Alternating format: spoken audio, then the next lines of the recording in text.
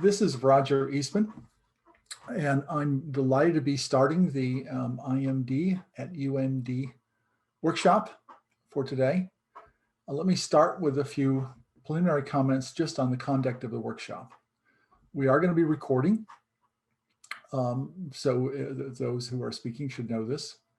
We have those who are attending, we are using the Q&A feature, and we'll be monitoring that. So if you have questions for one of the panelists, one of the speakers, please use the Q&A feature to submit your question. And then Sammy Puppet and I, the co-hosts, along with Maria Hurd, will be monitoring that and giving you, giving the speaker questions that seem most relevant and most common. The sessions will go from 1 o'clock to 5 o'clock with the objective to take some breaks at the hours. And each hour will be of a different theme, but I'll be happy to introduce each of the hours. I'm going to start off with a brief set of remarks, and then we introduce our distinguished visitors, Dean Bonnie Dill and Dean Varshney, to give some opening remarks. I'm being very happy to have them here. So on behalf of the Immersive Media Design program, MAVRIC, the College of Arts and Humanities, and the College of Mathematical and Natural Sciences, Computer Mathematical and Natural Sciences, we're delighted to welcome you to the first IMDatUMD workshop. The workshop will showcase the diversity of advanced multimedia projects on campus with the goal of promoting collaborations between departments and colleges with using these emerging technologies. The projects represent the leadership the university has in these fields with national recognition in the arts, humanities, and the sciences. The IMDUMD workshop is being co-sponsored by IMD and MAVRIC in collaboration to explore how these projects support the educational mission of the campus and how the campus can support innovative projects. The Immersive Media Design program, which I represent, will introduce these exciting projects to undergraduates who bring the expertise and excellence of faculty into the classroom and the energy and the spirit of undergraduates to these projects. The interest of MAVRIC, represented by Sammy Puppet, is to promote how it can best assist faculty, staff, students, and alumni who want to collaborate on immersive media projects and connect them to potential partners, resources, programs, and funding sources, including grant sponsorships and in-kind support. It's my privilege to open the IMDatUMD workshop and the excellent cast of speakers. It is also my privilege to introduce the two deans who provided the vision and leadership to create the Immersive Media Design program, and without whom we would not have a workshop today. I'm delighted first to introduce Dean Bonnie Dill of Arts and Humanities with her distinguished career and leadership of the college.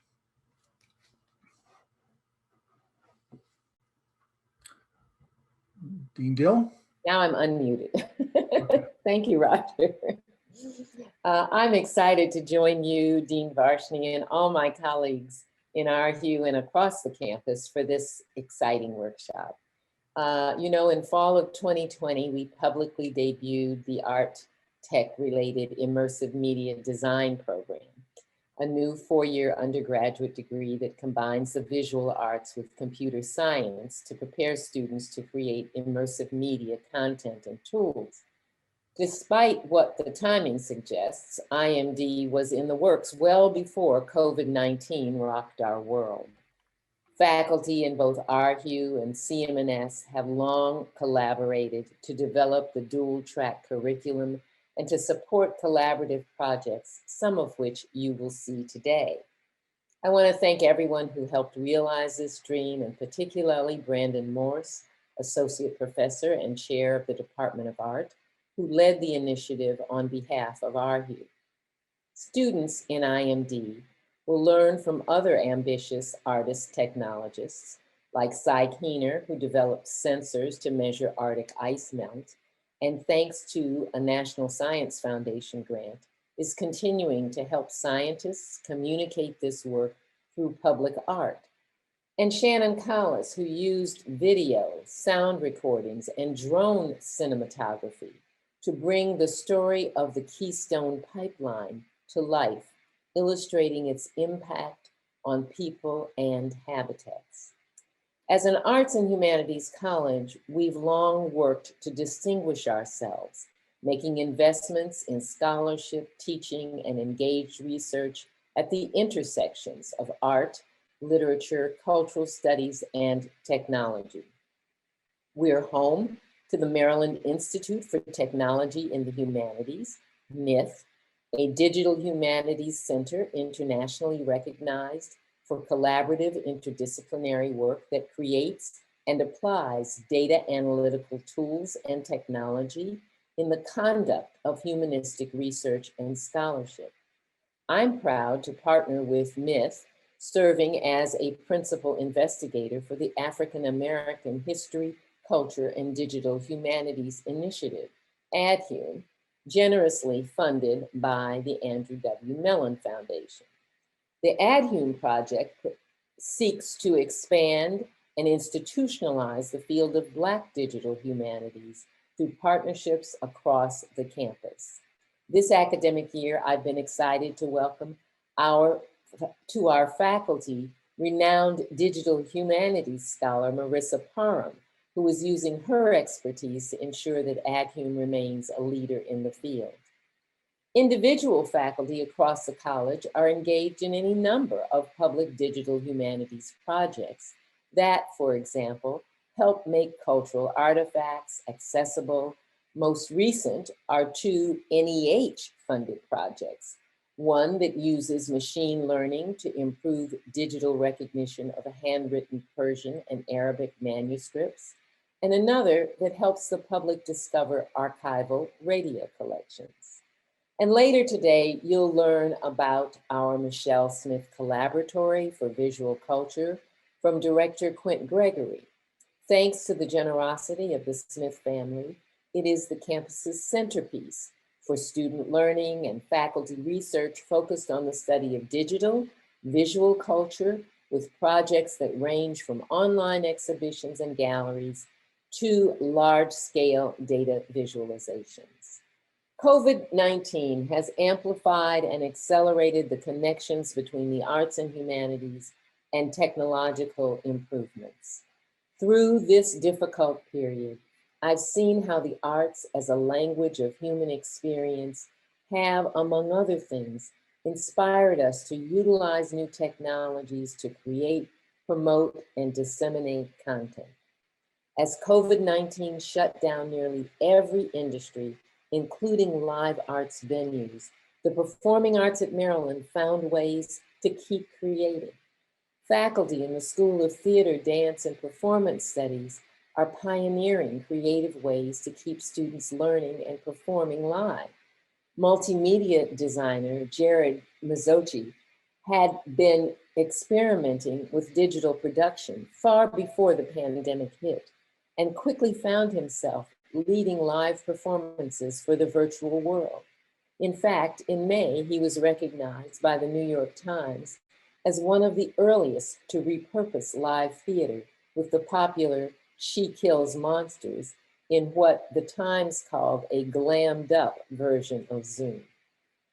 Because of innovators like Jared and other faculty in the School of Theater, Dance, and Performance Studies who are leading the field, the school recently welcomed a $9 million gift from mathematics professor emeritus Michael and his wife Eugenia Brin and the Brin Family Foundation. They're establishing the Maya Brin Institute for New Performance, which will add courses, expand research, fund teaching positions, undergraduate scholarships, space renovations, and instructional technology. This will help students deepen their knowledge and skills in emerging media formats and launch careers in webcasting, immersive design technology, and virtual reality performance.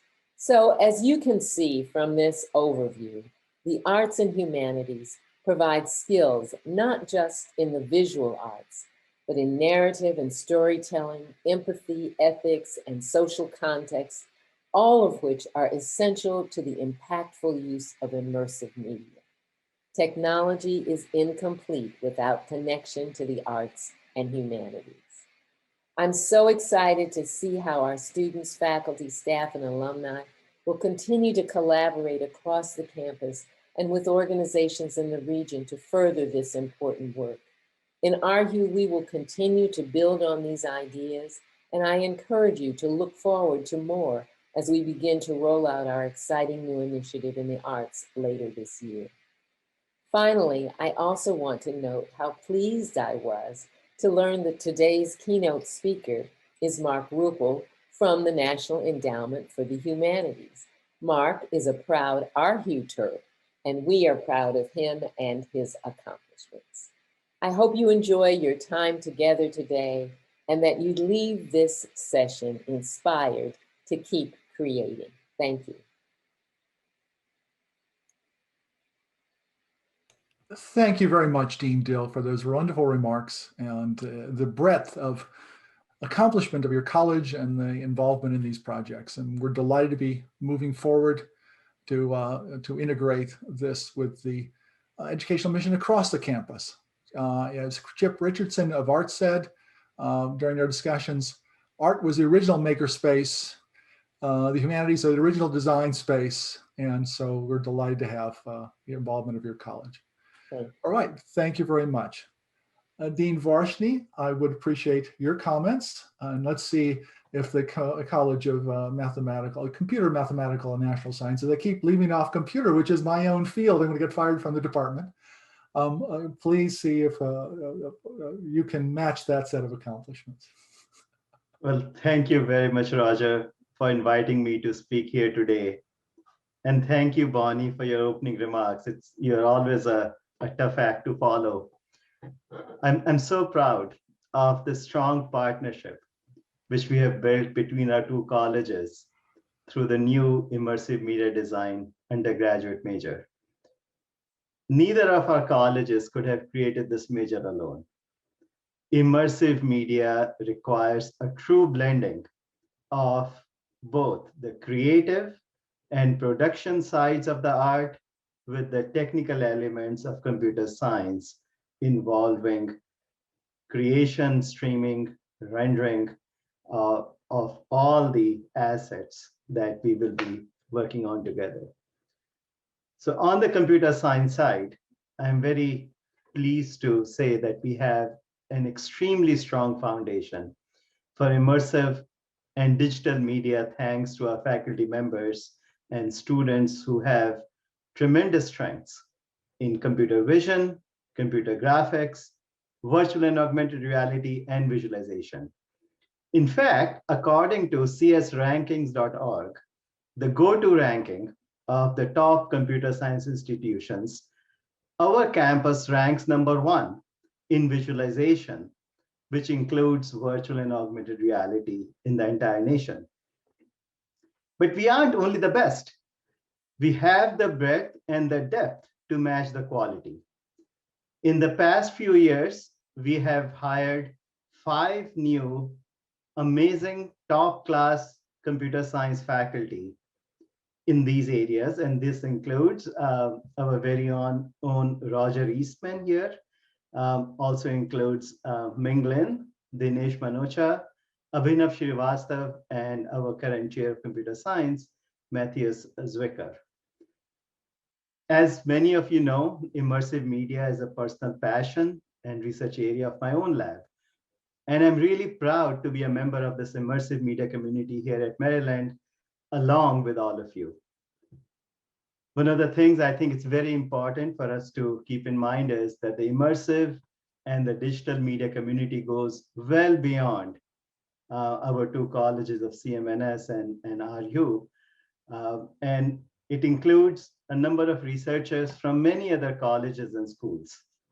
And it also includes partners and collaborators and companies throughout the DC metro area, starting, of course, from our own Discovery District. And I really wanted to give a shout out here to our Chief Innovation Officer, Julie Lenzer, who played such a critical and important role in drawing digital media companies like Adobe to College Park.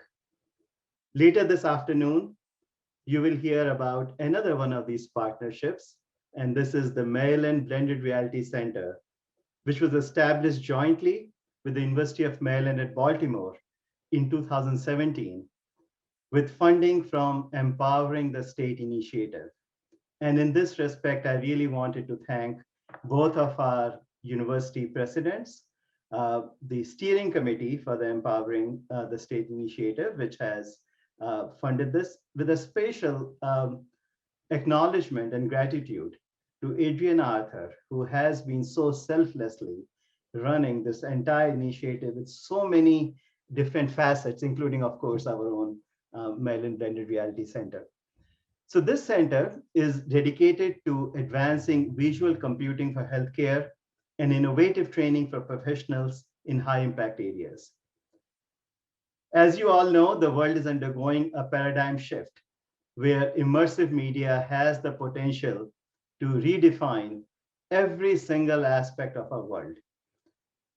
This field is fueling new advances in science and healthcare.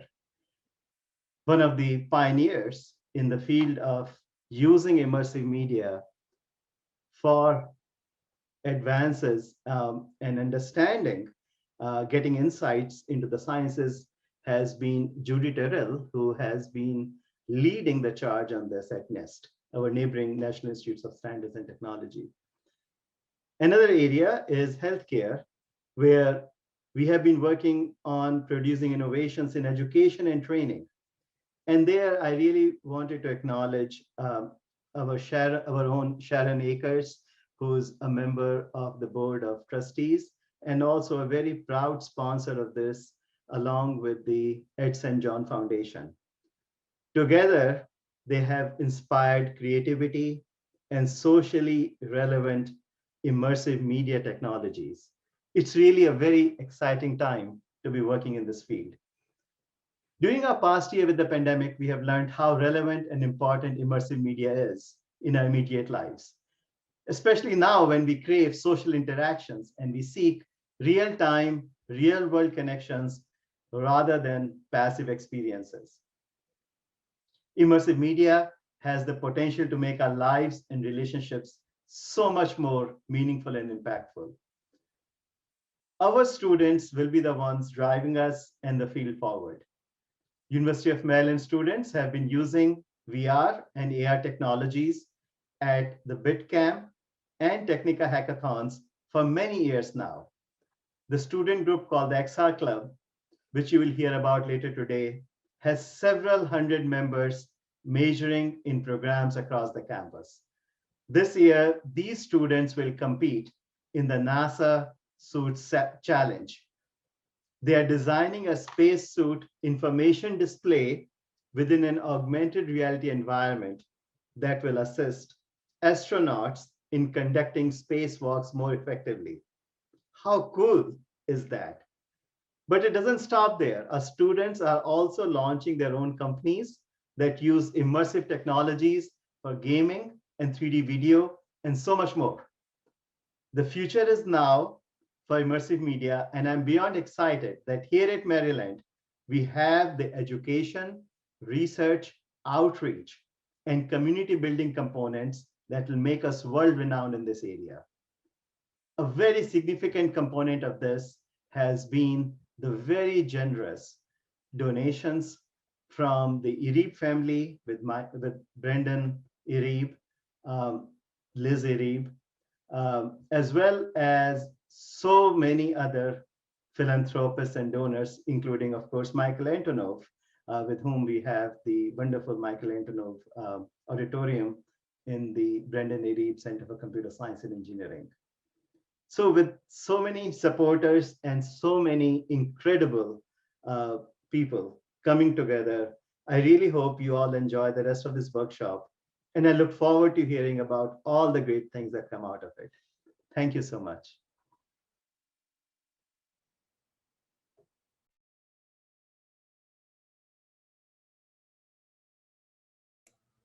Thank you, Dean Varsity, for those kind comments, and appreciate that. And I think that it's wonderful to be collaborating with a pair of such strong colleges with such strong histories of outstanding faculty in both fields and both the departments involved here, computer science and art.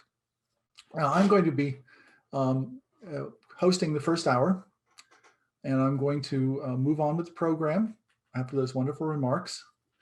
I'm going to first, now Deans Varsity and Dill, I will happy to have your comments. Sammy and I will comment briefly, and then we'll start with our keynote, Dr. Mark Ruppel, as Dean Dill noted. The comments I'd like to make, and I'll keep those brief. As the organizer of the hour, I will take the onus of keeping my comments short. I think the emphasis here is that we have some exciting opportunities on this campus. Faculty have been working on these fantastic projects for years, but it's also the case that students have been working on these projects, but not perhaps as much as they could. I discovered myself when I arrived here 3 years ago, I was looking for motion capture, that there were 5 or 6 labs on campus which had motion capture systems, but not accessible to undergraduates. They were all in research labs hidden away in a building I worked in. I didn't know that these systems were there. So a major objective of the Immersive Media Design major, which I represent, is to bring this quality of research and quality of commitment on the part of the campus and the faculty on the projects to undergraduates. So we have a curriculum that is built for them using this expertise, facilities, courses, curriculum, degrees, all organized around the interests of these students. These students are interested. Students in computer science, in art, in theater and dance, in architecture, in the iSchool, in students in high school who are applying to the new major, who are in art or in music or in theater or in fashion, are all contacting me to ask me about the new major. These students have grown up in a world of science fiction with holodecks and all sorts of advanced fancy interfaces, but also a world of real technologies where they have AR, or augmented reality, on their phones, and they have photorealistic animation in the movies they watch. They're used to streaming music and video games, and so they're used to a world of advanced interfaces. They see the potential and opportunities here, and they want to be involved in this for their degree. So the Immersive Media Design major is delighted to be trying to put this together into a major for them. I don't want to belabor that. Anyone who's interested in the major for this workshop can contact me. Look it up at IMD.UMD.edu. We have a rhyme with the name of the college, and then we will be happy to talk to you about some of the details. The education of the new generation of practitioners will take this technology beyond what we see is the mission and vision of the new Immersive Media Design program. The brief comment on hand is we will have 2 tracks, one emphasizing a computer science element to the degree, track 1, and another one, track 2, which emphasizes the art aspect. A key element of the new program will be giving the students opportunity to work with this technology in labs. So they have access to these labs. We open up the keys to this equipment, and then they get a chance to collaborate with each other. So they learn the language of each of the fields, and no matter what their own personal expertise, whether it's technical or artistic or a combination, whatever their own set of skills, expertise, and interest in, they can find a way to make it in the world in which collaborative art and humanities and science and technology will be essential to many projects. All right, so what I'd like to do now is return to my thanking Dean Dill and Varsity and their vision in creating and promoting this program. They saw the student interest and potential of UMD meeting this interest with new courses and facilities and curriculum. I want to end with a comment. One of my uncles was a specialist in literature, and we'd sit around on the summer, and one of the things he was in, he would write books on early literature, time of Boswell and Johnson, and to him the invention of literature forms was important, and the novel to him was a form of technology that was invented that was immersive. Reading a novel immerses you in a new environment. And so it's very easy for us to see technology, the glitzy stuff that we see and put our hands on. But it's important to recognize that this important technology also connects with the older traditions of the arts and humanities. All right, so I'd like to now introduce Sammy Puppet as director of MAVRIC. His job is to fund everything, as I understand, so I'll let him take it away. Okay. Thank you, Roger. I'm not sure I'm here to fund everything, but I would like to be part of that conversation. And thank you, Dean Dill. Thank you, Dean Varshney. We wouldn't be here without you. And we've had a lot of support from your staff and team. So we really appreciate all the support and your continuing commitment to these programs. And I just want to thank our colleague, Maria Hurd, who has been instrumental behind the scenes, and she's actually with us today. So I just want to make sure we noted that she was being supportive of our efforts today. I have a little presentation, so I'm just going to take a few minutes, if you don't mind, to let me share a screen.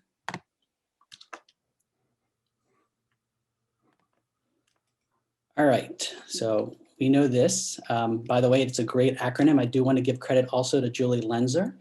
Julie came up with the Mixed Augmented Virtual Reality Innovation Center. And a couple of years ago, I know many of you have seen the movie Top Gun, they were talking about a sequel. And so the sequel, we were hoping that if we got MAVRIC, we could also get Tom Cruise. Now, that didn't work out, but here we are, we have MAVRIC. So you're asking, what is MAVRIC? You know, this great acronym, what does it do? What's the difference between IMDM? What is the difference between the Maryland Reality Blended Center? So first of all, we are a university-wide resource. We are here to help with the outreach, community building efforts. I think Dean Varshney mentioned that. That's kind of where we're here.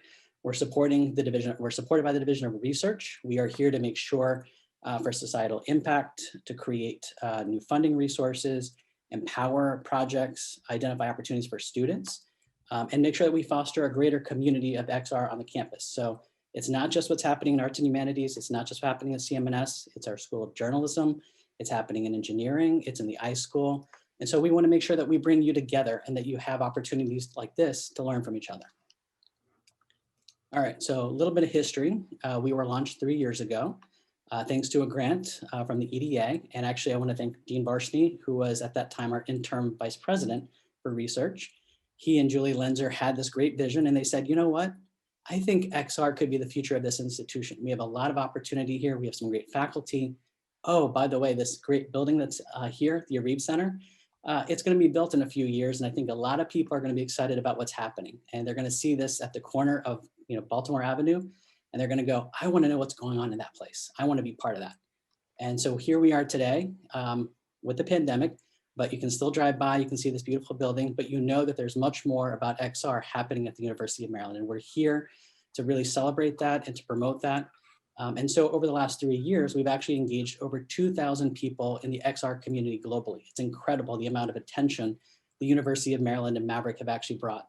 And part of that is we actually hosted 3 conferences with 1,000 different attendees, 250 experts, scholars, industry partners. Booz Allen Hamilton actually hosted us at their DC Innovation Center. So we've had national gatherings, and we've had it in DC. We had one here at the University of Maryland, and last year we did it virtually. So lots of interest, lots of expertise, and we're excited to continue and build on that tradition. So let me give you a little background about where we started, and then I want to give you a little update about where we're headed. When we actually created MAVRIC, we were thinking about where is the synergy on campus? And of course, you heard CMNS and RU, but also journalism. And so simulation and training were a big part of it.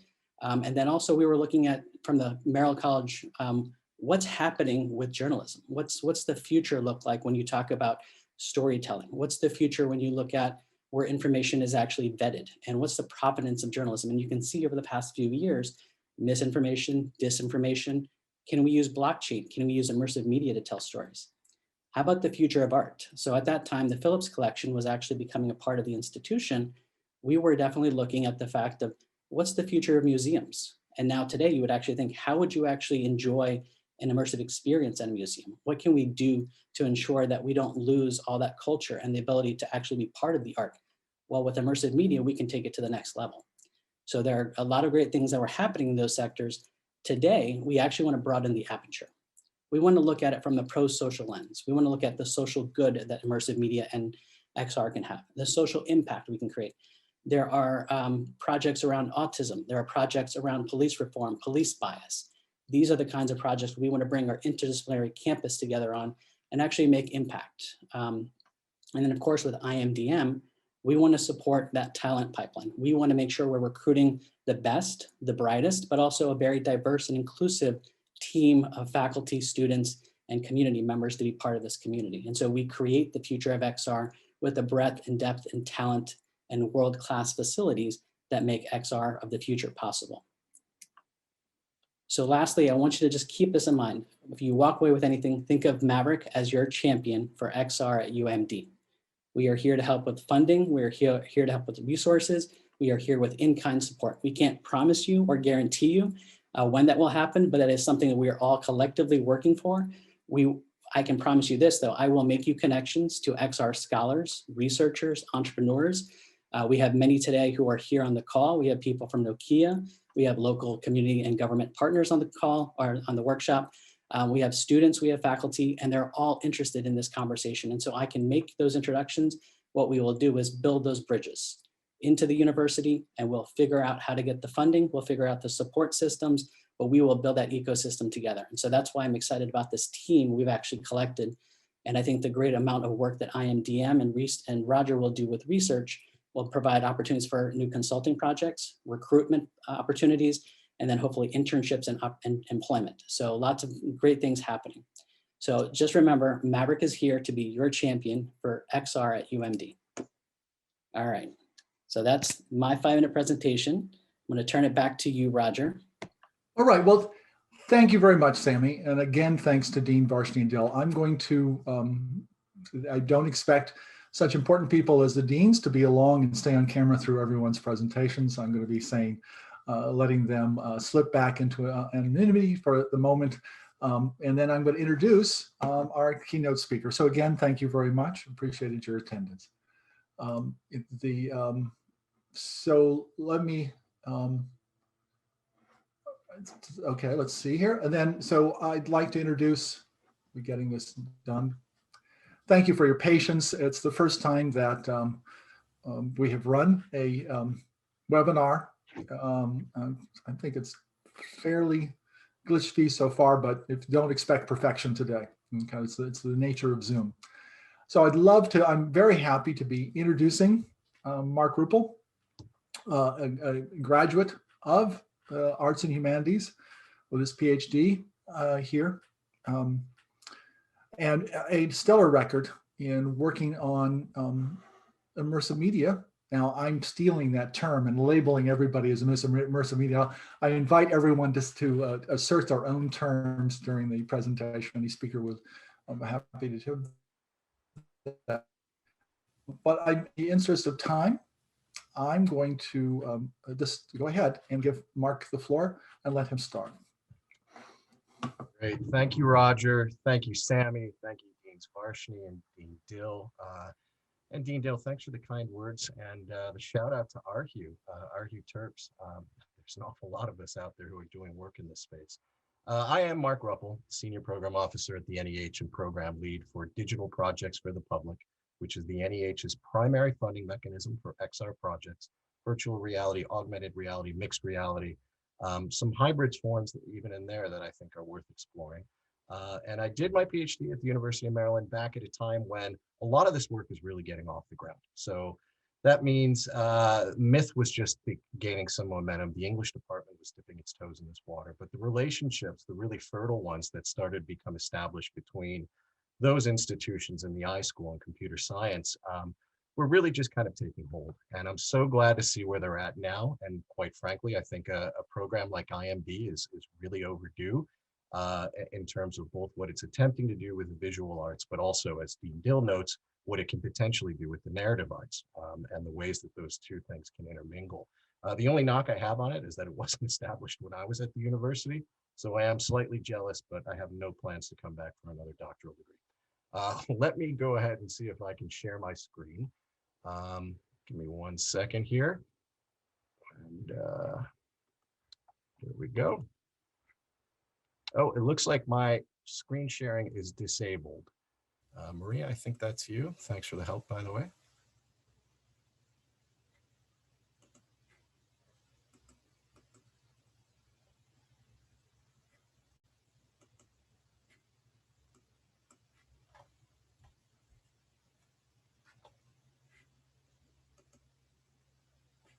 Okay. I am here. All right, so to jump right into this, what I want to talk about today is in some ways a grant workshop, but in other ways it's really not, because I am going to talk about what we do in terms of XR funding at the NEH. I'm going to offer some advice for applying. But alongside that, I'm going to give you a taste of what the field has been working on and, optimistically, maybe even overwhelm you a bit with the breadth of the projects that we've been lucky enough to fund over the years. I'll try to highlight some of the trends and the tendencies and the paradigms that these projects suggest too, as the field moves forward. But before that, all right, 1 second here. As a humanist, I am kind of required to give you a history lesson, so here it goes. The NEH broadly supports public scholarly preservational and educational engagements with the humanities. We were founded in September 29th, 1965, when President Lyndon Johnson signed into the National Foundations for the Arts and the Humanities Act into law. In 1971, the first state humanities councils were also founded, and to this day, they still receive federal funding for their activities. We feel we're quite a bargain. We cost only a little more than a postage stamp per person each year. Last year, we received a record appropriation of $162 million, about $7 million over the agency's FY 2019 funding level. This is incidentally the largest increase in the NEH budget for a decade. We also received CARES funding last round to provide emergency relief to the humanities institutions and places and spaces that really do make our work come alive. It sounds like a cliche, but the NEH's mission exists in the projects and the work that you all do. And to see these projects in these places really, I think, buckle under the weight of what COVID-19 has asked of all of us was both heartbreaking, but the opportunity to give work or give back and to support that work, even if partial and even if, in some ways insufficient, I think is one of the most noblest things that the federal government can do in this space. We're hoping, for some funding again on that level. But even at this price, even where we're at this stage right now, it's not an inordinately big amount, given the number of people and places and spaces that are doing this work in the humanities. But as I said, as a public service, I think we do make a pretty decent impact on the field. So let me give you a quick overview of the endowment before I move forward. The NEH is comprised of 6 different divisions, and that is the Division of Public Programs, my home division, where this program I'll be speaking about today is located, the Division of Preservation and Access, which focuses on ensuring the long-term and wide availability of primary resources in the humanities, protecting them against environmental, material, and technological challenges. The Office of Digital Humanities, which funds projects experimenting with digital technologies and developing new methodologies and tools for humanities research, teaching and learning, public engagement, and scholarly communications. The Division of Education Programs, which supports humanities education through grants primarily aimed at program and curriculum development and through professional development opportunities for K-12 and higher education faculty. And then finally, the Division of Research Programs, which supports scholarly research that advances knowledge and understanding of the humanities. And this is where our fellowships program is located and where an awful lot of folks who say they received an NEH grant to work on their monograph came from. And then finally, the Office of Challenge Grants, which awards matching funds intended to stimulate additional private, state, and local support for humanities infrastructure.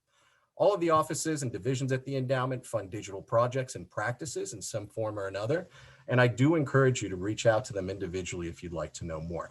You pay us to be on call for these types of things, and I guarantee you, you will get some pretty individualized support if you were willing to reach out. Oops. Of this group, however, the two divisions other than public programs who have a marked history in funding XR projects are the Division of Preservation and Access and, more frequently, the Office of Digital Humanities. While Preservation and Access focuses mostly on digitization efforts, including VR models of architectural spaces and artifacts and things like that, the Office of Digital Humanities is the NEH's primary funder of the more experimental, multifaceted, extensible XR projects and tools with multiple applications in the humanities. Some might have even been used for the work of a Preservation and Access grant or a project that may have applied to my program, Digital Projects for the Public. To provide a quick bit of context for the projects and approaches I'll be discussing next, I want to just give you a quick overview of what we do in public programs because it does impact to some degree what we fund in XR. The Division of Public Programs does just what our name suggests. We fund humanities projects for the general public. These projects must be grounded in scholarship, but they should not be theoretical or jargon-filled, but rather translated for a general public, non-specialist audience. They can be single formats, such as a film, or multiple formats, such as a museum exhibit that is paired with a digital component, or in some ways hybrid formats, like some of what you'll see today, that does combine things like physical installations with augmented reality technology or virtual reality technology. Our mandate, quite simply in public programs, is to meet the general public where they are, whether that's on TV, a historic battlefield, in the classroom, in a museum, or on the web. We don't expect that our projects reach everyone. That's an impossible task, but that public programs projects reach their targeted audience through deep engagements with the humanities and with as broad of an impact as possible. No single project can do everything for everyone in our country, but we hope our portfolio as a whole comes close. To accomplish this goal, we offer support through several grant programs, media projects with funds film, television, radio, and podcasts. This is the grant program that makes us known, for better or worse, as the Ken Burns people. But in truth, we fund a ton of work of films outside of his work, and also things like radio programs that might appear on NPR, like World in Words, Studio 360, Backstory with the US History Guys when it was still running, and American Roots. And we also have a Public Humanities Projects grant line, which supports museum exhibits, historical sites, and public discussion programs. And of course, digital projects for the public.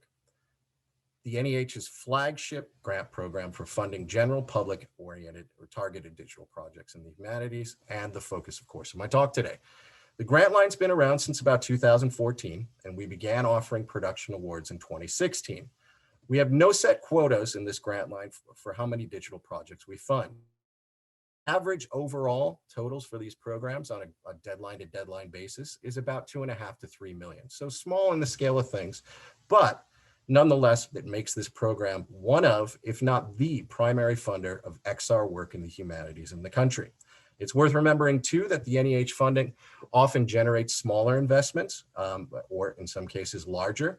So what we award is usually only a portion of the budgets of these projects. The goals of this grant line are very direct, like public programs itself. We simply need digital projects that work and work well for a public audience. And this includes educational audiences, incidentally. To do this, we run the gamut of digital technologies in the projects we fund, everything from VR to digital environments, mobile apps to interpretive websites and interactive documentaries, digital museum installations and kiosks. Diversity for this program is a strength and both subject and platform. Another important point here, and I want to make this clear while I'm speaking about this program, I'll offer this a lot. Most of the advice that I give here today, from whatever catbird seat the NEH can occupy, applies, of course, to applying to the endowment, but also I think in some cases to the entirety of XR design in the humanities. And this isn't in some ways going to be a technical talk. And I think this talk is about design and space and story in the humanities just as much as it is any of the challenges that we may face as we're designing these projects. I have faith that the folks out there in computer science and as Dean Varshney notes, the rankings of these programs can sort some of this tech stuff out. What's more difficult to imagine, and oftentimes where even the more seasoned developers fall flat, are ways of really vibrantly integrating humanities content, whether that is through history or civics or literature, in a way that allows for these platforms to really blossom and really support this content in a manner that potentially may not have been available before. We want impactful projects. We want projects that really do reach at the core of what the humanities do. We also want projects that people are going to use. And while there's a misnomer, I think, about the humanities that we can't compete with the big budget firms, the video game companies, the larger documentary television stations, things like that, I actually believe the opposite. And I think at this stage in both the maturity of the field in terms of technical design, but also narrative design, we absolutely can compete. And I think we're selling ourselves short if we think of anything less of that as far as our ambitions go. So one of the important points that I'm going to make over and over again today, and it's one that I think reflects some of what's been said here already, is that there's a big difference between an archive and a preservation project and an interpretive digital public humanities project, one that provides curated pathways or narrative experiences rather than simply access to content. Access to digitized collections matter. I do not doubt that. We support that deeply at the NEH, but access isn't the same as interpretation in some cases. It's not the same as curation in some cases. And it's certainly not the same as storytelling. And again, all archives do tell stories. All archives are curated. All archives include interpretive perspectives in the midst of what they're doing. But I mean stories in a very traditional sense, the kind that we might encounter in a film, the kind that we might encounter at a radio show or museum exhibits. We can tell stories with these platforms using the humanities that I think in many ways do push the field forward in a sense that STEM technologies or STEM focus simply can't. I'll have more to say about this, obviously, in a minute. So the next deadline for digital projects for the public is in June. It's offered annually, although we may be playing with that format in a little bit. There's 3 levels of funding for the program: discovery, prototyping, and production. And I'm just going to offer a quick breakdown of each level. And there's more information on these slides than there likely will as far as what I say. Discovery grants are the lowest level of funding that we offer in this grant line, but in many ways, many really, really crucial ways, they may be the most important. They're designed to fund the exploratory stages of a project, the places where the concept is introduced and put through its paces by scholars, practitioners, and media experts. Discovery grants need to start with a subject, such as the Civil War, the Civil Rights Movement, an object like a fictional book, or a place or an event, such as ancient Greece or even Kent State, which not so incidentally just marked the 50th anniversary of the campus shootings through an NEH-funded augmented reality app and website.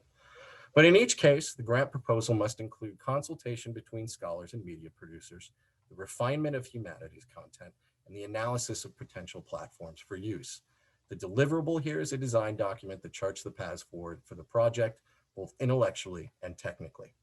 And I just want to say on the side here, as far as this grant line goes, discovery, it seems, was one of the biggest interventions that the NEH could make.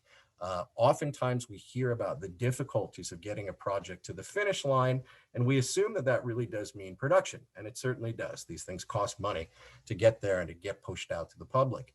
But those initial seed stages, the ones where we do begin to really hash out an idea for the first time, where we need funding to pay scholars to get in the room with media experts and really sort through what's possible, there were no funding mechanisms that I could find when I came in for this program on that level.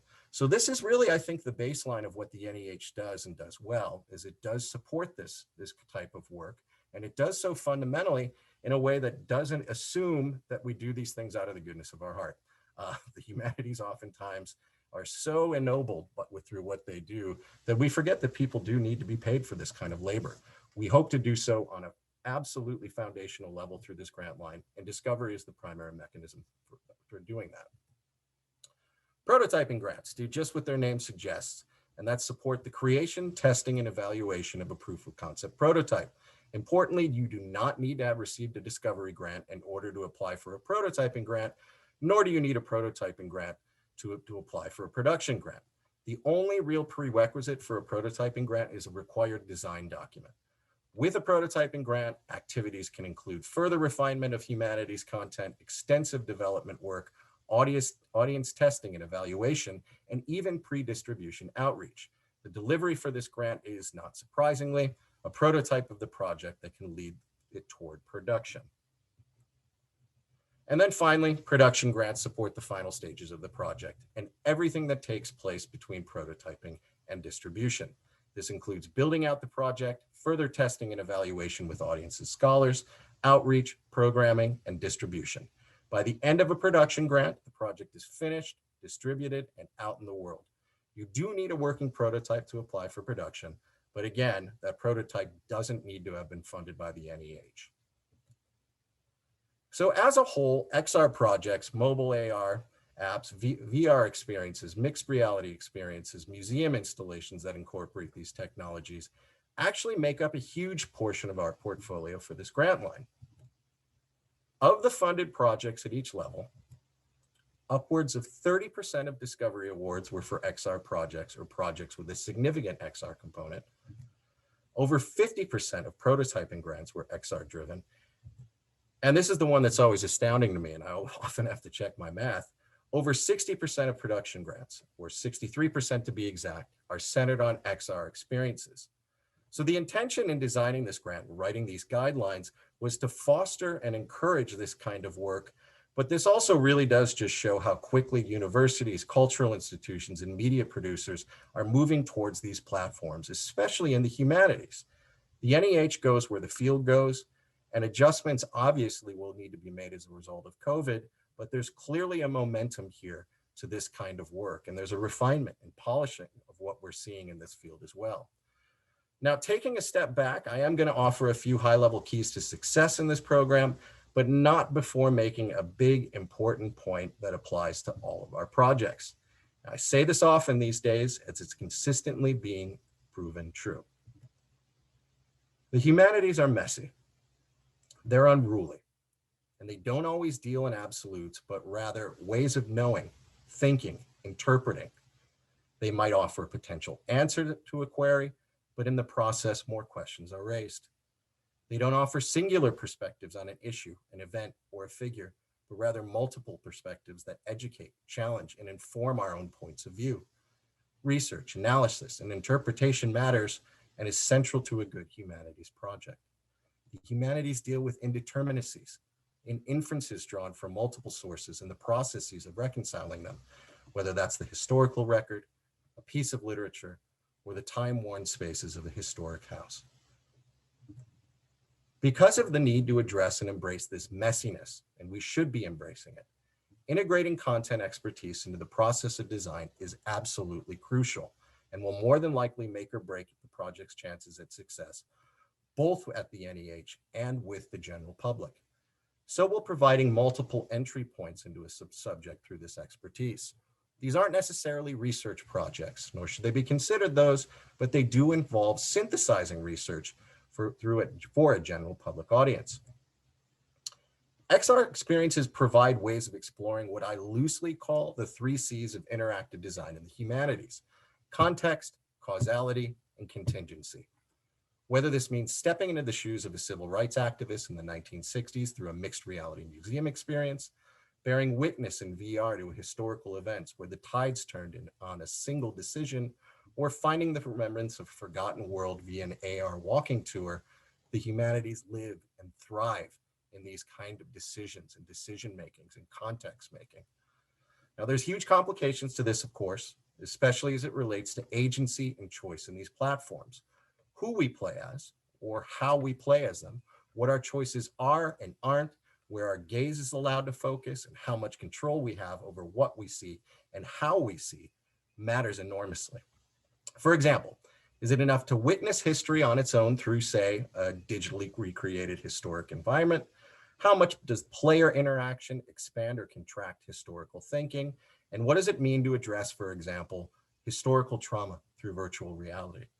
These questions are enormously complicated and pose significant design challenges, but also possibilities for engagement with the humanities and situated learning environments, as well as at large with the general public.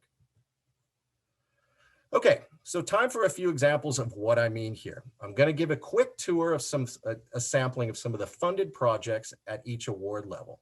And I've tried to pull together a range of examples from a range of institutions. So you'll find projects here from museums, colleges and universities, professional digital production houses, arts organizations, theaters, and also public media outlets. So first up, discovery grants. Now again, discovery grants span a wide array of subjects, but each in their own way has a question to ask during the grant period and answer, but also potentially jettison fundamental questions about the project that were assumptions going in. The Carnegie Institute, for example, used discovery funding to investigate the best possible options for the content and platforms tied to an exhibit titled Egypt on the Nile, part of which will use VR to simulate a journey on the Nile during the time period, which will also accent and draw attention to specific artifacts and objects in the collection. Courtroom 600. A design lab from the University of Connecticut used a discovery grant to team with experts on the Holocaust to investigate the possibilities and also, quite realistically, the challenges of building an educational virtual reality experience centered on the trials at Nuremberg, Germany, held from 1945 to 1949. The issues they explored in this grant period were centered on the incorporation of primary sources, the records of these trials, and the difficult questions, the ones I raised before, of user perspective, immersivity, and the inevitable trauma of these proceedings, which revealed the atrocities of the Nazi programs during World War II. Virtual Aquapolis, an interactive VR documentary about New York Harbor from SUNY Old Westbury, is undertaking a series of meetings and research activities during their discovery period, including the curation of primary source materials centered on creating a VR experience about the history of the New York City harbor. Conceptually, the project would center on an experience that allows audiences to dive into the underwater world of New York City over time. They would then explore the harbor as a fertile hunting ground and fishing ground, for example, for indigenous communities, watch as cargo ships above navigate the harbor's perilous channels, or bear witness to the history of as the city burns with disease and rampant fire.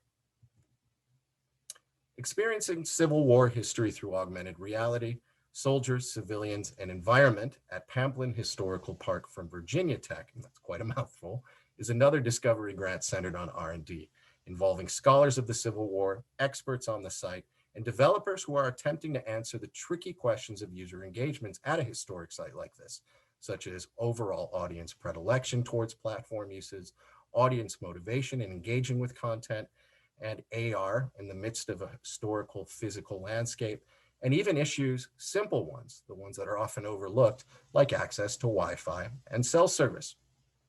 According to the project team, using mobile devices, visitors would learn about less familiar Civil War topics, the interconnections, for example, between the environment and military affairs, the war's transformative impact on African Americans and other civilians, and the benefits of reading wartime documents with a historian's eyes. On their phone or their tablet, audiences can construct their own fortifications that would be seen on site and overlay them onto the real world, experience multimedia guided interpretations of documents from this space, and see videos of historians sharing diverse perspectives. So for prototyping, there's a similar alignment of overarching project goals with disparate subject matter here. Only in this case, the proposed prototyping work, the creation of a proof of concept model, the testing, the evaluation, and moreover, the process of integrating the humanities content itself defines what this project's focus is during the grant period. Led by Brandeis University, a group of scholars and religious experts teamed up with a digital design firm to prototype and test a website and AR app that allows users to virtually visit and explore, as the title of the project says, sacred religious spaces scattered and hidden throughout the Boston area. And these spaces really are scattered and in some cases hidden in farms and farmhouses and airports and dilapidated buildings that you may have passed by dozens of times in the city. Now, the work involved with this prototyping included on-site testing, audience evaluations, and assessments of outreach strategies, but it also included some non-traditional modes of thinking about outreach for a project like this, such as the creation of podcasts and the actual writing and production of radio shows that appeared on local NPR radio. VR Hoover Dam, a virtual reality game exploring the history and construction of an American icon, is from a team at UMass Dartmouth who proposed a prototyping grant to begin building an ambitious project that would explore the construction of the Hoover Dam over time. Using archival photographs, journals, and construction records, the project would model the dam as it was built across history. This includes, of course, modeling the sheer grandeur and ambition of the project, but also the equally profound perspectival shifts that occurred as the project moved forward and as our country moved forward along with it. The experience would partially be centered on recreating the environments of the construction period, with audiences able to do things like hanging from a ledge as a worker once did. But the plans also outline a different kind of looking, where audiences would come to view the site from the perspective of the soon-to-be displaced indigenous peoples, watching as their ancestral homes disappeared under the guise of progress. Excuse me. Designed by production firm Walking Cinema, Museum of the Hidden City received a prototyping grant to build and test stories and features for a mixed reality walking tour about the hidden histories of San Francisco's housing policies. A proprietary app that relies on a mobile phone, the project allows audiences to explore the city using primary sourced overlays of photographs and film clips, audio narration with GPS triggers, and also physical objects, such as films played in tiny peephole cinema built into a lobby building or a building lobby, or story pathways that bring audiences up close and personal, sometimes literally touching the histories right in front of them, with bricks in a wall, say, from a building, from an old housing structure that had been overlaid with new construction. The team undertook significant testing efforts with different audiences across the region, and they fine-tuned a story centered on the history of low-income housing requirements in high-income neighborhoods. In Resident, Exploring Cultural Heritage Through Game-Based Virtual Reality by SciArc, a professional media firm. This is a project too that I'll spend a little bit more time with than the others. The project team's stated intention was to explore how VR games can make meaningful connections between people and cultural heritage in virtual spaces. The overall goal was to prototype a single-site VR project that was difficult to access or prohibited from public access due to its historical significance.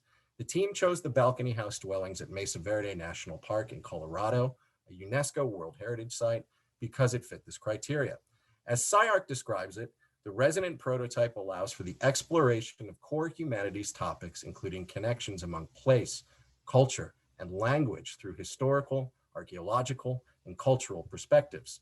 The VR experience of the balcony house combines 3D data, lighting effects, and audio cues with actual voices from descendant communities to convey a sense of space, a sense of the place at the site across time and cultures.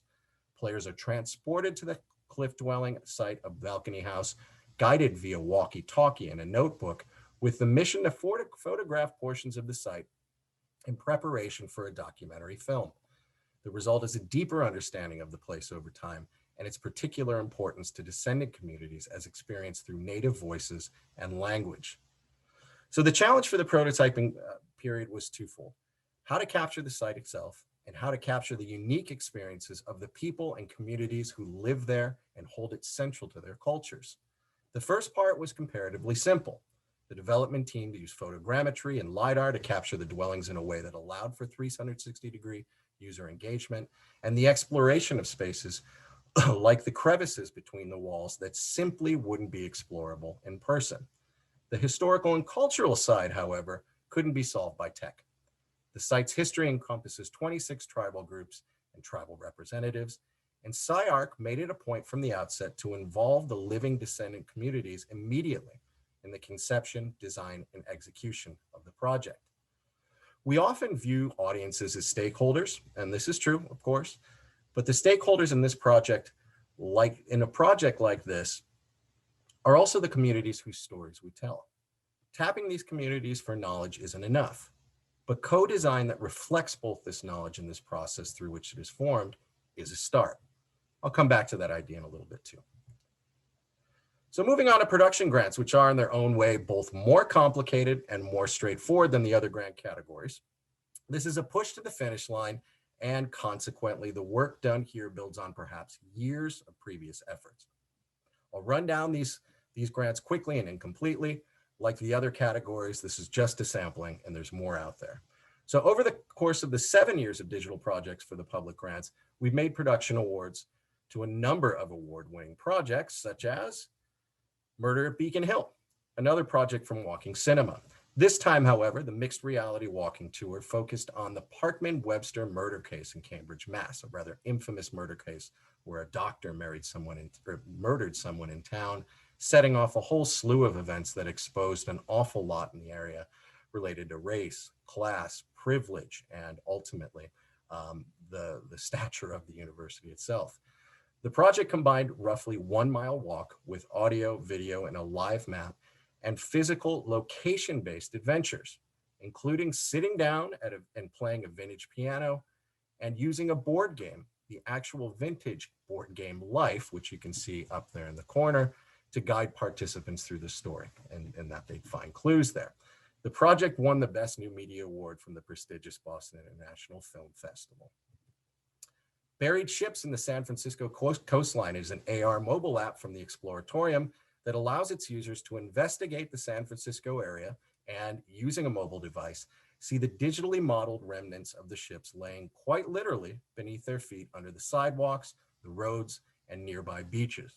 The project's currently completing its production work and is one worth keeping an eye out, given the impact that the Exploratorium generally tends to have. Cahokia Mounds Historic Site recently received a production award to complete their work on Back to the City of the Sun, an on-site AR mobile experience that gives visitors to the ancient earthworks mounds a chance to see the peoples and cultures of the regions as they existed over time. And actually, just a couple months ago, this project received the American Alliance of Museums Muse Gold Award for AR, VR, and mixed reality, which is actually a pretty big deal in the museum space. University of Arkansas is currently in the midst of a production grant to create virtual models and virtual reality experiences of world-renowned architect Faye Jones's work. The project presents an interesting case of what it means to create an environment with interactive opportunities, but to prioritize the space itself is the key experience. Users will be encouraged to interact with objects, but also just wander, pause, and reflect as they occupy the space. Digital Giza from Harvard University, currently being ported to VR, takes decades of research into the Giza Plateau and models it for public use. The project integrates historical overlays with fully rendered captures from the sites, including some of the tunnels which were newly discovered using sonar sweeps. Artifacts, letters, historical film, and photographs can be overlaid on the site, meaning that you can view the pyramids as they exist today or as they were when discovered through a time-shifting interface. You can also engage with the region as it existed during the peak of its use, finding narrative pathways through multiple historical figures to learn about Egyptian history. And just to give you a sense of how this functions, the image here demonstrates the time slider. When heading through a location, hotspots will give the user an opportunity to shift the site across time, again, using archival photographs, film, and renderings of the sites as they existed during the time periods. And the point of this is, yes, historical accuracy, but it's also an accuracy of interpretive goals too, and the multiplicity of this site as it existed over time. So it's grandeur, it's rediscovery, it's looting, and the repatriation of artifacts all coexist within this project, and they're all opportunities for audiences to explore more deeply. And finally, Walden, a game by Tracy Fullerton out of USC, which gives players a chance to virtually explore Henry David Thoreau's first year at Walden Pond. Attempting to balance sustenance with inspiration, the project received the 2017 Games for Change Most Significant Impact and Game of the Year awards. The game is referred to as an open world simulation, but it is one of stunning historical accuracy. The sound of the birds chirping in the woods are not only appropriate to the time of day they would do so, but also to the region as it existed in Thoreau's time. Same goes for the constellations one can see in the nighttime sky. Their positions are also historically accurate.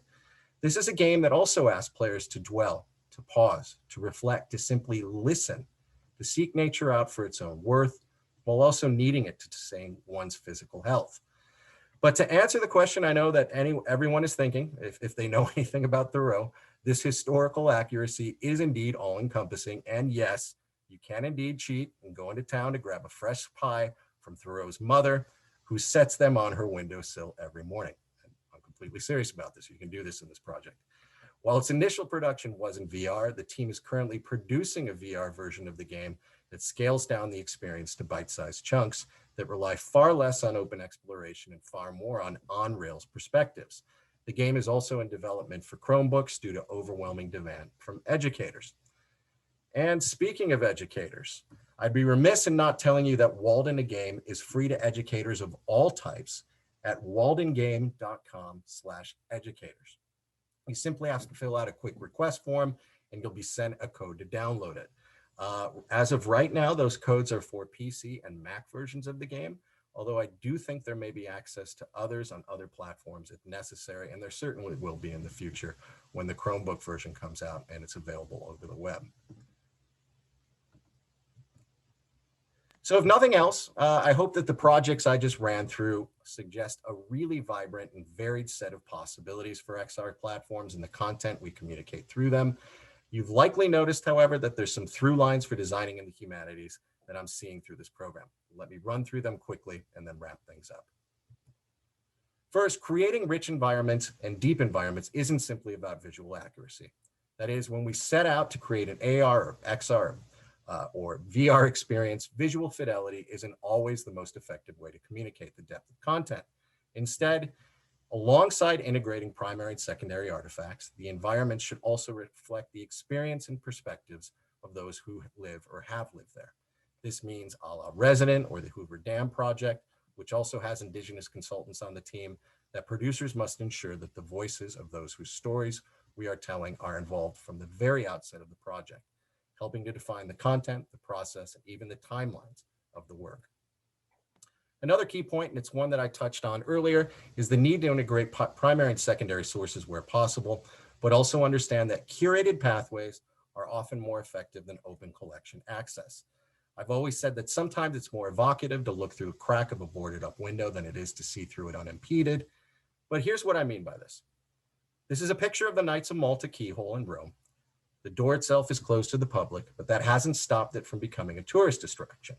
Now, why is that? Because when you're looking through the keyhole itself, St. Peter's Basilica is perfectly framed by the hole and the tunnel leading from it. The view with its perfectly positioned keyhole and ideally manicured hedges suggests that this was intentional, but the larger idea remains. The framing of an environment and the curated restrictions of access often leads to more profound narrative experiences. This isn't a call for less archival work. We need far more of it, but creating and exploring a VR environment, pathways and stories sometimes trump act openness. So from a tech perspective, the choice of platform matters significantly for the affordances and hindrances of the project, but it does not for public programs at NEH. We funded projects that use widely scaled tech, such as Google Cardboard, and platforms with less significant adoption, like the Rift. At this stage, restricting which platforms we do or don't fund based on the future proofing is both stifling to innovation and impossible to even think about. We simply don't know which direction a medium like VR will go in terms of its future adoption, especially post-COVID-19. All we care about is reaching as broad an audience as possible. But what we can say with some degree of confidence is that sustainability isn't simply about technology, but also about outreach and distribution and collaborations and partnerships that a project fosters. All of this costs money, of course, but the NEH is happy to provide it. And in fact, in order to be truly competitive at the endowment, you should be asking for this kind of support and thinking about innovative ways to bring your project to audiences. Again, the realities of COVID-19 complicates this a bit, but also provides new opportunities through things like virtual field trips, collections access, situated learning environments, and all the sorts of things that were possible before the pandemic and have become even more widespread now. Some of it will stick, and probably necessarily so. And then finally, do what XR does best, which is to create and foster and imbue awe. This goes against a good deal of what I said, I recognize that, but the best XR projects sometimes are the ones that let the environment work on its own without intrusion. In the Hoover Dam project, for example, a good portion of the experience is planned to be spent simply witnessing the grandeur of the space before, during, and after the dam's completion. In Walden a Game, the player is encouraged to simply pause and be still, gazing, for example, at the sky during sunset while floating on Walden Pond. And in the Cahokia Mounds project, audiences are invited to marvel at what was and marvel at what remains. The humanities are messy, yes, but they should also inspire. They should inspire new models for innovation, new modes for expressing our histories and our cultures, and new ways of understanding who we are, where we are, and what we can become. So as you're all likely marveling now at what remains of my time slot, and it's not a lot, and it's probably gone far over, I'm happy to take a few questions offline or through chat as the program progresses, but I'm also going to send both Sammy and Roger a more shrewd and cynical version of this proposal, which really does distill a lot of application advice that I didn't offer here on that side into some real neat bullet points and talking points. Anyone who wants access to it can. And I also do offer that you can simply reach out to me directly. I'm happy to talk about either the program itself or potential directions for your project. Because the one key thing about the NEH that I think separates us from other funders is that we do act as co-producers on the front end. We work with you on your project, your proposal. We work with you in terms of conceptual design, but also in some cases, technical design. And it is our jobs, you pay us to do it, to get you to the finish line with your proposal, with it in as good a shape as possible. So thanks for the time. Thanks again to Sammy and Roger for having me here.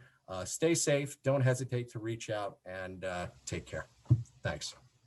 Thank you so much, Mark. That was incredibly insightful, and I'm hoping that many of our colleagues are inspired and excited about the opportunity. I think the program itself and many of the different projects you shared have actually given us a sense of what's possible, and I'm hopeful that many of our colleagues will actually reach out to you. So thank you again. We are going to make the transition to the next hour, so I would definitely suggest if you have questions, take Mark up on his offer, go ahead and email him, and Roger and I will make sure to share his shrewd presentation with you, the cynical side and all the cynical side, that's right. Well, that's a great thing about having a fellow Terp here, is that he will give us the honest insight. So it's great to have Dr. Ruppel with us.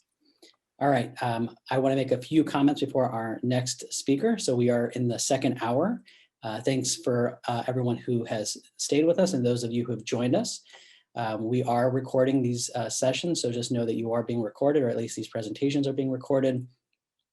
Do use the Q&A function. We had hoped to have used it for Mark, but we are over time. But we will hopefully be able to use that for our future presenters. Do raise your hand if there's something that you need us to be aware of. And aside from that, feel free to take breaks as necessary. So thanks again to Mark. Thank you for all of you joining us. I'm now going to turn it over to Andrew Robert Cisna, who is going to do a quick presentation on his project. And I think you're going to find that very inspiring after the conversation we just had with Mark. All right, Andrew, it's all you, buddy. Thank you, Sammy. And thank you, Roger, and thank you all for having me today. Thank you all for being part of this conversation. I'm going to share my screen here.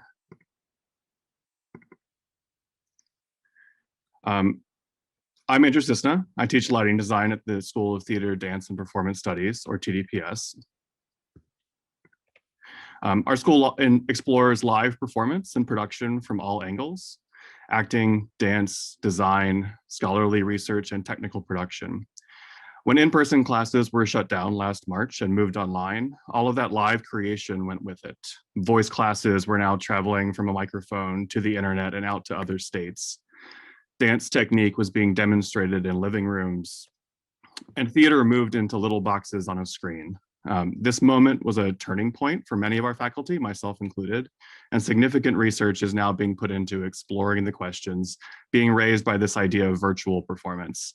As you've heard earlier from Dean Dill, we have graciously been the recent benefactors of a large gift, creating the MAVRIC Institute for New Performance inside of TDPS that will allow this exploration to continue. But alongside all of these innovations in performance and design techniques, the school still needed to teach the aspects of making live physical theater, and especially technical production. These skills involved in creating theatrical designs on stage are very specific, hands-on, and at times very dangerous. It often includes moving large, heavy scenery overhead, manipulating electricity, and handling very expensive technology. This training is where I was charged. My innovation grant team this summer was awarded a grant to set out to discover how to teach these practical tasks in a virtual realm. The number one need we saw was access. This here is a picture of the K Theater inside of the Clary Smith Performing Arts Center here on campus. With students attending class from their homes, we needed to get them into this theater somehow, virtually. My team consisted of mostly graduate students in scenery, lighting, and media design, along with Bobby Hunter, a member of our production management team here in TDPS, and all of whom are very well diverse in creating digital representations of the spaces we work in. That idea just needed to expand in scope a little bit and become more interactive and experiential for the students. Our goal was to create the most interactive version of this space in a digital form that we could. For the 6 weeks we had to explore this summer, I split the team to approach the challenge from 2 angles. Team 1 was charged with creating a 360-degree photographic walkthrough of the theater, and then Team 2 took a digitally modeled version of the theater to explore within a gaming universe. Starting with Team 1, we started with a suggestion from IMD's own Roger Eastman, thank you, to explore a software called Matterport. Matterport is a real estate technology tool for creating walkthroughs of homes on the market. Now, this put us on the right path, and after further research, we came across a product out of Spain called 3D Vista Pro. The biggest selling point here was that 3D Vista's own COVID research had just introduced a testing environment that you could embed within a virtual tour and host inside of an LMS like Canvas that we use here on campus. So we were in business. Again, with the help of our new friends in computer sciences, we were able to borrow some 360-degree cameras and took nearly 100 photos inside of the K from every vantage point we could find. These photos start out looking very wildly distorted in a flat plane, but become spherical inside of the software. So we have since connected these together inside of 3D Vista Pro to make virtual tour quizzes for 3 different production and design courses in TDPS, with the potential of expanding to even more in the years to come. I'm going to try to quickly share a little video of one of those quizzes here. I hope that it runs smoothly over Zoom. So as you can see here, the success of this space starts with the quality of the photos taken. We have since explored and spent more money on better cameras and hardware that will allow us for cleaner tours in the future. Every aspect of the view is user controlled and able to zoom in and out. You're able to quickly jump from one spot to the next, each loading a different 360 photo. This semester's version even includes some background music from musicals at the suggestion of students from the fall. The questions can show correct answer when incorrect. They can be in scavenger hunt style. You can look for missing items or erroneous content. When you select the wrong answer, the new answer will pop up green if you want it or not. And then the final score actually feeds directly into Canvas Gradebook for pretty seamless connection. This software is very powerful and there's a lot of options inside of there. Simultaneously to this, Team 2 was creating a digital non-photographic version.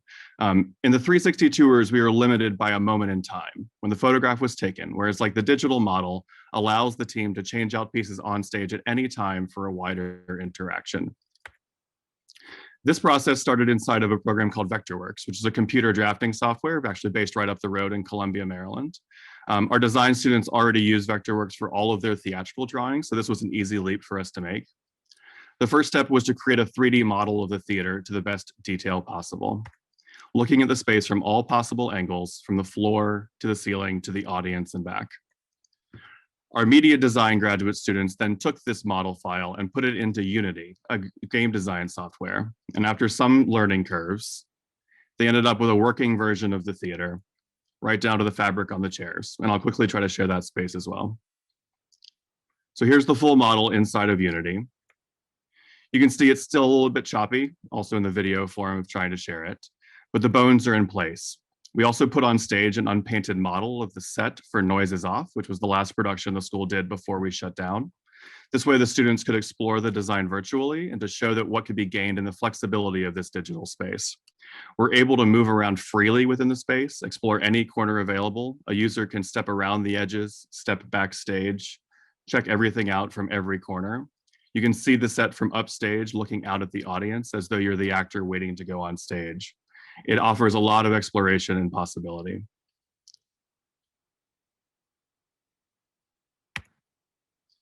So moving forward, we still hope to continue this and expand this exploration. Although driven by the pandemic's needs, I see the potential for this platform to minimize the dangers of training students in theatrical production and broaden our reach to the current generation of graduate students and undergraduate students. I've included a survey to the 100+ students who have been taking this 360 quiz that we created as part of Team 1, and about 95% have expressed interest in a game-style cooperative environment where they could practice and work together to solve problems inside the theater. By starting the design inside of Unity's game space, we hope to continue to develop this multiplayer collaboration and communication, and ultimately step into VR to explore the more hands-on aspects of installing a theater show. If a student could practice raising and lowering heavy scenery inside of this virtual model, no one can get hurt. Stage crews can practice scenery transitions together without using valuable stage time. And all of these tasks can help give a robust and controlled introduction to technical theater before putting students in at-risk situations. Also, within the Maya Brin Institute for New Performance, we hope to expand on what these virtual spaces will offer our entire faculty to explore what the performing arts within a digital realm looks like and redefine performance within the commingling of human and digital forms. How do live performers interact with digital copies of themselves? How can a dancer create alongside animation? How can the performing arts exist inside of an XR virtual space? These are all the questions that we're starting to ask and explore, and we can't wait to explore them with your help too. So thank you for your time. I hope we can all see you in our theaters soon. Stay safe, and thank you for having me. Andrew, that's fantastic. It's exciting to see what our students are doing and how you're educating them and actually providing them a great opportunity to do things, like you said, safely and get a really good hands-on experience without having to be there. So that's really cool. All right, thank you, Andrew. And we have our next presenter. We actually have a little switch to our schedule, so we just wanted to make that aware. We will bring in Cy Keener. Cy will be sharing his presentation very soon. And then we're going to be switching Jonathan later in the hour. So, but we're going to turn it over to Cy in a second and get him the share function that he needs, and then he'll be presenting on his. And I do want to share with you a little blurb so you can see more about what he's talking about. There is a link in the chat for you to look at regarding Cy's research. All right, Cy, how are you?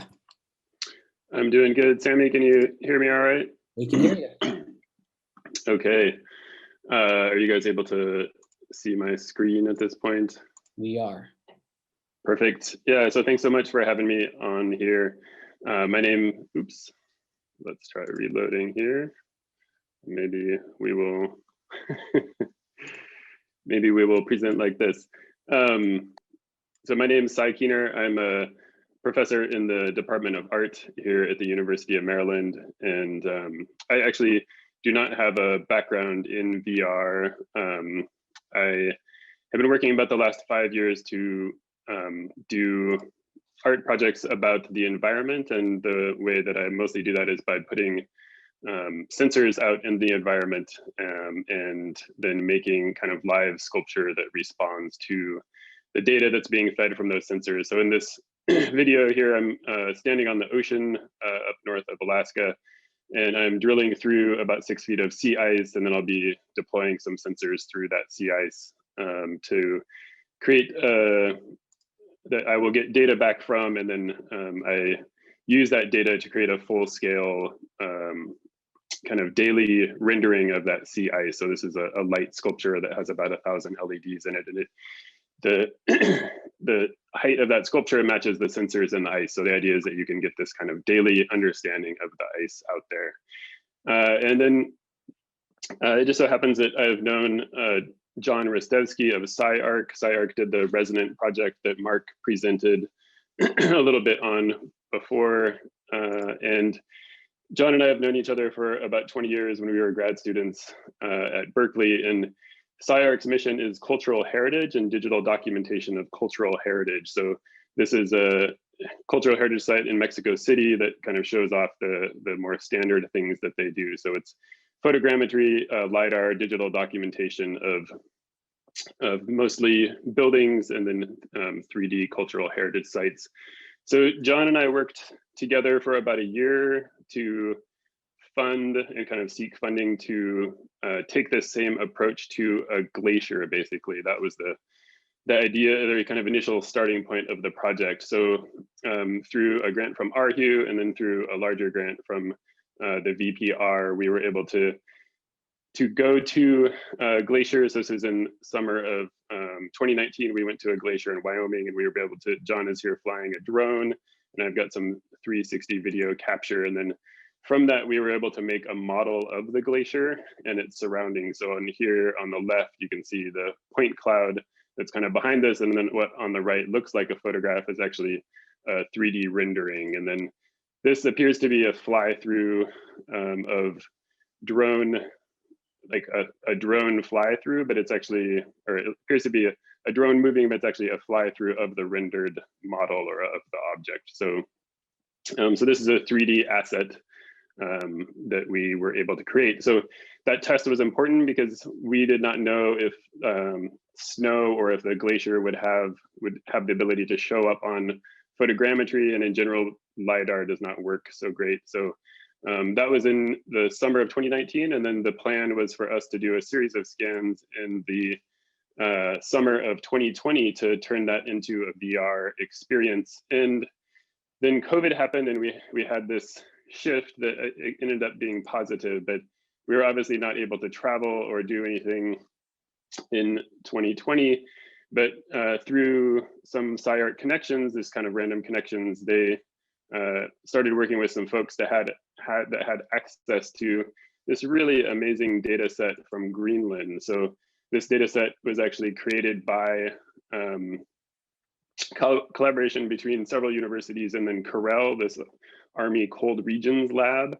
And they have these long-range LiDAR stations on two sides of the glacier, and they basically scan the glacier every 6 hours. So when we came on the project, this was the video that they had come up with. So this is this boundary mark here where the green turns into blue is actually where the glacier becomes ocean. So this is a little more like a typical NASA rendering or kind of a visualization, and it's basically just a height map kind of showing the difference in elevation there. And then the kind of amazing thing about this data set, like the fly through is nice and interesting, but the amazing thing about the data set is that you can actually watch the glacier breathe and move at a time scale that's totally different than you would be able to watch that if you were standing there. So each one of these little pulses is a 6 hour increment, and you can see over the days that the glacier kind of moves forward and back. So that was, we were given access to parts of that data set, and then we were given access to what John reminds me is found footage, basically a bunch of drone flights that they took. And then we were able to actually create a model of the glacier at this one snapshot in time through that drone footage. So that's what you're seeing here is these kind of shifts back and forth between this being the model that we created, a photogrammetry model of this one pool that was there for a few days. And again, the scale of this is just insane. This, the width here is 6 kilometers across that kind of that full chasm, and then the height of these little walls is several hundred feet. So our job, or our kind of goal, was to try to take this scientific data and then turn it into an experience. And this is where we are at with the kind of current setup. So this is the instrument station where the kind of data is collected, and then we were given 60 of these time samples of the glacier moving in order to take that into VR and to kind of make something of it. So that's kind of the test that we've done. And I think that this is really amazing. It's really unusual to be able to work with a 4D data set like this. And then I think that this is something that's really exciting to see, which is this difference between, like, we're watching climate change kind of unfold at this pace that you don't normally get to witness it. And this line here, we're calling the project now Terminal Front, because that is what that line is, where basically this glacier or this landborne thing is kind of peeling off and becoming part of the ocean. And then the last asset or kind of scene that we were able to create is this one, which is a pool scene. So this pool was created by these events of nature that really only existed for hours to a day or two. And there's no way to access this as a human. Like it's completely unsafe to be in this environment. And so we took all of the photogrammetry information and did a ton of post-production work to turn that into something that is kind of interesting and exciting to inhabit. So I think that the excitement in the project for me is this idea that you're using VR to experience things that's not a replication of what you can experience in real life, but you're using it to experience things that you actually cannot experience in real life, such as a place that is too dangerous to go to, or to look at something on a totally different time scale as you would normally be able to. So just to kind of wrap that up, I think that these unusual aspects of it, again, are this 4D data. And then I think it's actually, as a humanities person, I think it's super exciting to think about the environment or aspects of our environment as something that's similar to cultural heritage. So whereas SciArc is out there documenting buildings, I think that there's movements in environmental humanities and in philosophy to understand the environment as something that is kind of equal to the human, or to not have a anthropocentric perspective on the environment. So I think that this project and the VR experience has a lot of potential to tell that story. And as far as future developments, we see ourselves at that somewhere between that kind of the discovery and prototyping phase, but we haven't actually been to that site. We haven't been able to interview anyone there. And we are basically just working with this like found footage that we were provided. So we're in the process of identifying additional sources of funding, and we hope to keep going with this for another few years and be able to kind of take it further. That's all I've got, Sammy. Yeah, thank you, Si. That's really exciting and interesting, and I love the collaboration.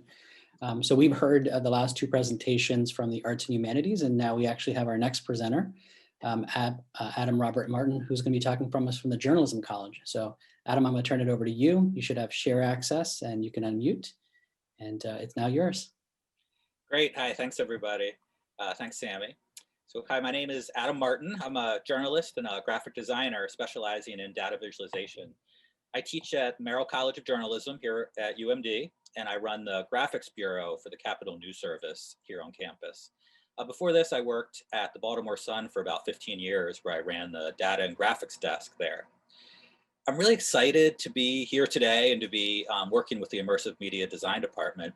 In the past few years, journalism has really embraced immersive media technologies and techniques to tell deep and engaging stories. This is a practice that's generally referred to as immersive storytelling or immersive journalism, or simply just XR journalism. In particular, journalists and news publications have used augmented reality, virtual reality, photogrammetry, 360 video, and creative coding techniques. And these techniques have been integrated with more traditional journalistic storytelling and reporting methods to report stories in really new and exciting ways. So these techniques can be useful to explore specific topics and physical spaces and news events. They can also be used to examine and explain specifically what happened at an event and give viewers a really exciting first-person perspective. And examples of places this have been used recently is like at the explosion at the Beirut port last year, or at the storming of the Capitol on 1/6. Currently, immersive stories sort of fall into two broad categories. The first is what we sort of consider daily immersive content, which includes like 3D images and simple data visualizations in AR that blend with websites and article pages, often using interscroll technology just to sort of take daily news reporting to the next level. The other category is larger tentpole immersive content, which tends to consist of story-driven projects that take viewers on a journey exclusively when they have access to the latest phones and apps. And that really takes them outside of the traditional news consuming space and into a new frame of reference. So I'll show a few examples of this type of content in just a sec. And as you'll see from the examples, in the newsroom, there tends to be a real overlap in the use of immersive media with the worlds of data viz and interactive journalism. And I'd say in general, this tends to be a fairly high-end endeavor, and it's most practiced by the real top tier of publications. So that's publications like the New York Times, the Washington Post, Time Magazine. But more and more often, you're seeing publications and journalists, at other levels starting to use these immersive methods. There are some specialist practitioners of this type of work in the journalism field that are embedded directly in newsrooms. Journalists have particularly jumped on 360 video and VR. But oftentimes with these type of projects, what we see is publications partnering with specialized agencies or individual specialists to complete immersive storytelling projects. And that really opens up opportunities for immersive media design students in this space. journalism is a place where these students will have practical opportunities to do this type of work. Of course, the difference is that all work in this space must be approached from a journalistic storytelling perspective and follow the journalistic ethical guidelines as defined by the Society for Professional Journalists. So let's go ahead and take a look. I'll share screen and we can take a look at a couple examples of this kind of work.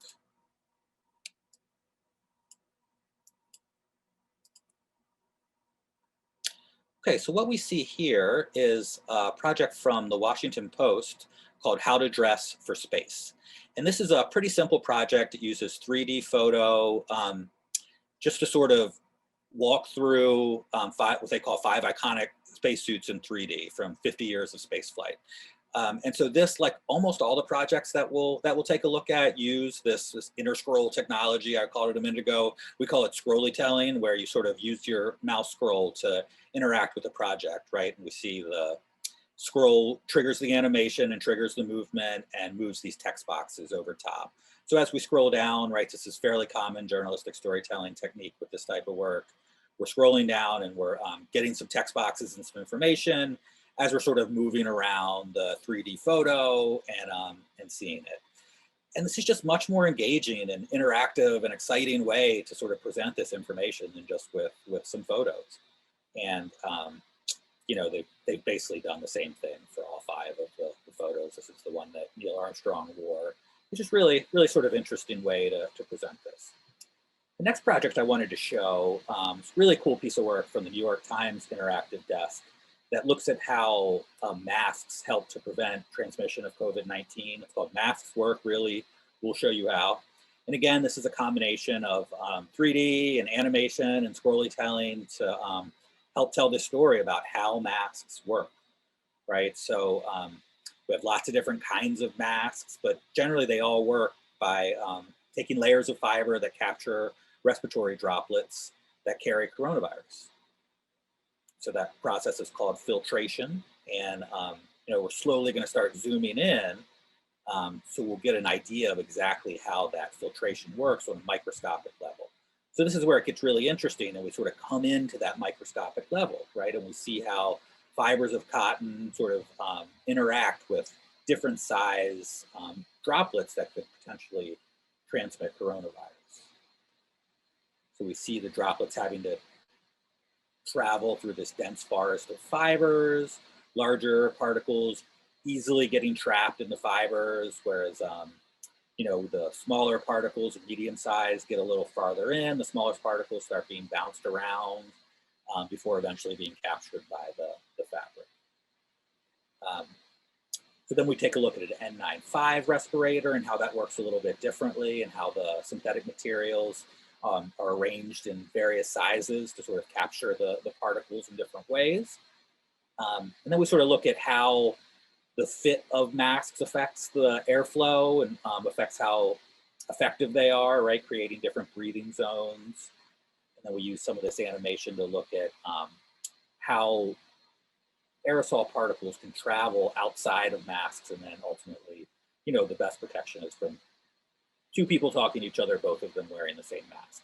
This is a highly effective piece of work, right, that uses really interesting technology to sort of make a compelling case for wearing masks. The next project I wanted to show where it gets into the world of AR, and it's from USA Today, who's experimented a lot with AR. And so to view these projects, you have to have the USA Today's AR phone app. And this project is about women's suffrage. And what they've done is animate some women's suffrage speeches and let you project them into physical spaces using the app. So we'll just take a quick look at this video. We are assembled to protest against a form of government existing without the consent of the governed, to declare our right to be free as man is free.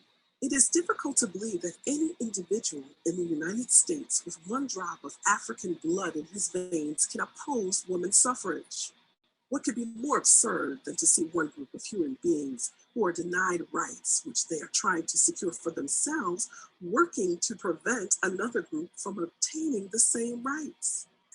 Let the joy be unconfined, So and let it. it's an interesting project, and we've seen this type of work across the industry. Time Magazine did a pretty famous project where they let you use their AR app to see like the space shuttle launches in your living room. This has been sort of a method that's been gaining traction. As I mentioned earlier, we see a lot of crossover in this world with data visualization. And this is a project that was done by Georgia Lupi, who's a very famous data visualization specialist with a studio called Accurat, and she's a partner at Pentagram now. And this is the browser version, the web version of this project called Building Hope that was built with Google News Initiative, who sponsors a lot of this type of work in our industry.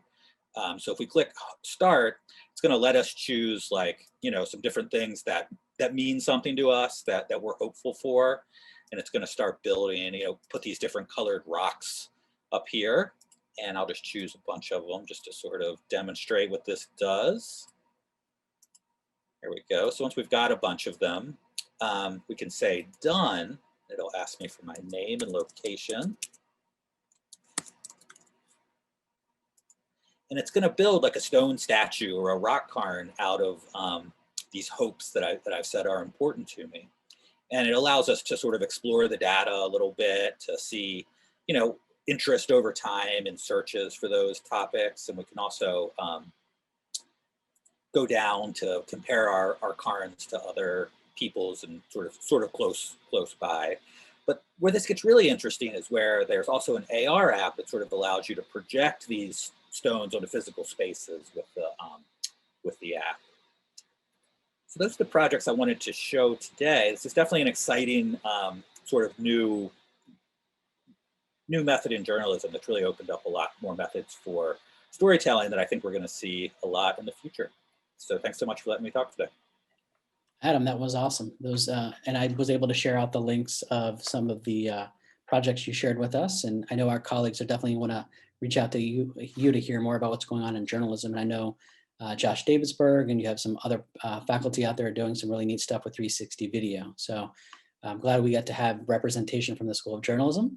I'm going to turn it over next to another colleague, it's Stefan Welke, who is in the Architecture School. And I'll let you go from here. Thank you.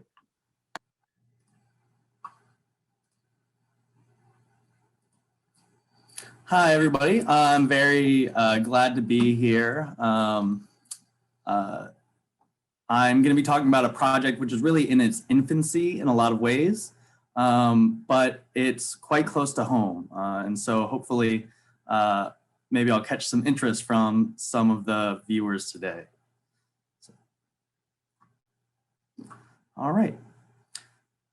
So I'm going to be talking about using a scan to XR workflow to share African-American heritage from the town of North Brentwood. So North Brentwood is a historically Black community that was the first town incorporated by an African-American in Prince George's County and the second in the state of Maryland.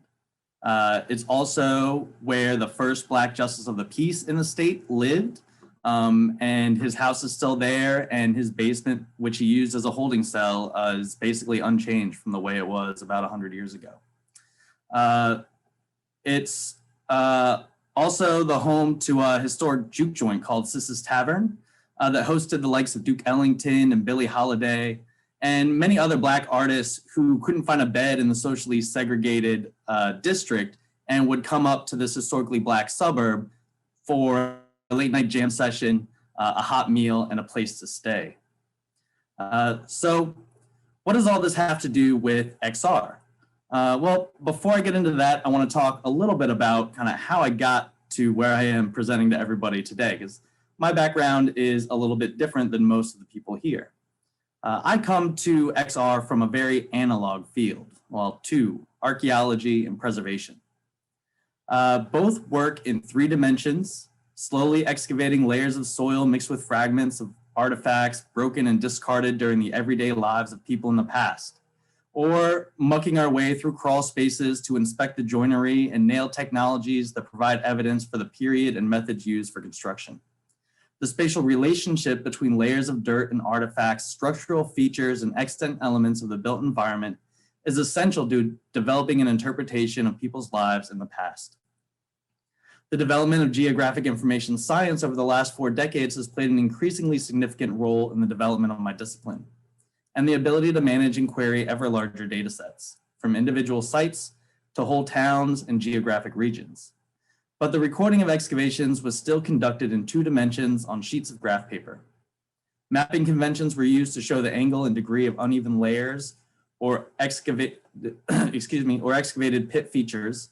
Spot elevations were collected to mark a few points across the surface to give future researchers an idea of the shape of excavations and the relationships between excavation units.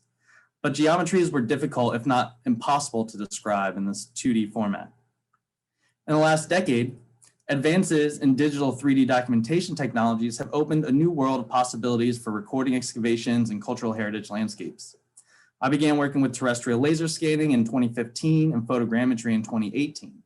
Software options are now available to seamlessly integrate the data collected using both methods, which results in highly accurate geometries that are properly scaled and have a variety of representation options to visualize the data, including photorealistic displays.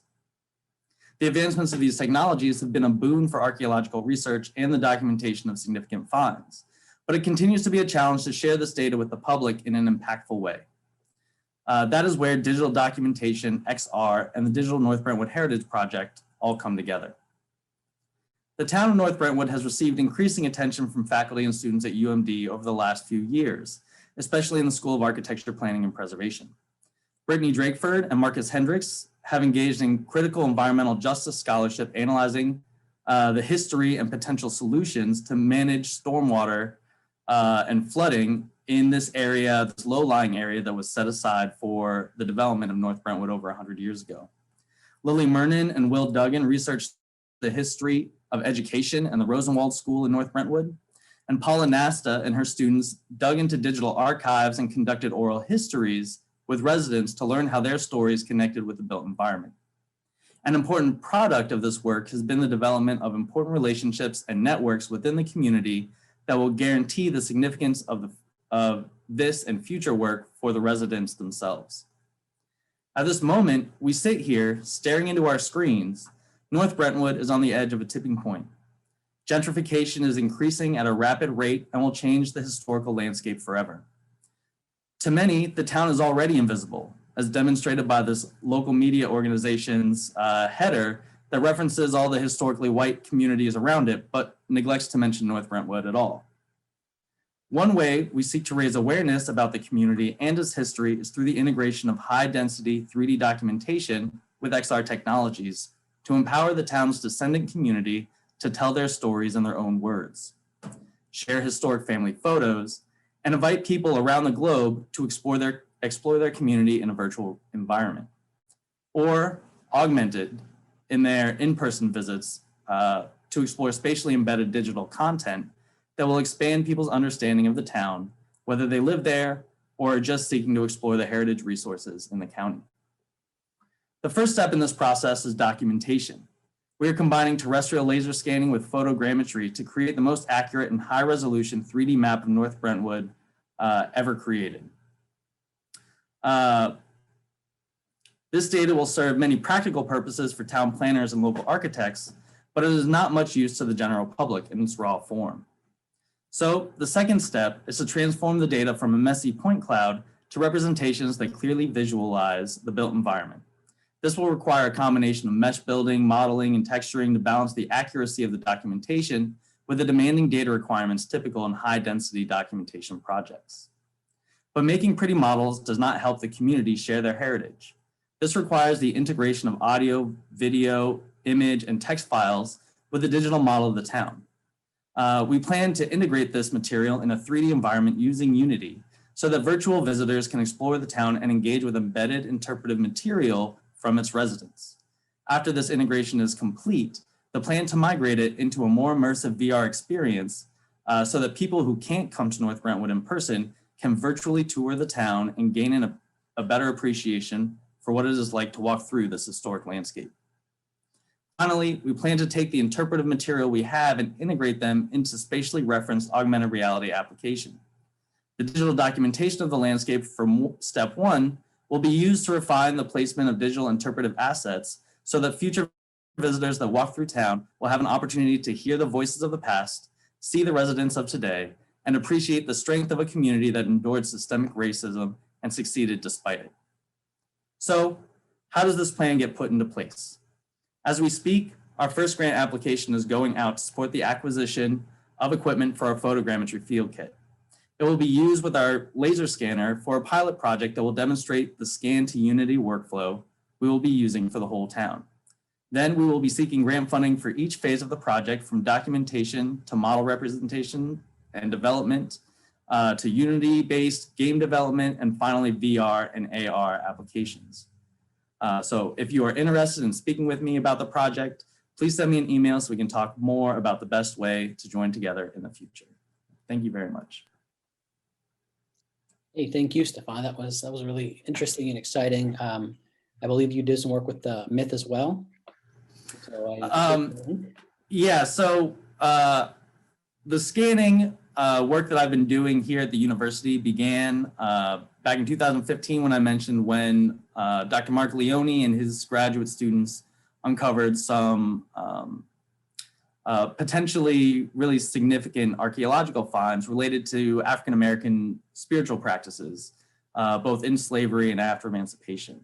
And with that sort of work, it's really critical to have everything captured in 3 dimensions so that when you share it with the other people in the discipline, they'll be able to understand how all the artifacts relate to one another and the soil layers, so that they can critique your interpretation of your findings. And so from starting with that, the application of this technology has grown and expanded and been applied by people in a number of different schools and colleges here at UMD. And so as we move forward, I'm very excited about building those relationships and also kind of going from the reality to asset workflow that is becoming more and more important for people working in gaming, development, and animation, and many other applications. So yeah, it's just the beginning for this. And I really look forward to continuing to build partnerships with people across the university. Yeah, well, thank you. That was exciting. And actually, it's a great segue to our next speakers who are really putting the interdisciplinary together. Dr. Paganusi from our archaeology department, and then also Quint Gregory from the collaboratory, who our Dean Dill mentioned earlier. So the work that they're doing actually brings together preservation, art, culture, archaeology, some really exciting and neat stuff. So I'm happy to present them and have them share their presentation with us. Thanks. Well, hi, everyone. My name is Quint Gregory. I'm the director of the Collaboratory, which is a visualization space within the Department of Art History and Archaeology. And I know that Caroline Paganusi, who's not yet a doctor, was delighted to hear that attached to her name, no doubt. I can't wait till we celebrate her when she defends her dissertation later this semester. And actually, Caroline's odyssey, if you will, on this project is related in many ways to her work as a doctoral student. So let me, at the start, let me say that the Collaboratory, the full name is the Michelle Smith Collaboratory for Visual Culture.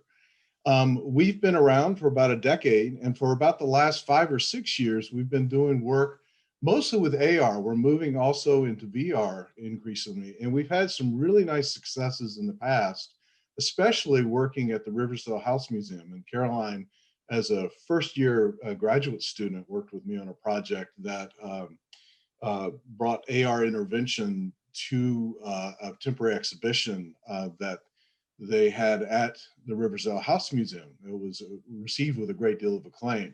But what's interesting about some of the work that we've done and we've become known for is that we were using a commercially available platform, one that was free and one that has since disappeared. And one of the great lessons I've learned over the years is, because this has happened to me twice, is that you got to move to a place where you know you're on a platform where you might control your own destiny a bit more. So we have started to work a bit more in Unity, which, you know, what's exciting about this IMDatUMD conference is that it's showing everyone what people are doing across the campus, but it's also creating possibility for relationships so that a place like ours, where we're really more content specialists, maybe not XR specialists, but we can start to reach out and form relationships with people who can help us solve some of the coding issues and whatnot. So what I'm going to do now is I'm going to share my screen, and I think I have the capability to do that now. So I will do that, and I'm going to turn things over to Caroline to sort of give you the idea at the beginning, and she's going to have to say next slide as she goes through. And Caroline has been with the Collaboratory for the last 2 years as a Smith Fellow in digital initiatives. And what I will say is the pandemic, COVID, which has been name checked a few times today, it really impacted the project she initially designed, as it also impacted her doctoral work. And both of those have led to sort of constraints on what we had hoped to do. So Caroline, I'm going to turn it over to you to get people set up with what the project is and what it's become in the wake of those challenges.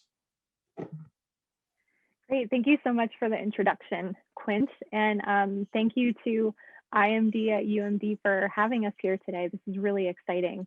I'm really excited to share with you all the project entitled Mapping Malvasia, a digital journey through Baroque Bologna. As Quint mentioned, this project stemmed from my dissertation research, which explores how the University of Bologna, Europe's oldest, shaped the city's distinctive visual culture. And I came to this topic after studying on exchange at the University of Bologna years ago. And what struck me the most about that experience was just how often my classes and my lectures met in museums and different sacred sites across the city. So when I was thinking of my fellowship project, I wanted to see if I could approximate that experience. Next slide, please. Thank you. So when teaching art history, we find ourselves always saying something along the lines of, I know it's hard to imagine, but especially from looking at this image projected on a screen, but this painting is even more incredible in person. This is what it would have looked like originally, etc. Learning about artworks in situ really is the best way to appreciate the full spectrum of the work's composition and its function in its original context. Yet, such an endeavor is impossible when teaching at US universities thousands of miles away from these original sites and artworks. So to surmount this problem, I came up with my original project, which I had tentatively titled Renaissance Devotion in 3 Dimensions, which involved shooting 360 photos and videos of Italian chapels on an Insta360 1X camera. And so the idea was that I would augment these videos and photos with high resolution images of the artworks originally located in these spaces, historical photographs and engravings of the site to show its changes over time. And then eventually I would include lectures by myself on the whole story of the chapel and the art in it. So here are just some images of that I used in developing or starting to develop a prototype last year. So this site is Bologna's Little Jerusalem complex, a miniature holy mountain, a little recreation essentially of the Holy Land in the urban space of Bologna. And the Little Jerusalem rather, comprises 2 extant churches, the Church of Santo Stefano in Bologna, which you see on the left, and then the Church of San Giovanni in Monte, which you see indicated by the rightmost arrow, which is really slender, sorry about that, on the right. And then finally, there was a now destroyed reliquary chapel in the center, the site of which is now occupied by a grocery store. So working with another graduate student in the collaboratory, we recreated in Unity, working from historical documentation from the 18th century before the site was destroyed, a recreation, a model of that reliquary chapel for inclusion in the photos and videos.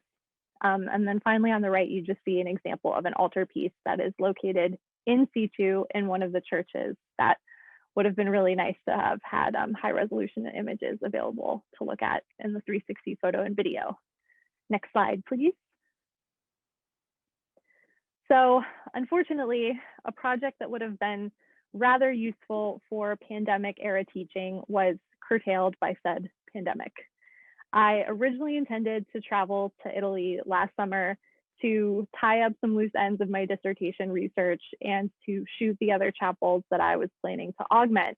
Obviously that didn't happen.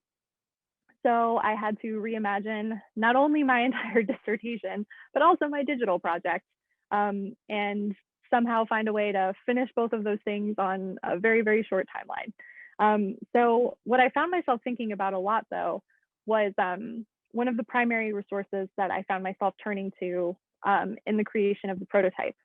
And that source is entitled The Paintings of Bologna, Le Pitture di Bologna, which was written in 1686 by the art historian Carlo Cesare Malvasia. It's an account of the city's cultural patrimony that, among other things, carefully describes the route one would take between visiting the city's palaces, churches, and great works of art.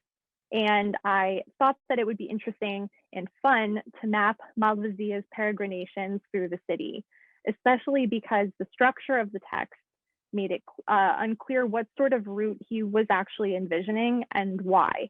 For example, understanding what Malvasia is actually describing really does require an intimate knowledge of the city's streets and alleyways.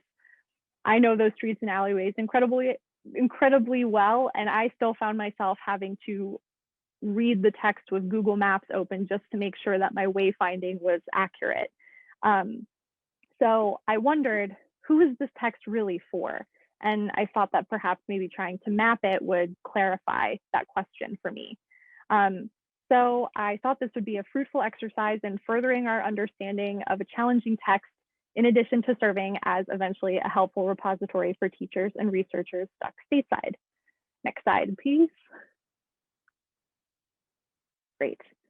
So where I'm at currently is I am in the process of transforming Malvasia's text into a data set just using Microsoft Excel. So in addition to plotting the geographic coordinates of each site that the author indexed, I'm including images of key artworks from each of those sites and the names of the artists, architects, and patrons, when known, associated with them. That will allow me to chart the various relationships that spring from these sites. The idea is that I'll eventually transfer this data set into Omeka, and then using the Neatline plugin, which I've augmented using MapWarper to include a 1663 isometric map of the city geolocated over the modern geography of the space. Users will eventually be able to hover over and click on hotspots that, when illuminated, will include Malvasia's original text, an English translation, and all of the metadata that I listed above. So Quint and I always insist that I haven't fully abandoned my original idea. Really, this new project actually fits pretty seamlessly in with it, or perhaps vice versa.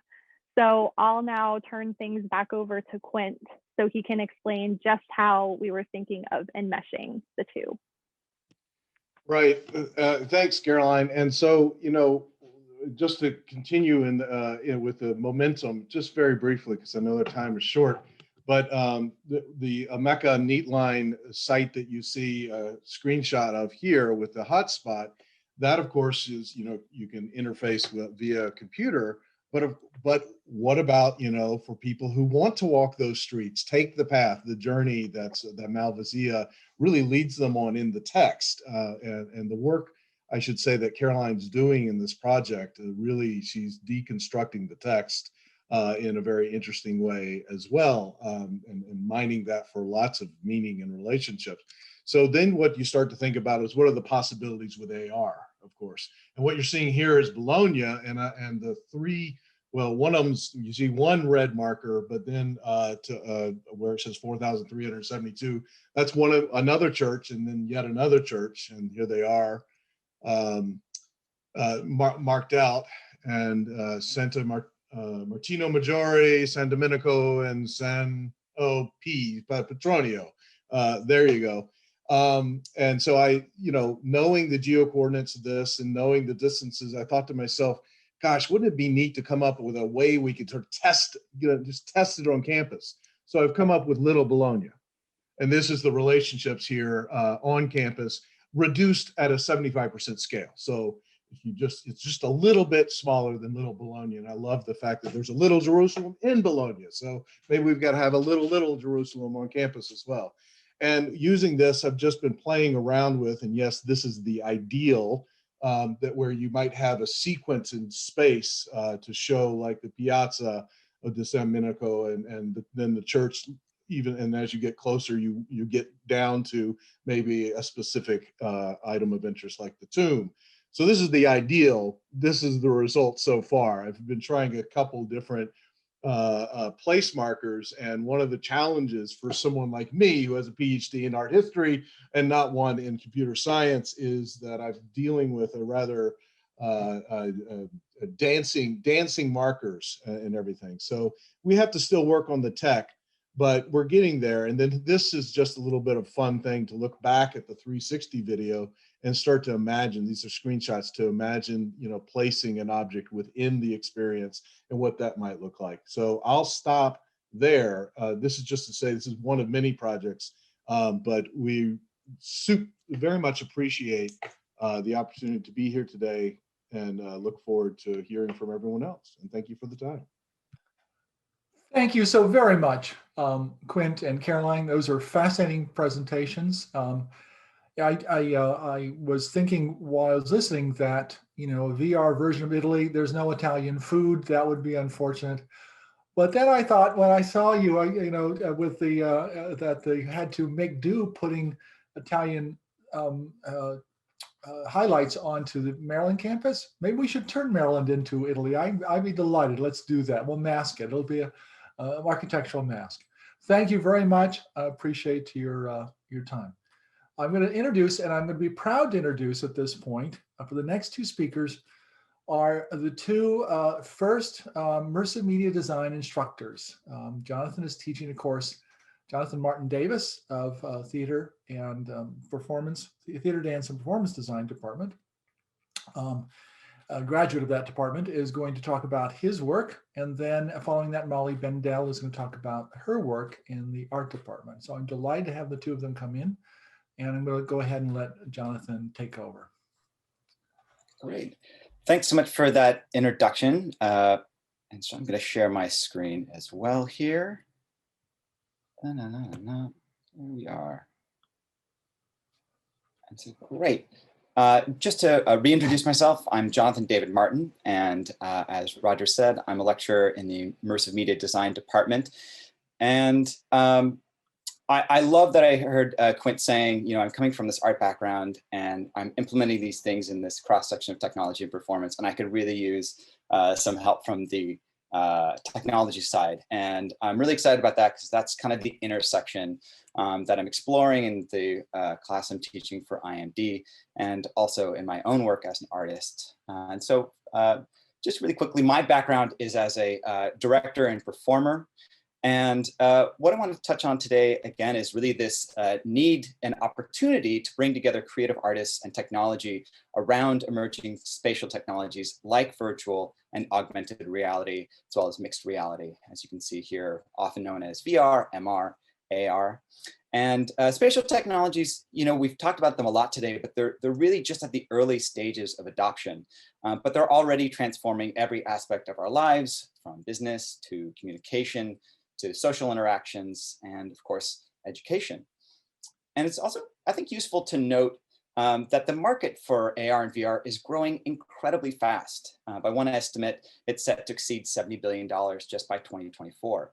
And so that's one way that we can gauge that there's a lot of potential and a lot of need to help society understand these technologies and show us how they can be used to the greatest good.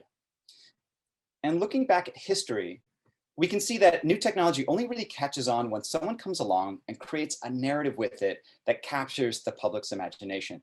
So we can think of what Walt Disney did with animation technology and motion pictures, or what Steve Jobs did with Apple in terms of transforming our idea about what the personal computer was and what it could do. And they gave these technologies stories and narratives that made us understand why they were compelling and not just what they could technically do. At the moment, Pokemon Go is probably the experience that introduced most people to the concept of spatial technologies. It has appealing and familiar characters. It makes novel use of what augmented reality has to offer. It's great, but it just scratches the surface of what these mediums are capable of and why I think it's so important that we invest in bringing together storytellers, designers, producers, and computer engineers, which is of course what everybody's been really talking about today. And I thought it might be helpful for context to kind of give a little bit of a background of my own journey working at this cross-section of performing arts and spatial technologies. So I did my undergraduate work in theater at the University of Washington, and I bring it up because in many ways that program is very similar to the University of Maryland. Both are known for their strong Bachelor's of Arts theater programs that I went through, and they both have incredibly strong computer science and engineering programs. In fact, for example, my freshman roommate went on to become a pioneer in cloud computing.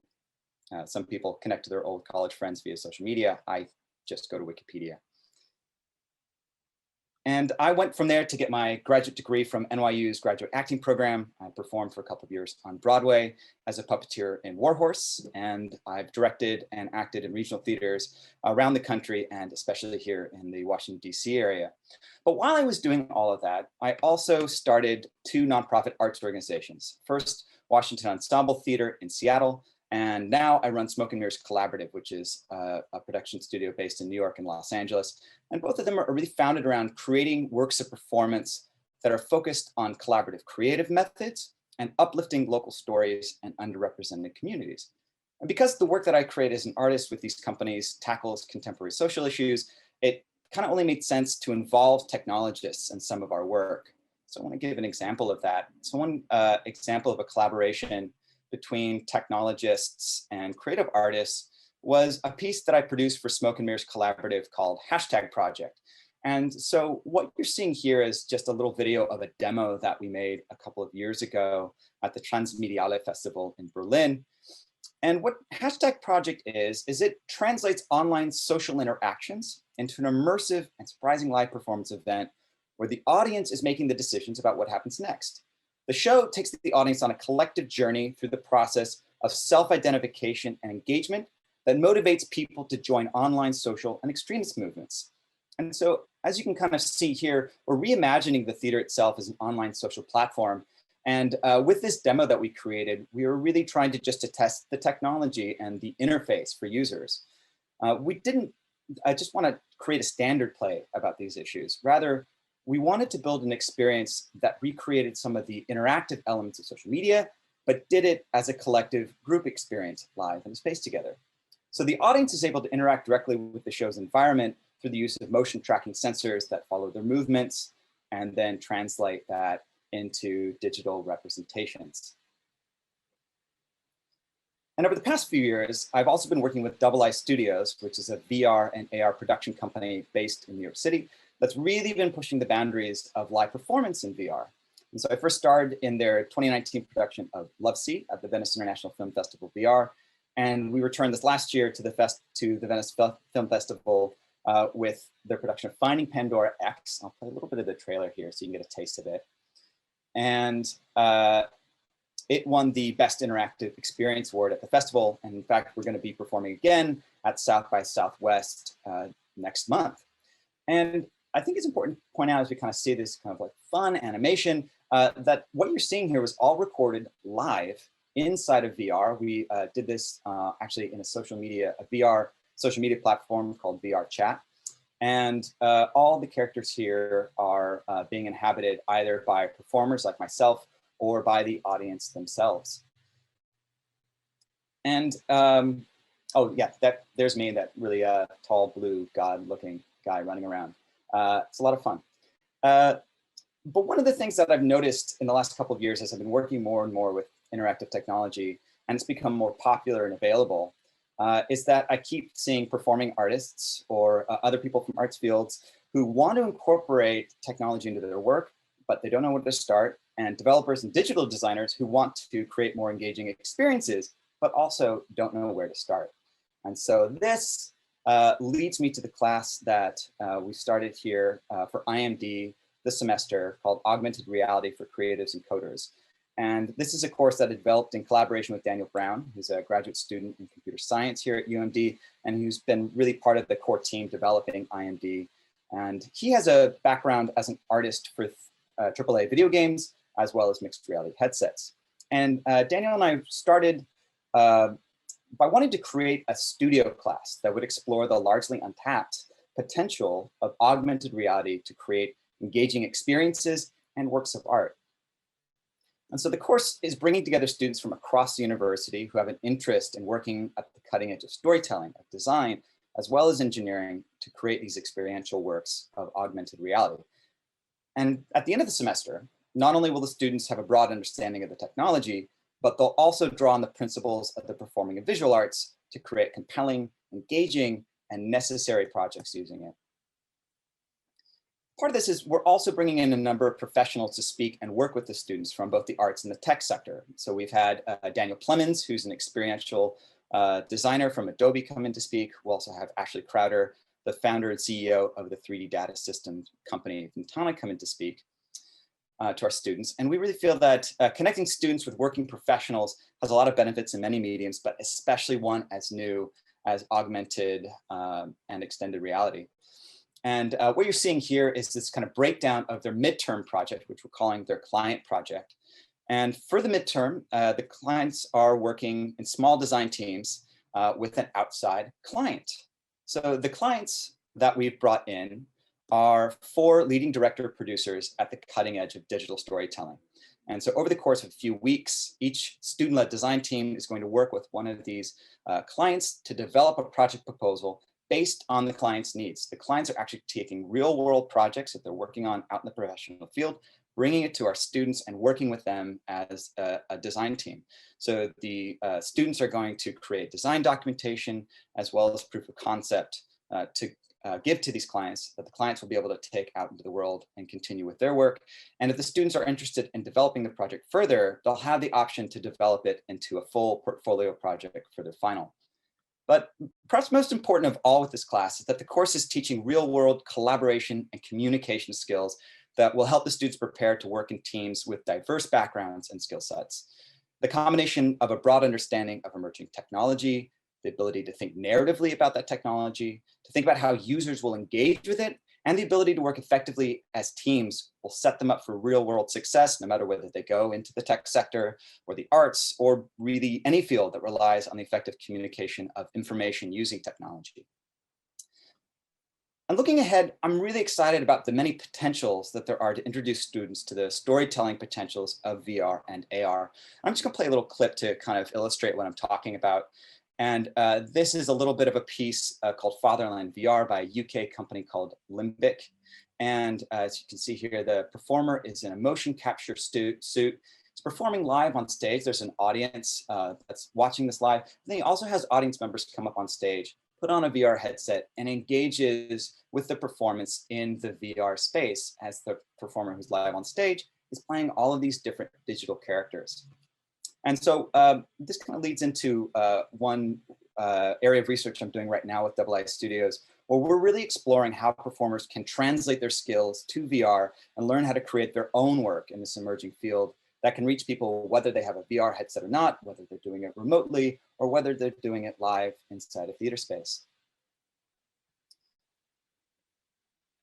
And I'm also interested in exploring how documentary and community-based artists like myself can use VR and AR experiences to tell real-world stories. And again, just to illustrate this, I want to play a really beautiful piece that came out this last year in VR called Book of Distance by the Canadian artist Randall Okita. And this is a story that's developed from his family's experience of being interned during World War II in Canada. And he brings a lot of real artifacts from his family history into this piece that the participant who's in the VR headset can engage with. And I think experiences like this point to how making things in VR can create embodied, immersive, interactive experiences that also address longstanding issues like systemic inequality and accessibility, all things that I strongly believe can have a real lasting impact on audiences and society at large. And I think it's also important to note that this past year has shown the promise as well as limitations of digitally mediated experiences. They're not in any way a substitute for in-person performances, but they offer the possibility to make people feel, think, and take action in ways that have never been possible before. And finally, for me, at a time when we're increasingly siloed in our own information bubbles, creating engaging stories and experiences that remind us of our shared humanity is incredibly urgent. And I'm really excited to see what our students are going to create this semester and what we can learn in future courses involving experiential, virtual, and augmented reality. So thanks so much again for having me speak. Roger, thanks so much for the opportunity. Well, I was absolutely delighted to hear your talk, Jonathan, and to hear your work with students. And it's exactly what we hope the Immersive Media program is about. It's about real world problems, connection with the newest technology and the newest creativity, and trying to do extended projects. So thank you very much. Now I'd like to introduce Molly Bendel, who is in the art department and is a instructor who is teaching our first courses in immersive media. All right. Hello.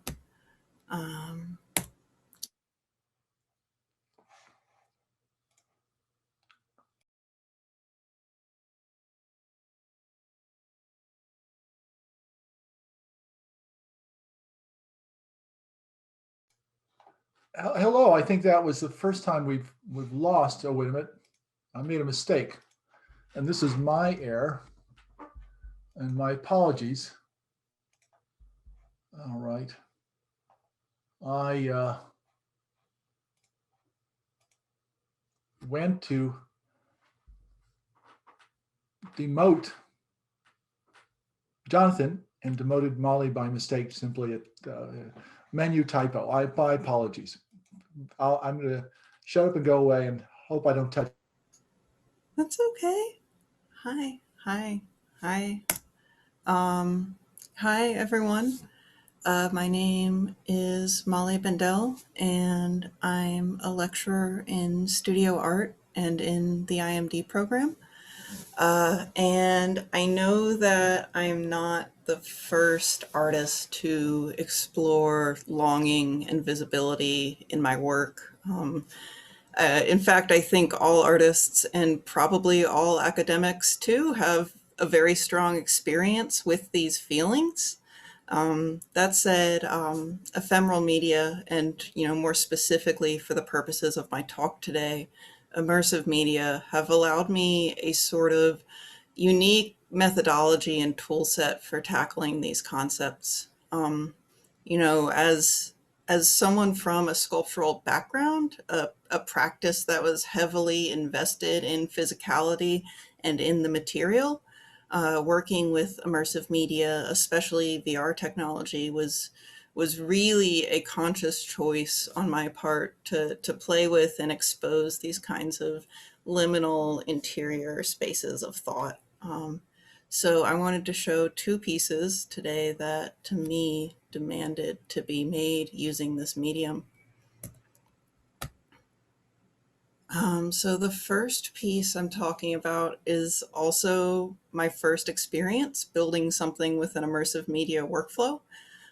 It's called Wander Wonder, and Wander Wonder is a piece that uses both VR and large-scale immersive projection to display two separate but connected experiences. So Wander on the left is a virtual street map of Baltimore City with all the buildings removed except for the psychic reader storefronts. And Wonder on the right is a zero gravity digital astral plane experienced as a virtual reality environment. And the way that it works is that an interactant sort of flies through the Wonder side via a VR headset. And the Wander side, the psychic storefront side, is projected on the screen for spectators to view. So one way to think about this is two video games being played with a single mouse. So the interactant uses this custom crystal ball controller to navigate both environments simultaneously. So they guide the experiences of the spectators looking at the psychic reader storefronts, while they themselves are fully immersed in the VR environment of the wonder side. Under the hood, the controller works essentially the same way as a rollerball mouse works. I guess I thought that was pretty slick. So the idea for the wander side came first. I didn't learn to drive until I was 25. And if you have lived in Baltimore City, and I intuit that there's at least one other person here who has, you know that that means that I spent a lot of time either walking around or sort of staring at random city blocks while I was waiting for the bus. And something that always sort of bugged me were the psychic readers. Like, why were they always open when I never saw anyone go in or out? How did they pay rent? And I just sort of started to toy with a version of Baltimore where the city itself had disappeared and only the streets and the psychics remained.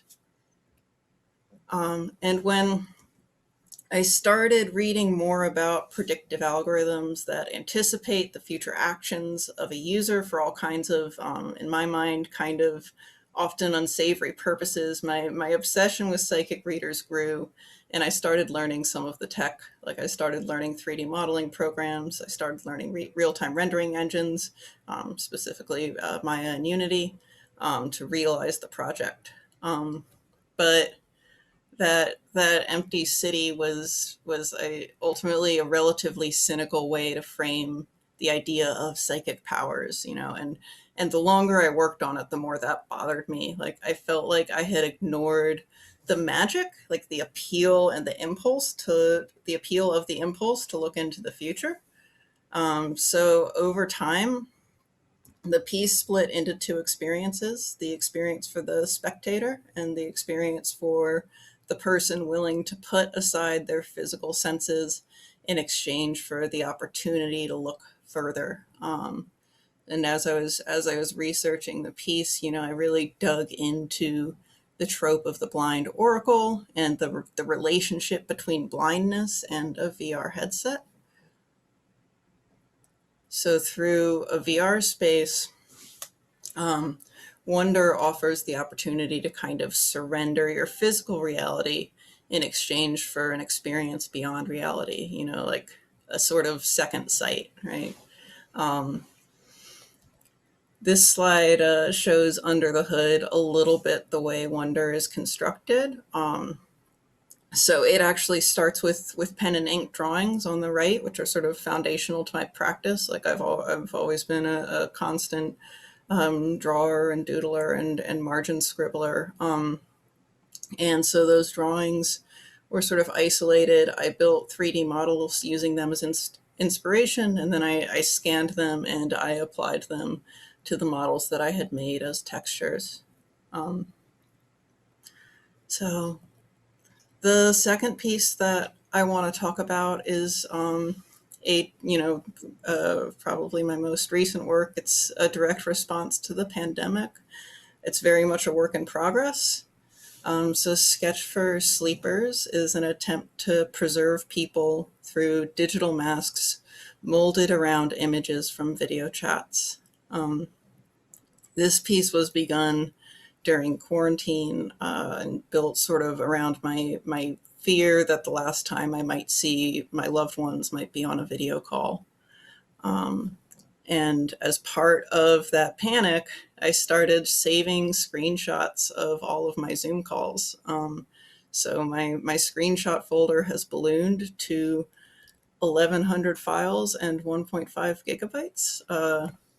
And working with these images, you know, when I went to actually work with them and try to do more with them, they really just started as like these rough, very rough pencil sketches. I'm not quite sure what got me thinking about drawing the Zoom calls. I think it was probably something about the graininess and the color correction algorithms that you see in Zoom that make everything feel often very dramatic and illustrative, almost Baroque maybe.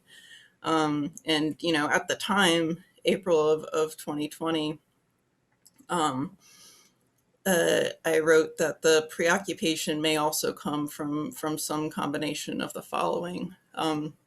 One, your participant watches you take a picture, and you, in that moment, get a picture of yourself taking the picture. And two, that drawing is excruciating, and that stress keeps me from thinking about other things.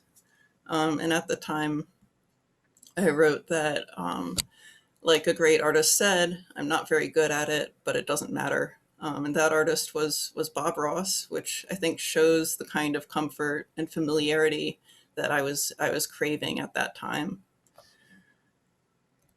Shortly after I published the drawings, I was contacted by the Baltimore Museum of Art, and I was asked if I had any video work for a show called The Necessity of Tomorrow. And that got me thinking about how this giant folder full of screenshots could change into like an immersive reflection of the current moment. A moment that for me could be summed up by feeling asleep, underwater, and under pressure to maintain some sort of control. And so I built this footage of figures wearing, you know, masks of their faces of their Zoom personas as these figures sleeping peacefully and in a world that I fully controlled, where I knew they were safe. I'm just going to play a couple seconds of that, and I'll talk over it in the interest of time. So the footage is a recording of a simulation built in Unity, and basically you can just sort of watch these different figures toss and turn in their sleep. I have it muted because I'm talking over the audio, but I generated it from recordings of people's breathing while they're sleeping. And even though it started in the spring of 2020, I'm still working on it, and I'm starting to hope that I might be able to find the end of it. So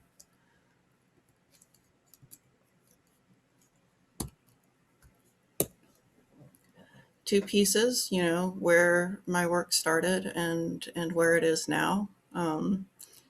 Thank you so much for listening. And if you ever want to talk, I would love to hear from you. Molly, thank you very much for that. I noticed that we're having a number of talks on process, how the scanning, and then Molly was giving an explanation of the artistic process, how she got from A to B. Whereas in some of the technical field where I come from, often it's the result, right? We care, here's the technology we ended up with, and someone doesn't spend time telling you about all the time that it took to get there. But anyway, that was delightful to hear, and I appreciate it, and I'm very proud to have you on the Immersive Media faculty. I'm very proud to be here. Thank you. All right. So the next speaker, we're going to turn from the artistic to the technical. And so the next two sequence of talks will be from the computer science side of the house on the technical details of making this technology work better, more effectively, and figure out how to apply it to new applications. So Dr. Matthias Zwicker is the chair of computer science, and let me just also give a shout out to him for all of the hard work he's put in as a CS representative on the small committee of him, myself, and Brandon Morse, who did a lot of the hard work to put together the Immersive Media program. So first, a personal thank you to him, and then I will let him introduce himself and his topic.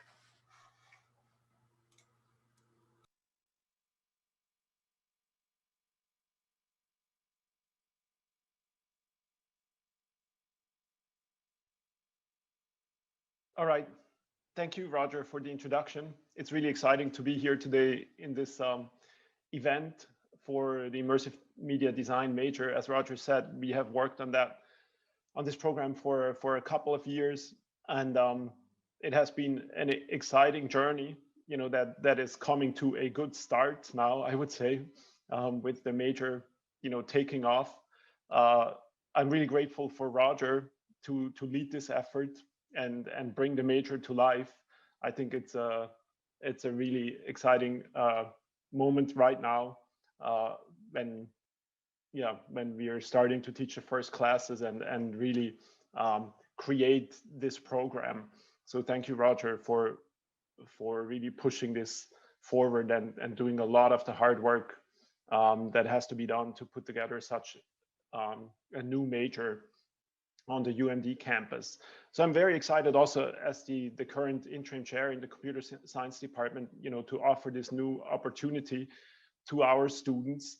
I think it's a new perspective on computer science with the connection to the visual arts and immersive media that we are offering here, that a lot of our students have asked about in the past, and we were never able to really, offer something coherent as an entire major, where people could really immerse themselves in this topic and acquire the skills to be creative, both by having very deep technical knowledge, but also by being having experience with the artistic process. So it's really fantastic to see take this off.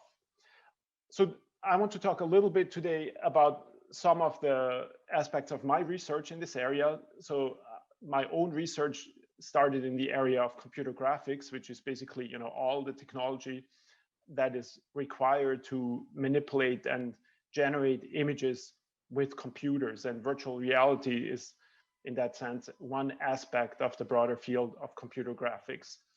So virtual reality really comes with the promise that you can plop on these VR goggles and dive into a virtual environment that will create this sense of presence in this virtual environment, where basically you will see your virtual scenery as you would see visual information in the real world.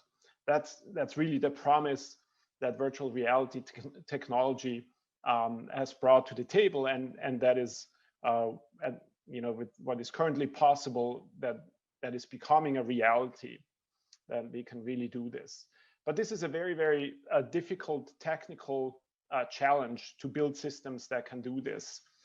The image synthesis that is involved here requires multiple steps. It starts, with sensing the head motion of a user that's wearing a display, and then taking that head motion and the current position to generate a virtual image from the viewpoint where the user currently is, and then send it to the display.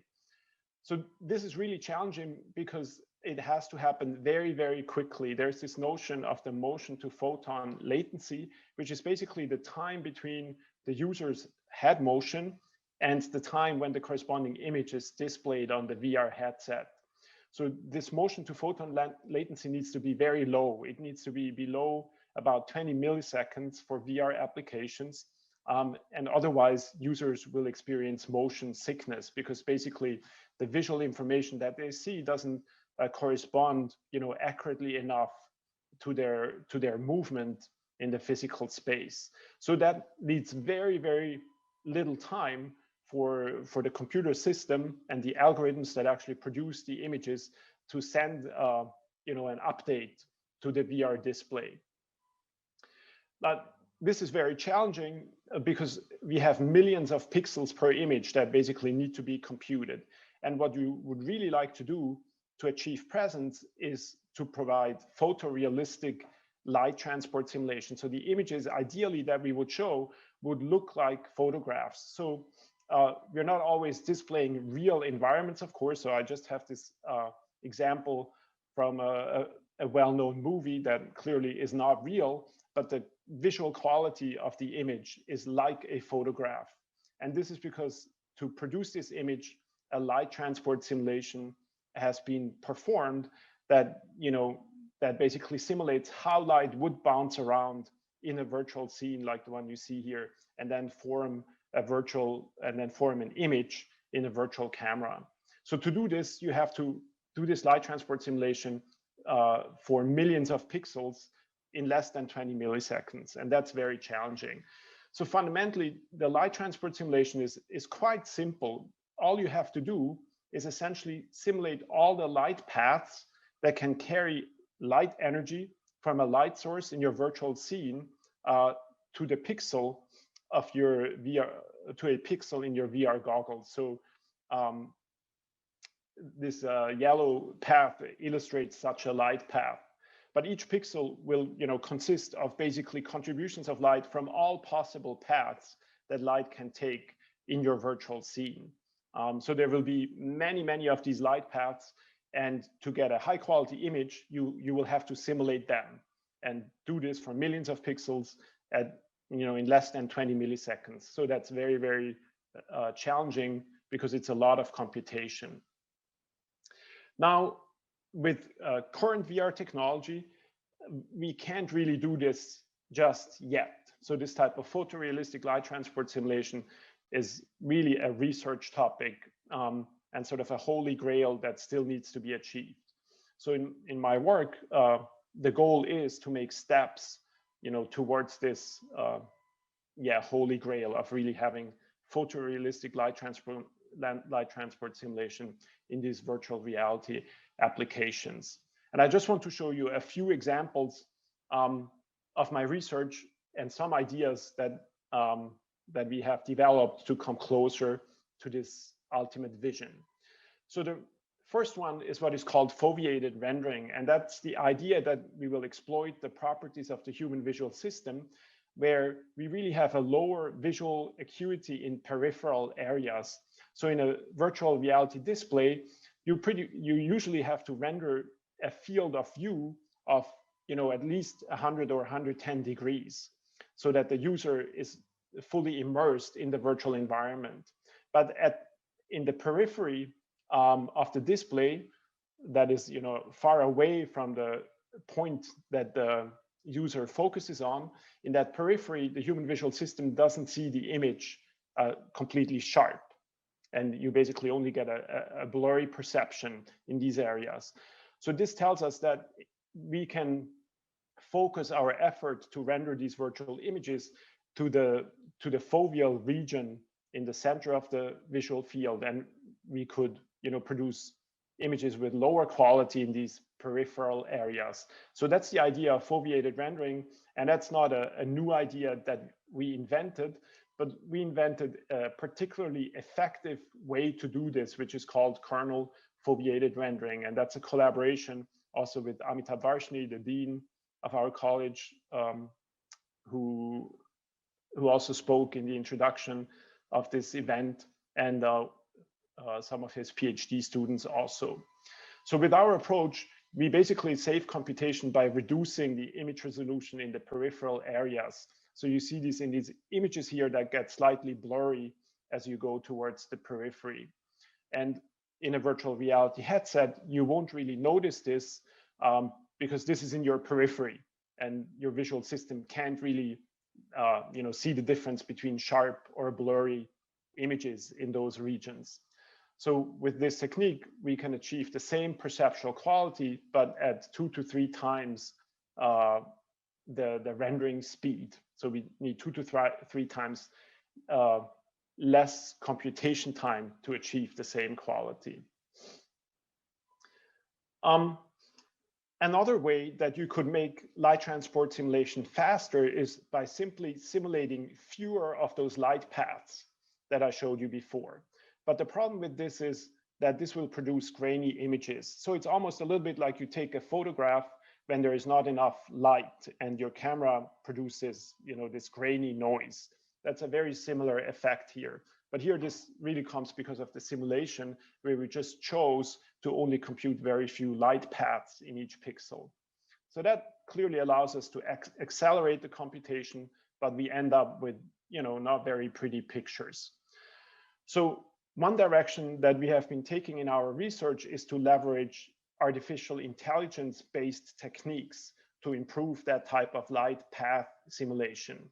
So here are some results from a research project that we concluded last year, or 2 years ago now, where we basically learn using AI-based techniques which of those light paths we really need to simulate and which ones we can omit. So in the visualization, you see this uniform random approach. That's kind of the naive approach where you just randomly try many light paths, versus our approach to the right, where we use AI to figure out which of those light paths are really important, and we evaluate and simulate only those. And again, this comparison is at equal rendering time here. So you see that, you know, at the same computational time that is invested, we get a much clearer image with less noise. So the key idea here is that we can use artificial intelligence-based techniques to figure out which light paths we really need to simulate. And here's a third example, which is AI-based denoising. So the idea here is that we could simply take a grainy image and then try to post-process it with some kind of image filter to get rid of the graininess.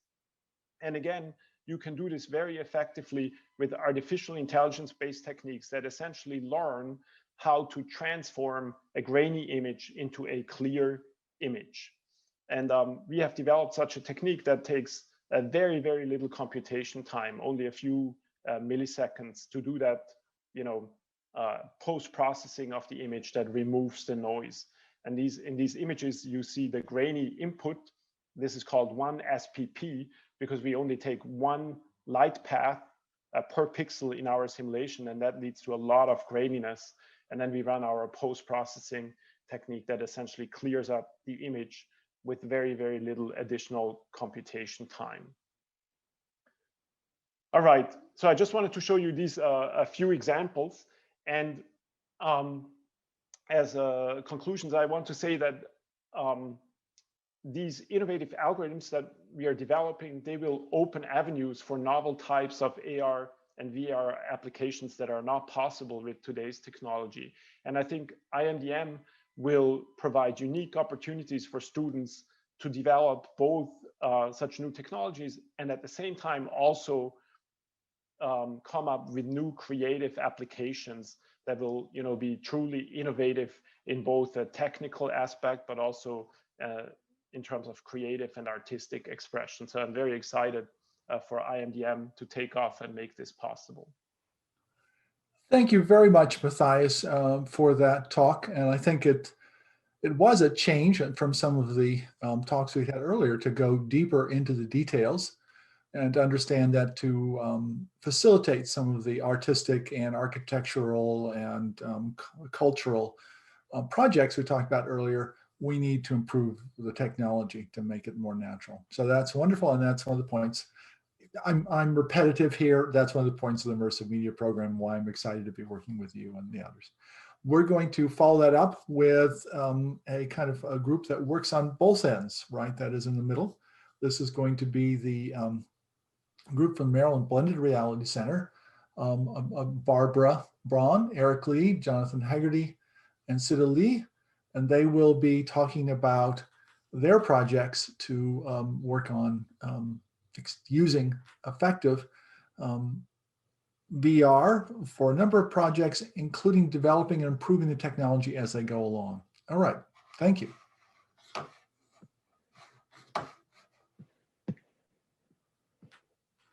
Barbara, take it away. All right, I hope I'm sharing my screen now. Does this look good? Yes. Okay, great. Hi, I'm Barbara Braun. I'm the Associate Director for the Maryland Blended Reality Center. I'm going to give a lightning overview before I turn it over for my colleagues for a more in-depth look at a few of our key projects. Working with Amitabh Barshni as his research branched into blended reality, we kept meeting folks from various fields like arts and education, sociology and medicine, and everyone asked, have you tried VR or AR for this? And our answer was usually no, but let's. And it was in that spirit with our colleague Sarah Murthy at the School of Medicine and the Shock Trauma Center in Baltimore that we created the MDRC in 2017. This was made possible by generous funding from the Empowering the State strategic collaboration as part of their goal to foster and enrich collaborations between research schools at College Park and the professional schools at Baltimore.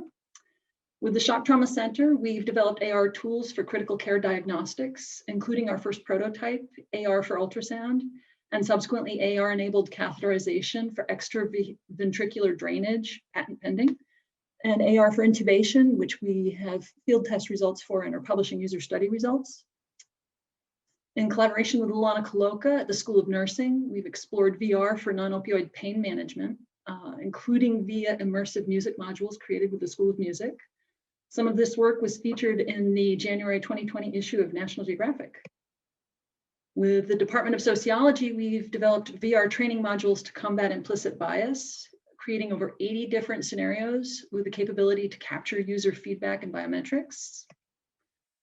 Beyond empowering the state, our work has been generously supported by the Department of Defense, the Edward St. John Foundation, FDA, GlaxoSmithKline, NIH, NIST, NSF, and NOAA. And beyond National Geographic, our work's been featured in several news outlets, including NBC News, Voice of America, and Harvard Business Review.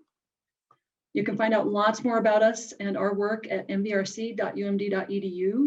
So thank you. I will take a breath and introduce my colleague, Sita Lee. Sita, it's all yours. Thanks, Barbara. Let me share my screen real quick. All right, can you all see this? Okay, looks good. Hi, my name is Sita Lee, and I'm a researcher here at Maryland Blended Reality Center, and I will be introducing two of our projects today. So first off, we have the 360-degree 3D immersive performance. So this is the project that we've collaborated with Professor Irina Murisano from the School of Music to promote the democratization of the performing arts. And in this project, we have built a prototype immersive experience that represents her 4 Streams Around the World project. We wanted to use this project to demonstrate a new way of providing scalable and immersive experience. So here you can see this is a full 360-degree 3D VR experience with spatial audio. We created the immersive experience by fusing Irina's violin performance with multiple 360 backgrounds that we have captured. So although it might seem that Irina is performing outdoors, but in reality, we actually recorded her performance in a studio in front of a green screen. And this is under a very optimal acoustic setting for her violin performance. So different from conventional 2D green screen compositing techniques, in this project, we had to calibrate and account for depth in order to place her at the correct location in the 3D environment, so she doesn't appear as floating in midair. You might notice there are subtle changes in the lighting of her dress, as well as the direction of her shadow as we switch from one scene to the other. So everything we have done here is to most truthfully recreate the performance, allowing the audience to feel physically present right in front of our performer. The true immersive experience is best experienced in VR, where you can watch the performance in stereoscopic 3D. And another important aspect of this project is the spatial audio. The spatial audio we've recorded allows the audience to look around in VR and hear the audio change around them. This is not only limited to the direction of the audio source being stationary and consistent with the real world, but we're also able to simulate spatial audio effects such as echoing in the cathedral. Next up, we have this ultrasound visualization app that we have developed. So point of care ultrasound, or just ultrasound, is a rapid and low risk imaging option to provide quick diagnostic for patients. However, there's a lack of easy to use interface for collection of multi-zone ultrasound videos. We have developed this prototype in collaboration with Dr. Murthy to store, analyze, and display ultrasound images quickly and accurately. And we also developed this app, designed it in a way to facilitate clinical decision making. We also wanted to use this app to build and maintain detailed ultrasound database of patients. And using these database and also the domain-specific knowledge of our medical partners, we're training machine learning networks to identify and quantify ultrasound findings of clinical importance. So the app consists of two different user modes. This is the input mode, where the physicians document one of the 12 zones one at a time as they perform an ultrasound image. And they can use this interface to leave comments and notes on their findings. And all of these findings, the comments, all the entries are stored in real time and linked with the ultrasound data for review in the future. And this is our review mode. So in the review mode, we've designed this intuitive body zone model to help navigate and display recorded ultrasound imaging. And doctors will be able to compare ultrasound image across multiple dates, or they can compare the different modalities, the high versus low frequency that's coming from the same imaging session. Comments and findings from the ultrasound examination session can also be reviewed in this mode, and doctors can put in additional edits and comments.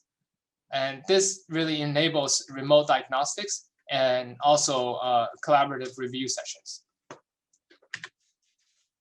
So finally, all of these ultrasound data are being trained in our AI software that automatically detects and identifies abnormalities. Here's a quick example of our prediction of abnormalities versus the ground truth.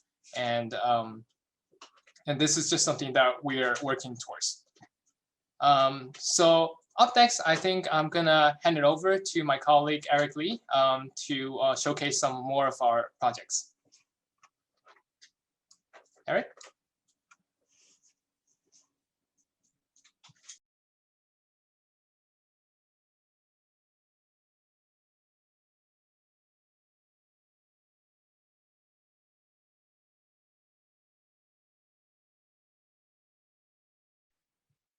Hello?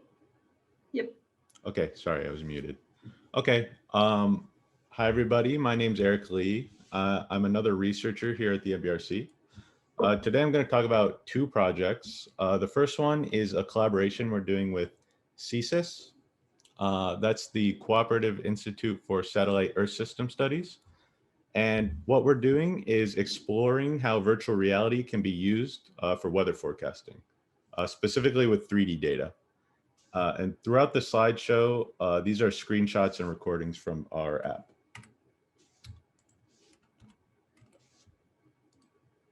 So our first goal is to allow National Weather Service forecasters to visualize weather data in virtual reality.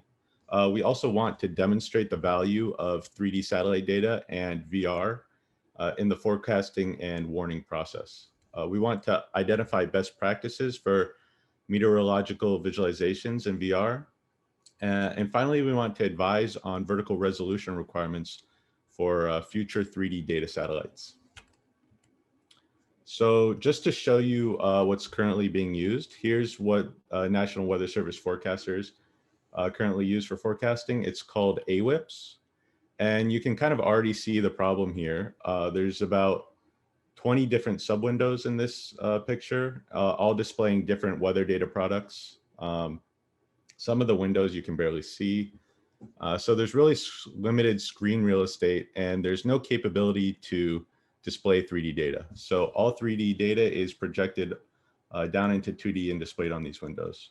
And there's just a high mental load on forecasters to try and interpret this kind of data. So here's a screen recording from our software. So the first advantage that VR brings is the ability to analyze the 3D data in its native dimensionality. And from this intuitively reason about spatial relationships between different data. Also, using VR controllers, forecasters can manipulate and interact with data naturally by using body movements and hand gestures. There's an expansive visualization real estate afforded since we're not really confined to a 2D monitor anymore in a VR headset. Information recall has been shown to be improved in VR compared to a 2D display. And we just basically want to reduce the overall cognitive load on scientists and forecasters. So that's a really quick rundown of our VR weather project. The next project I'm going to talk about is creating highly realistic training environments in VR out of 360-degree images and videos. So here we have a few 360 images from the mechanical room in the Arib Center. And we've used these to create a demonstration VR training scenario with our technology. So what we do is we take the 360 images and we estimate different properties about the environment from them. So things like position and orientation of the 360 images, the distance between objects in the environment, the overall geometry, depth, scale, and lighting conditions in the environment. And instead of trying to do a full 3D reconstruction, we can augment the original images with virtual objects and the ability to navigate, so we can maintain that high level of fidelity and realism from the original images.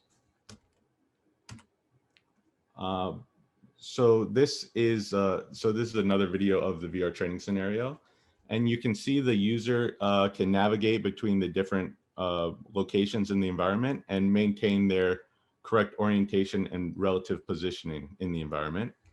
We also insert virtual objects that stay fixed relative to objects in the real world, so they appear to live in the real environment.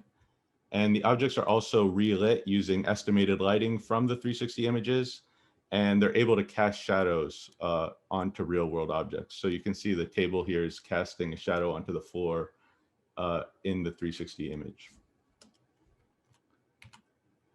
So using this technology, we can create these realistic training scenarios that can be used to train people the same way that they would be trained in real life. So users can develop the same kind of spatial memory of the training setting that they would if they were training in the real world. People can be trained on processes that would be unique to a specific training setting, and the training can be scaled.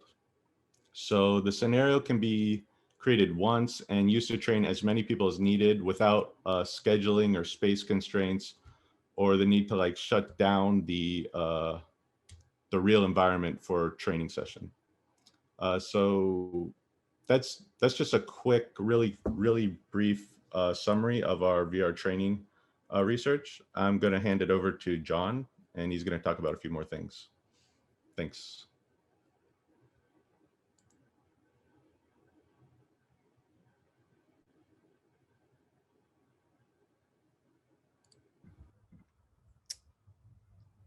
Hello, everyone. So thanks, Eric. My name is Jonathan Hagerty, and I will continue with an overview of two more of our projects we are working on in the MBRC lab.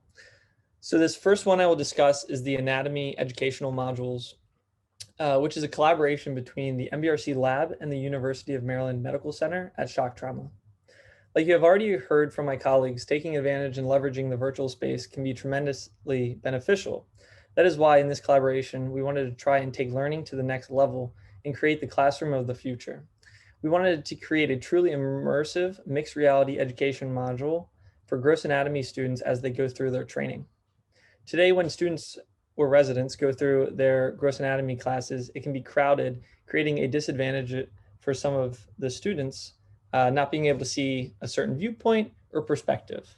Also, when there is a unique case pertaining to the dissection during their classes, if a student is absent, they won't be able to review it as if they were there. So moving on, we wanted to create these modules as immersive as possible and at extreme detail. We first started capturing dissections of cadavers with our colleagues Sarah Murthy and Adam Pouchet using traditional VR cameras, and we immediately recognized that these cameras had some limitations with regards to our work. So we decided to go with a custom in-house solution that would overcome the issues we encountered. What we created was a custom camera array that captures multiple videos simultaneously. These cameras are spaced independently from one another and at various IPDs. By creating the camera array in this way, we can capture stereoscopic video at closer proximity to objects within the scene, and in return, increases the detail on the cadaver. The other key thing here is including multiple cameras spaced at several IPDs. Generally, VR camera makers set a predetermined average IPD for their viewers. So with that said, if the user falls outside of this average IPD range, the individual could potentially experience discomfort and nausea in the VR environment. So with our camera array, we can cater to a larger audience. Lastly, our system captures at a 4K resolution, 30 frames per second. Having independent cameras and capturing at such high quality has proved a success for us. So I wanted to just touch on this briefly so you can have a visual illustration on how this educational module looks and the process to a final product. As you can see in the raw image, we have placed a green screen in the environment which will allow us to overlay text, images, and even 3D models to further aid in the immersive experience. As you can see on the right, we see a final version that is clear, close, and crisp.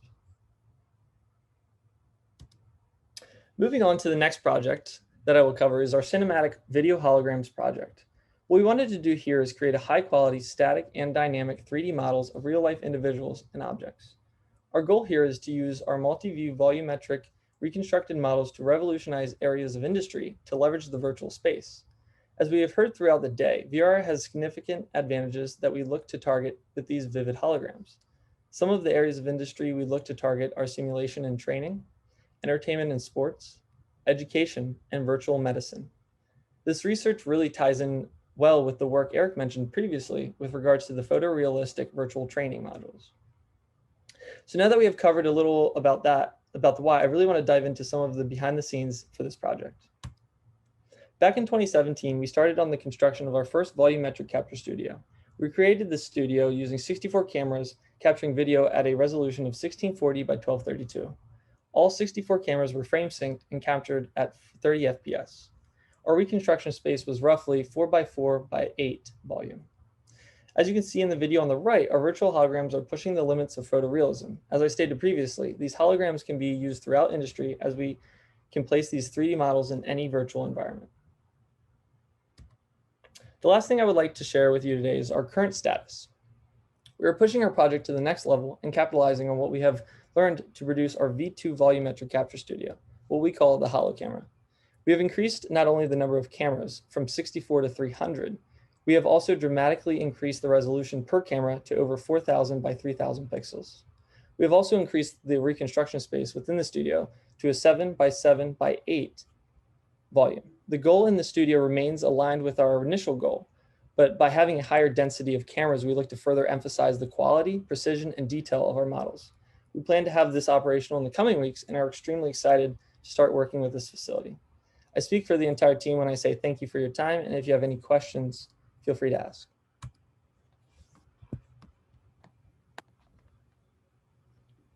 Thank you. So I didn't know if there was anything else that Barbara wanted to share, but it was great to hear the presentations, the breadth, the depth, the diversity of all the projects from the violin to the meteorological stuff. There is so much happening, and I think you're one of the oldest institutions of XR at the university. So we are grateful that you have continued to lead the way in the way that we actually look at XR and immersive media at the university. And it's incredible that the students and the work that you're doing. So thank you. Thanks, Sammy. We really appreciate the chance to talk about our projects. It's mind-blowing, by the way. So thanks. We're pretty proud of it. Yeah. We have another extraordinary presenter coming up. Before I introduce our next speaker, I do want to apologize. We're running a little bit behind. We've had a long day, but it's been a good back-to-back presentations. So we are, extremely happy to have had so many of our colleagues who wanted to participate, and we wanted to give them an opportunity to actually share their great work today. So I just want to thank everyone for staying with us. This is our last hour. We have the best are still coming. And so Monifa will be speaking next from the engineering department, or actually the Clark School of Engineering. But I did want to kind of just have a few announcements. One, we are recording, so all of this is being kept for later and we will share it out. Two, we haven't had much with the Q&A, but obviously with time, we're kind of short there. You will get information about how to connect with our colleagues later. And then of course, we are following up with everybody in the chat. So please do continue to use that. All right, no further ado. Monifa, I'm going to turn it over to you. Thank you so much. We're excited to hear what you're working on. Okay, thank you. And you can see my screen here? Yes. Okay, great. Well, thanks for the introduction, Sammy. As you mentioned, I'm a professor in engineering, specifically with the reliability engineering program in the Department of Mechanical Engineering. And I'm going to be talking today about human performance modeling and experimentation, specifically how to quantify human performance and how to capture it for integration into design decisions, specifically for different immersive environments. So the type of environments that we're particularly interested in are safety critical systems. So these are systems where when the user interacts with them, if there's a potential error, there could be a devastating consequence like death or serious injury. So these are systems that commonly appear in domains such as healthcare and energy and defense, just to name a few. And what the challenge is with these systems when you're designing them is actually being able to test them on the user while not compromising their safety or the safety of the overall system, which is particularly challenging given the requirements for design validation, which is required by most regulatory agencies, meaning that you actually have to take the safety critical system that's being designed and prove that it actually operates in the way that you intend it to, particularly with the intended user population. So the way this works is that you actually take a segment or some sample of the target population, and then you immerse them into what would be considered a replica or an environment that's intended to replicate this safety critical system in what's known as simulated use testing. So this is commonly used in the product development process at various stages to try to test out different features and functions and also test out different design specifications. Now, how we do this in my lab is specifically, we have several different immersive forms of media, but the one used most commonly is our virtual reality cave, which is a 3-side back projected immersive room, basically a 10 by 10 room that's open in the front. And what this allows us to do as an alternative to HMDs is actually to bring physical objects into the virtual environment. So we can bring in a desk, a keyboard, all of these things that you might use for natural system interactions. So we can have a bit more flexibility with the types of components we test. And the systems we're particularly interested in are semi-autonomous systems. So pretty much every safety critical domain has some type of semi-autonomous system where the human is not required to manually operate the system, but it's being operated potentially remotely. And then the human has to monitor the system. And then when there's need for intervention, they have to know that the need is required and then intervene at the appropriate time. And so this is the basic parameters of a semi-autonomous system.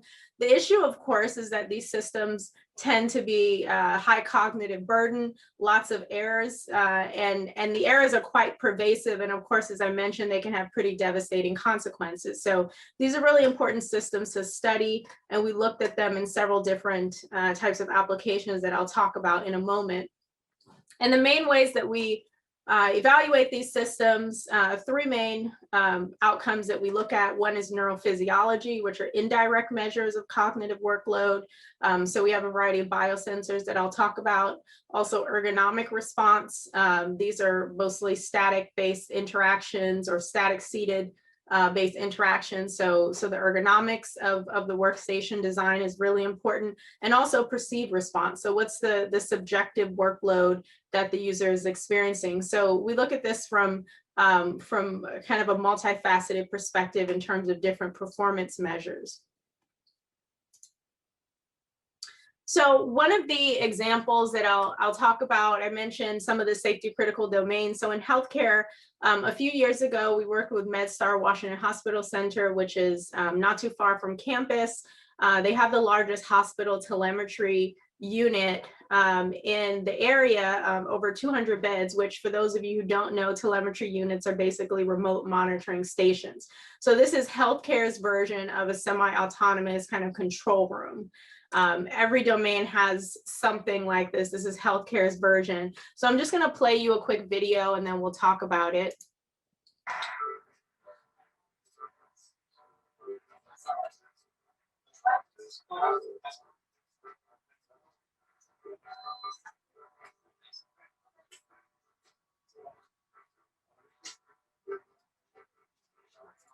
Okay, I'm going to stop it there. So this is basically a video we took when we visited the telemetry center.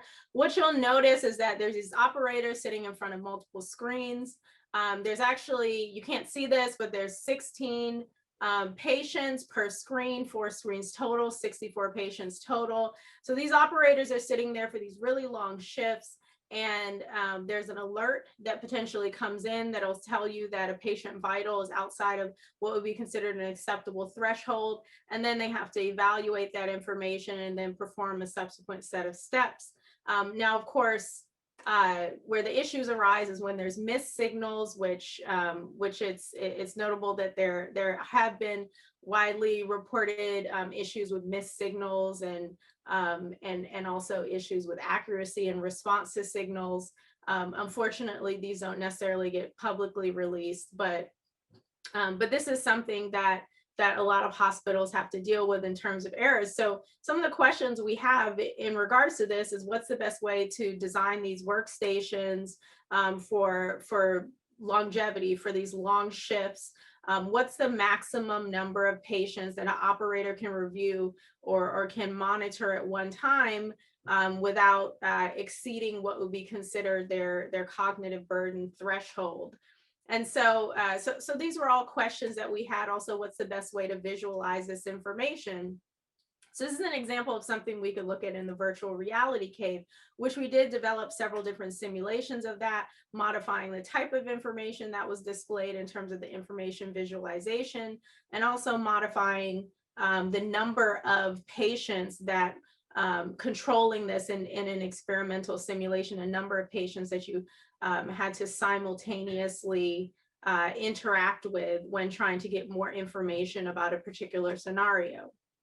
So this is, again, one example. This is a healthcare control room. So the main question that we're interested in answering is what impact do design specifications have on human performance? So we're looking at a few different things there.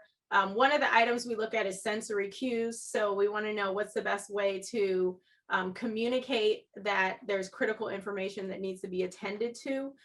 So auditory sensory cues in the virtual reality cave I mentioned previously, we have 7-point surround sound. So we can simulate the directionality of information that's coming in and also different characteristics of the auditory signal, which is really important to simulate, as you saw, kind of that 360 view of the telemetry room, having signals coming from workstations that don't particularly pertain to the operator tasks right in front of them.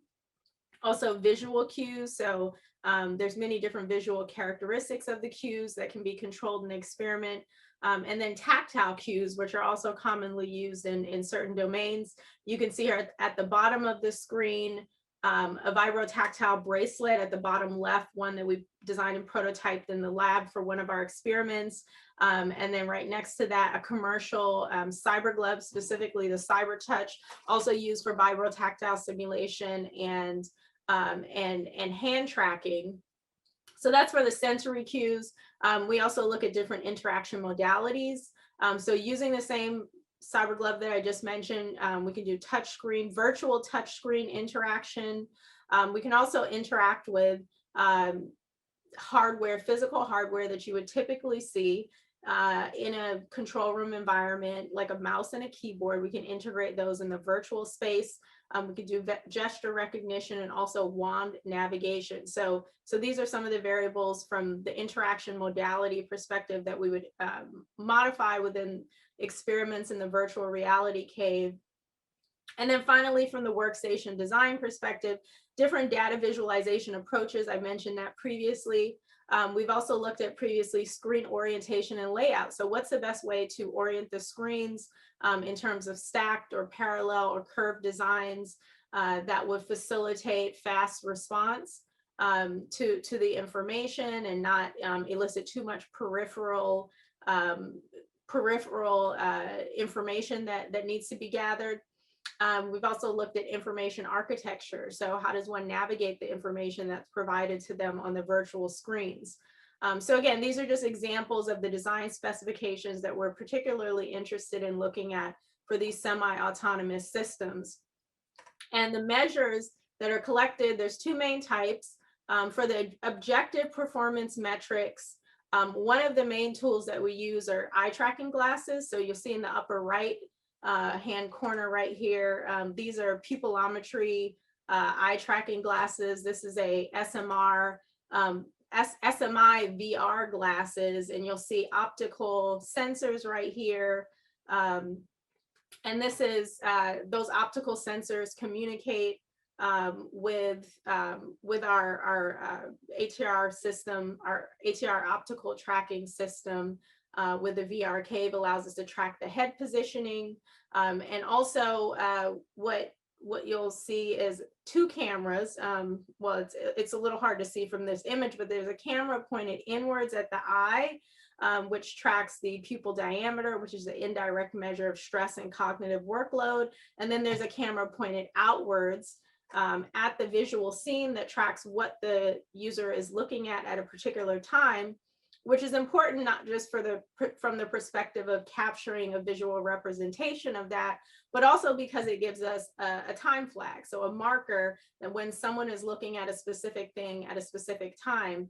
So if there's an alert that goes off on a particular screen on the interface, we can track the point at which the user's attention is fixated on that, and then determine the time from that point to when they perform some subsequent action. So that's all critical information to understand response time.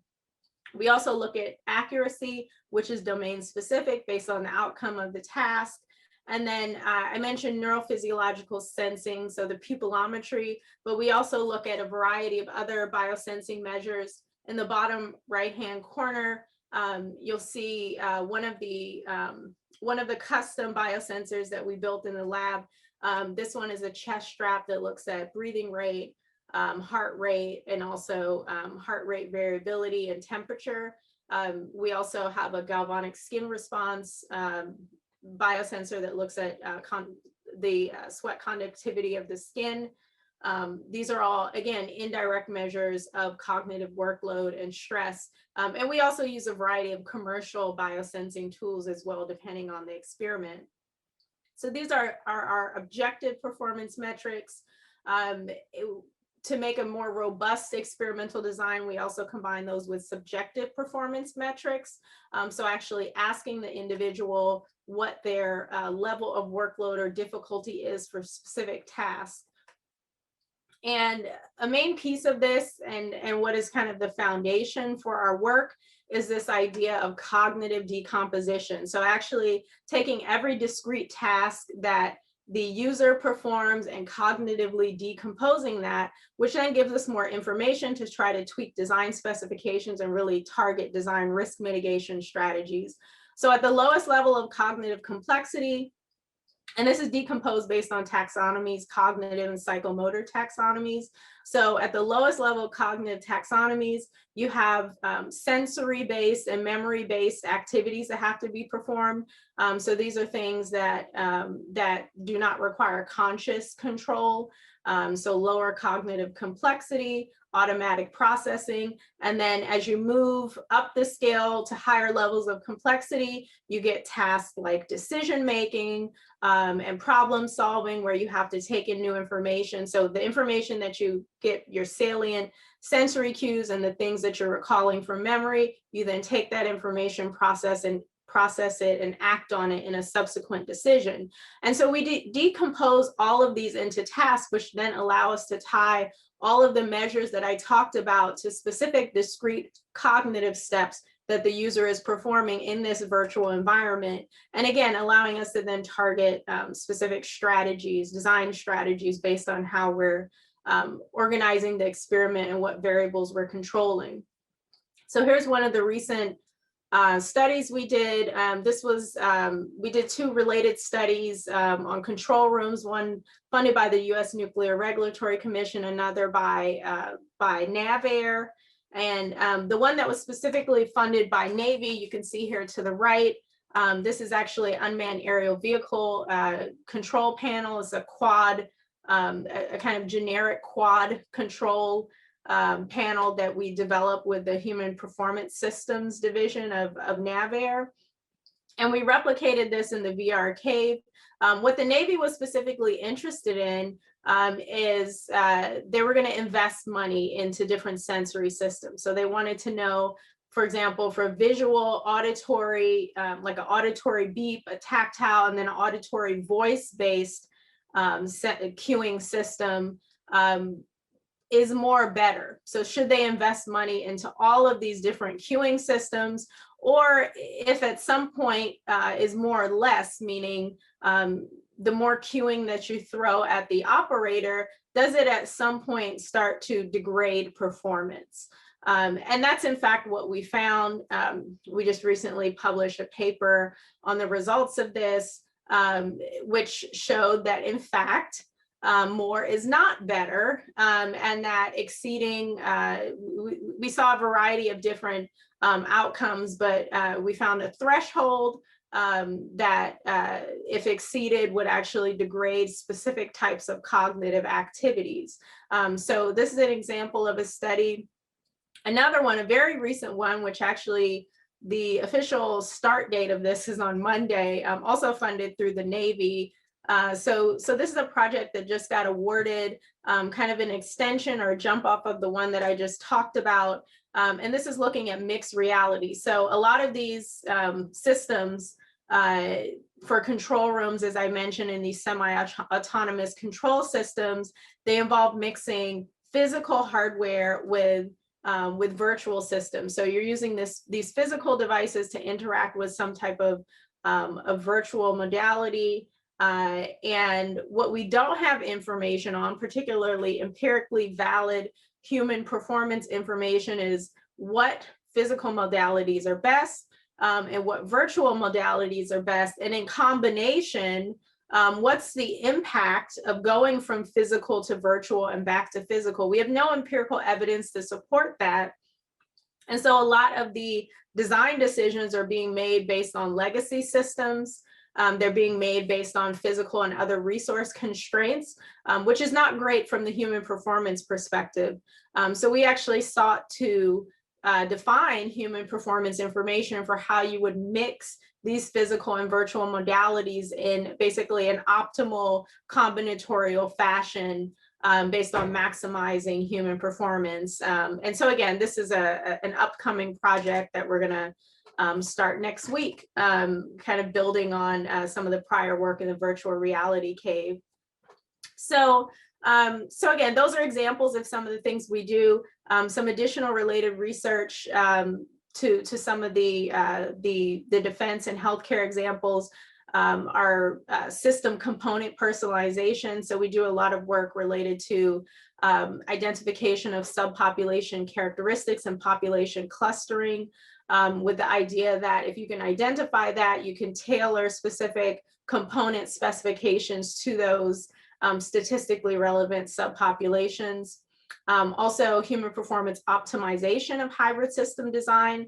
So this is not just based on specific performance outcomes, but also more practical issues such as costs and manufacturing and things that sometimes don't get integrated together with human performance estimation. So being able to take the output from what we learned from the immersive experiments and integrate it with other development information. And then finally, working with regulatory agencies to develop empirically valid standards for simulated use testing in these immersive environments, which we work a lot with the Food and Drug Administration and NRC on that. And some thoughts on future research, some things that we're currently working on are adaptive systems. So I mentioned the biosensors.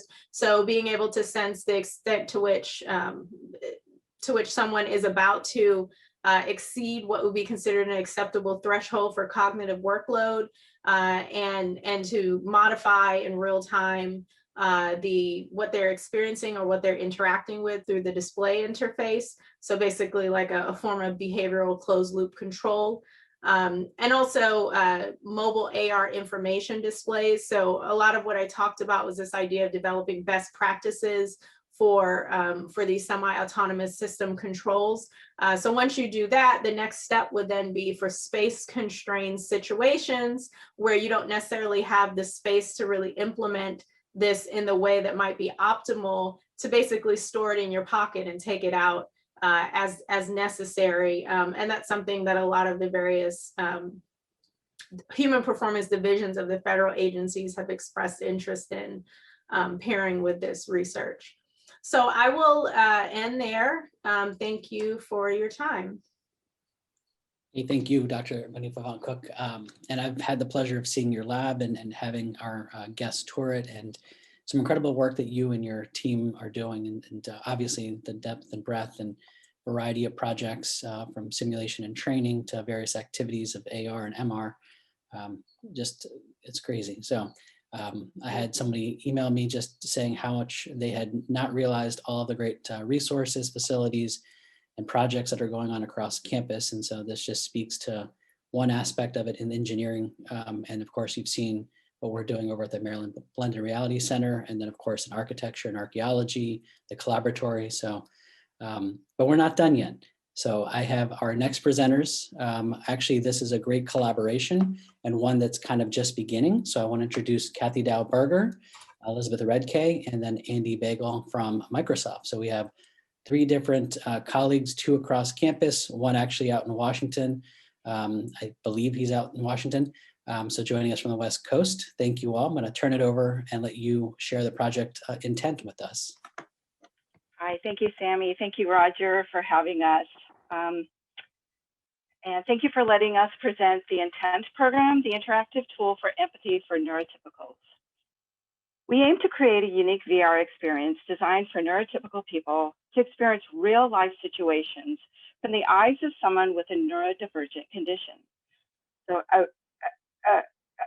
person considered neurodivergent is one who has autism, ADHD, a learning disability, dyslexia, or any other neurologically based condition. They may or may not have an intellectual disability. A person considered neurotypical is one who has a typical development. They think, they perceive, they behave in ways considered within society's mainstream boundaries. Because some people with autism spectrum disorder may use identity first language such as I'm an autistic. Some use personal first language like how do you know, and I have autism. Some people use neurodiverse, such as I'm neurodivergent.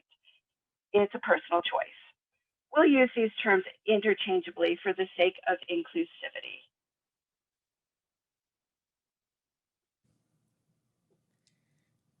The neurotypical team leader's perspective. Picture it. Employees get a 1-hour lunch break at a location they choose based on the employee handbook. The new team leader wants to encourage teamwork and announces everyone will eat lunch together in the company cafeteria starting next week from 12:30 to 1:30 p.m. The team nods and adjusts their schedules accordingly, except for one team member who has a very emotional reaction. The team leader feels that this team building plan should not be so problematic and labels that team member a troublemaker.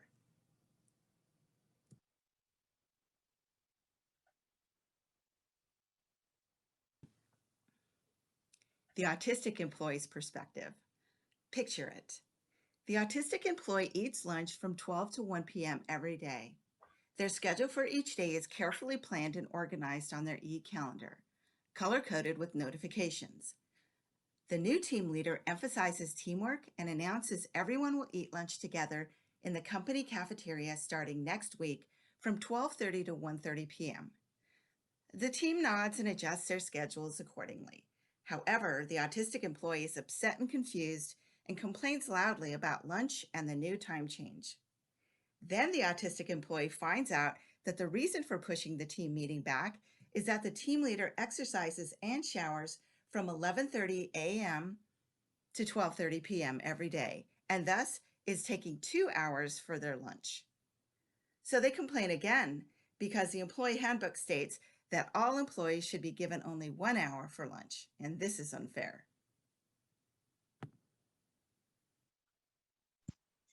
So why does this matter? Well, the United States has a lot of autistic people, and 1 in 59 children in the United States were diagnosed with autism. And with so many people, 330 million people in the country, that means over 5 million people in the United States will be affected by autism based on these numbers. And one of the challenges is that though companies hire like autistic people, the rate of their employment is actually fairly low, and only 14% of people with autism are employed for pay. Now, there's a initiative called the Autism at Work Roundtable, which has 32 companies, of which Microsoft, my company, is one of the members, which have special programs for hiring people on the spectrum in order to boost their employment numbers. And in fact, over the last 5 years, we've hired over 130 people with autism as software developers at Microsoft. Now, once the team has hired somebody through this program, they receive training from Microsoft on how to work best with an autistic person, which to date has gone out to over 3,000 employees. So what this means is that training programs for neurotypical people or non-autistic people are very important to be able to enable the autistic people to perform best when they get to work.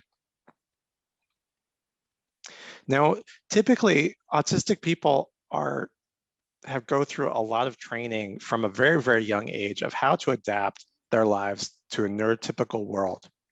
And the problem is that this places the burden of adaptation squarely on the autistic person, when really this is an interdependence problem. This is really a challenge for both the autistic and the neurotypical people to be able to meet at the mind. And so what we try to do is to flip the burden in our intent project so that we can help neurotypical people increase their empathy and their understanding of the autistic experience so that they can work best with the autistic employee. So our goal with the Intent project is to create a virtual reality experience designed for neurotypical people to help show them what it's like to experience a situation from the eyes and ears of somebody with autism. We've been building up a body of data from focus groups that we've been conducting with people with autism, with adults with autism.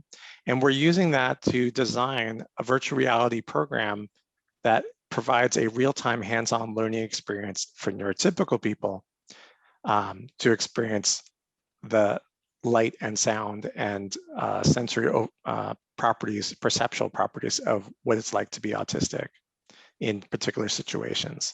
We plan to partner with employers like Microsoft, with educators in the government to be able to try out these technologies and see if we can make real improvements for people with autism.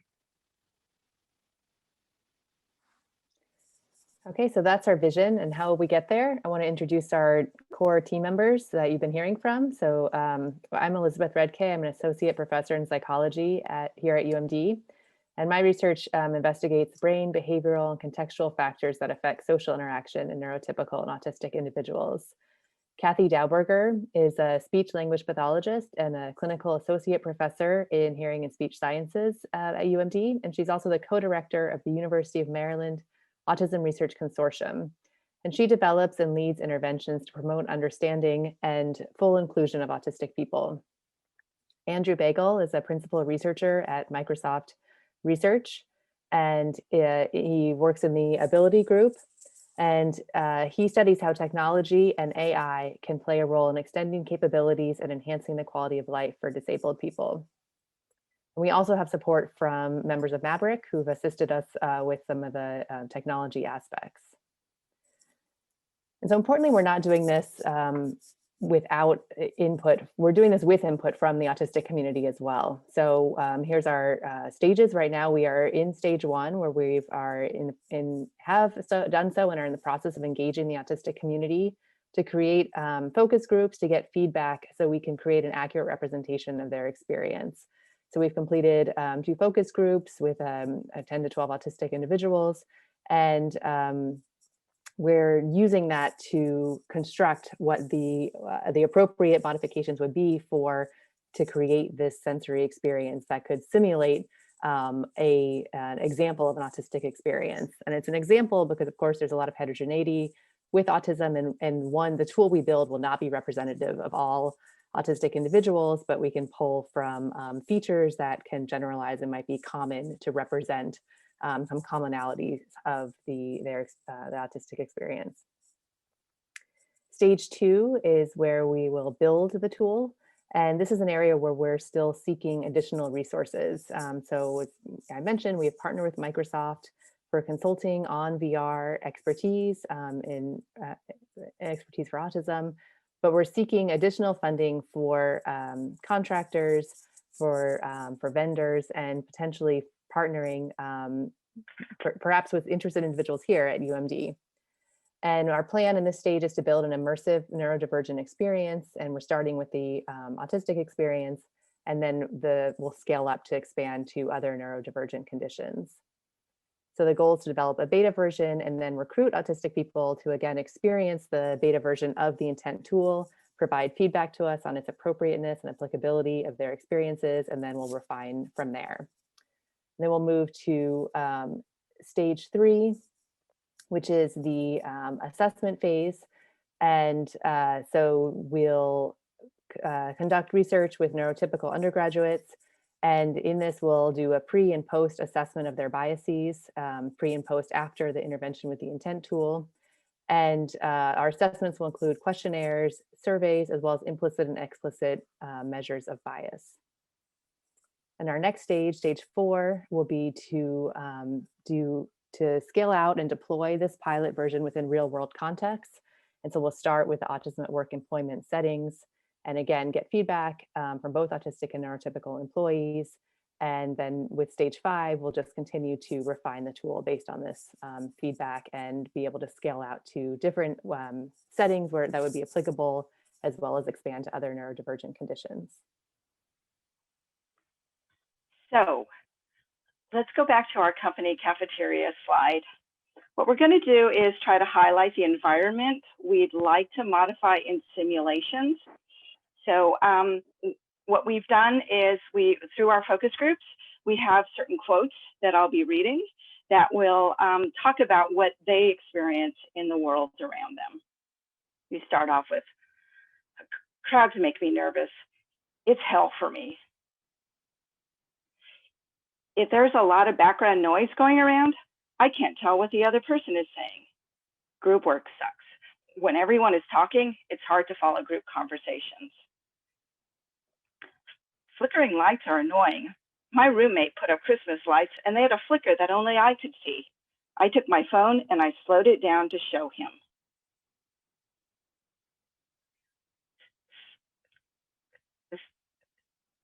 Something in the environment may stand out to you more than others.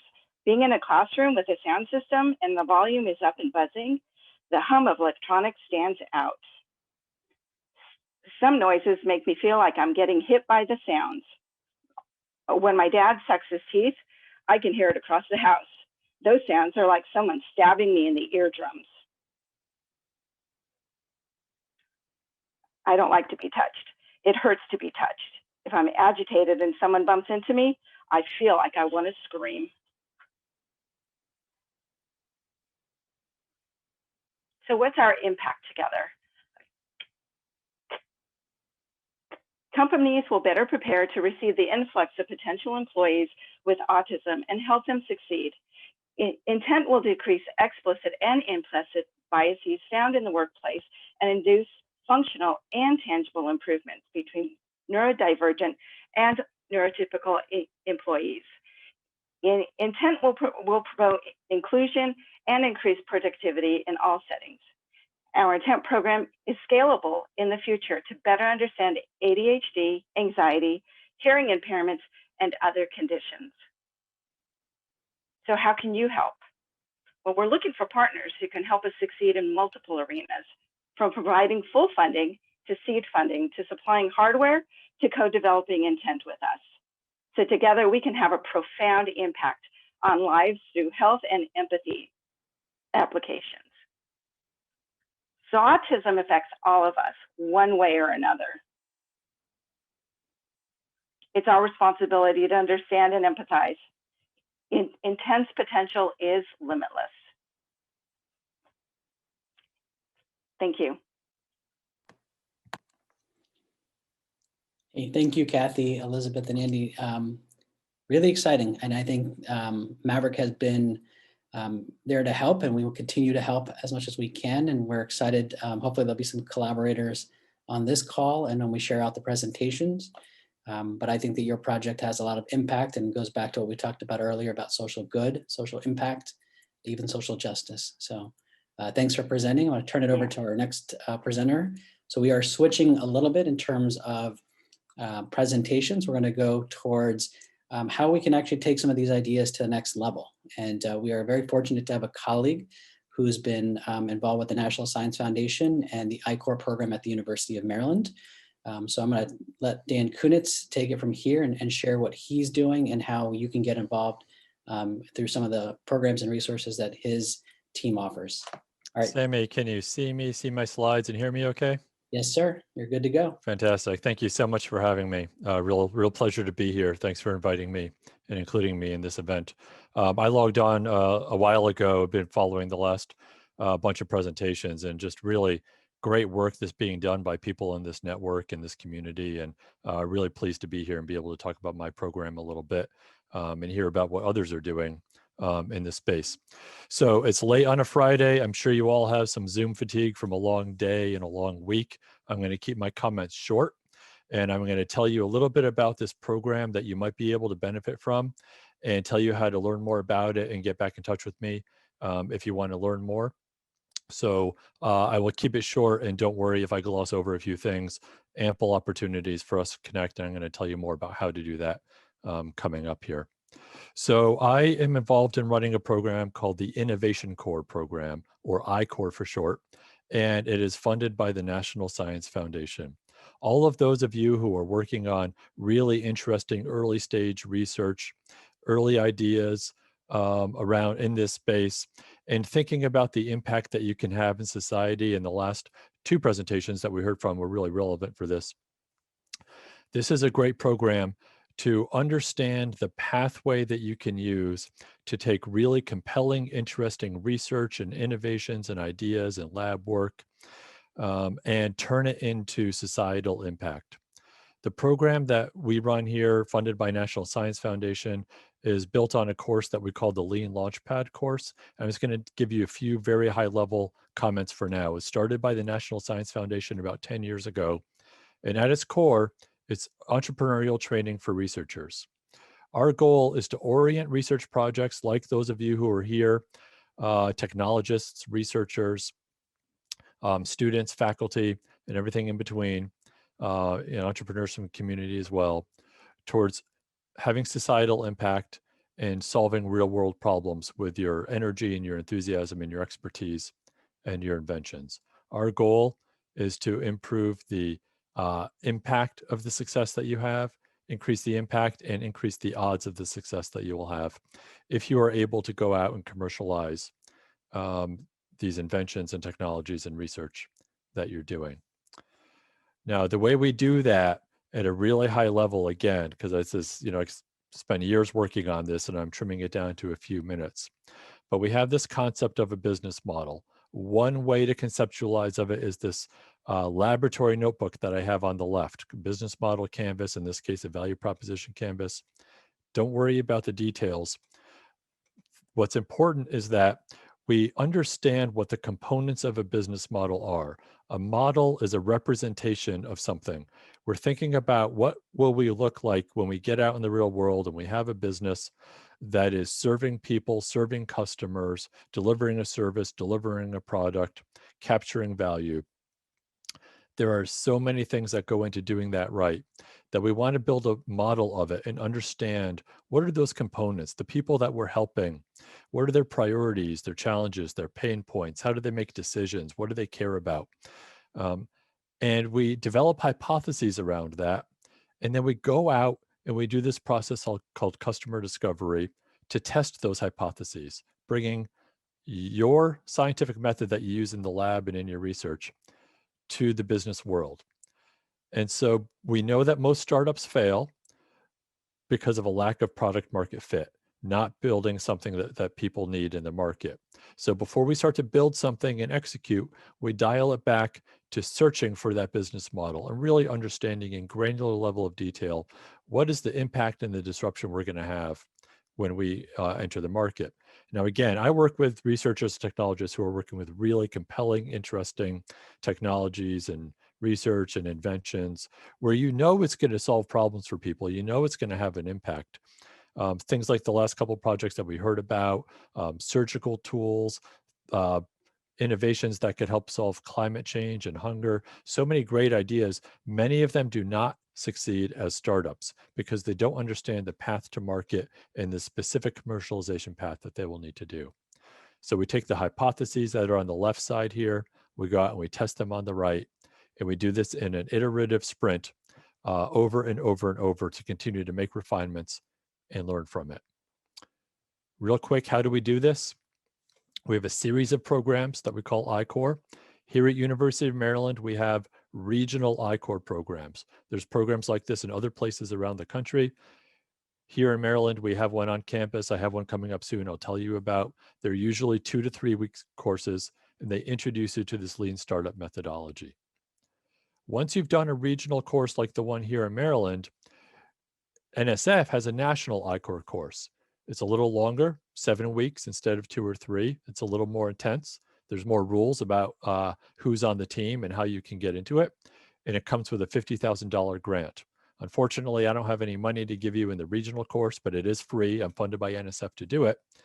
This national program, which you can do after you do the regional course, comes with a $50,000 grant to go engage with all these stakeholders in your ecosystem, the decision makers, the users, people who influence it, partners, channels, all of them. You go talk to 100 of them, learn a lot about the ecosystem, build your network, and get a $50,000 grant from NSF. Many people do these programs as a precursor to some of the real popular seed funding and technology validation programs that are out there. Here in Maryland, we have TechCo's MII program. Nationally, there's SBIR and STTR programs and many others. This is just a sampling of the kinds of programs that often follow on. This is the best money in the world for early stage technology startups. It's non-dilutive, it's a grant. You don't give up equity, you don't give up your IP, and you are able to get money to de-risk the technology, whereas I-Core helps you de-risk the market. Much, much greater chance of success if you go through these programs. You don't have to do I-Core to do these other programs, but the folks who run them strongly encourage you to do it, and it will increase your odds of getting those awards. There's regional I-Core programs all around the country. This is just a quick map showing you that there are many universities doing this kind of stuff. University of Maryland is one of the first universities to be a real leader in NSF's National I-Core Innovation Network. Here in the area, if you just look at the logos along the top here, University of Maryland leads a consortium of universities that we call the DC I-Core node. And we work very closely with George Washington University, Virginia Tech, and Johns Hopkins to deliver these programs that I'm talking about. If you look at some of the universities listed in the middle and on the right, on the bottom here, there's many other universities doing some variation of I-Core. And my job running this I-Core node is to support and collaborate with all of them. So I know my counterparts at these places. And if you're connected with one of these universities and what I'm talking about sounds interesting, please get in touch with me and I can connect you to them and figure out how we can support you. We really try to ignore barriers between states and between universities and work with all students and researchers and faculty and everybody in between who's interested in this kind of program. So real quick, the next opportunity to do regional I-Corps is in April. The dates are right here on my website. There's the website. It's a 2-week course starting April 9th. Strongly encourage you to apply if what I'm talking about sounds interesting.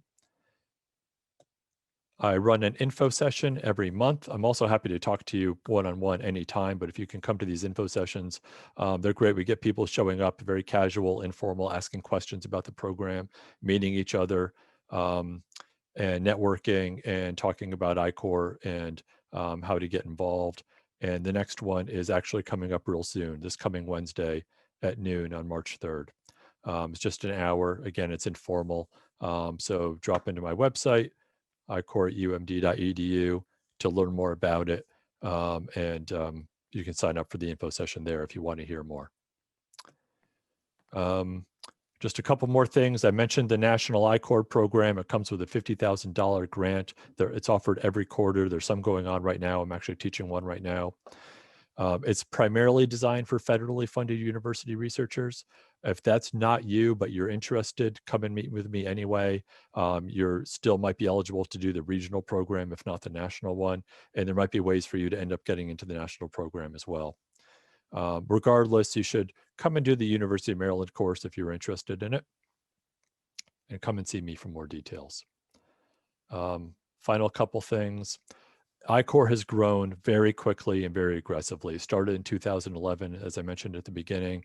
The American Innovation and Competitiveness Act that passed about 4 or 5 years ago said that it would be the model for teaching innovation to researchers at all federally funded agencies. So the entire US government that funds R&D, Department of Defense, NASA, NIH, transportation, energy, on and on, USDA, all of them are adopting I-Corps, looking at I-Corps, sending their teams to NSF I-Corps, or some combination thereof. It's a really quickly growing program, very successful, constantly evolving. There's my website once again, if you're interested. And I like to just, as a final comment, the folks who run this program, Sammy especially, just incredible advocates for innovation and entrepreneurship, and a great starting point for getting on the entrepreneurial journey. So please go to the innovate.umd.edu website. Sammy, thank you so much for having me. All of you, be grateful for having Sammy as a resource. He can connect you to all the different great programs, this one, mine, others that we have here at UMD to support innovators and entrepreneurs. And that is it for me. All right. All right. Thank you, Dan. And thanks for the plug. I'm so grateful that you could join us today. I wanted our colleagues to hear what you offer, and he made me out to be a rock star, but Dan is truly the rock star. We had to recruit him to bring him over here because we knew how good he was. And so we're grateful that he's part of our team. Our team is lovingly called Team GSD because we know how to get stuff done. And Dan is one of those individuals you go to when you have questions about, hey, how do you get that NSF funding? How do you learn about customer discovery? So his program is definitely one that I would highly recommend to any faculty and graduate student. All right. Thanks, Dan. Have a great weekend. Thank you. You too. Yeah. And I want to introduce our next speaker. So I know we're at the top of the hour. I know we're running a little bit late, but I think you're going to be inspired and excited by our last two presenters. Both of them are students at the University of Maryland. I've had the pleasure of actually knowing the next individual since she was a high school senior who was looking at the University of Maryland and chose Maryland over Georgia Tech. So here is Aishwarya Tare, and she's going to share her project with you, and I'm going to let her take it from this point. Thanks, Aishwarya. Hi, everyone. Thank you so much for joining. I know we are getting close to the end, so I really appreciate you coming and supporting me. My name is Aishwarya, and I am obsessed with people. I'm obsessed with what makes us human, how we experience the same events differently, the stories that we leave behind from those experiences, and how, as a result, we are just hopelessly interconnected with one another. And as an information science major here at the university, I've learned to key into those nuances of our interactions. And it has increased my perception of my fellow students. And And as a result, my drive to create an impact and my passion for mixed reality as a social good tool has driven me to create the next project that I'm going to share with you. So I'm going to share my screen. So this past year, I know, has been incredibly transformative for all of us, and everybody has mentioned this at some point. But for me, I was finally able to internalize the timeline of this country, right? And in doing so, I realized how much change the university specifically has gone through. What connects us to a group of 17 boys in 1897 who were learning to use bed slats as weapons of offense? We're all Terps. So this project originally arose in my mind as a response to the general grumbling of my fellow students that our experience as students was so different this year. And I thought that if sophomores who were already kind of well established in the university, juniors who had their friends all around them, and seniors who just had one last semester to get through, how bad was it for freshmen and transfer students who had just come to the university, didn't really know what was going on around them or what they should get interested in? And so in my user research, I found that obviously new students felt almost no connection to the university at all, right? They felt no drive to contribute to it. There was no spirit that came from maybe going to sporting events or going through club events and organizations. And interestingly enough, the dissatisfaction was highest among students who are native to the state of Maryland.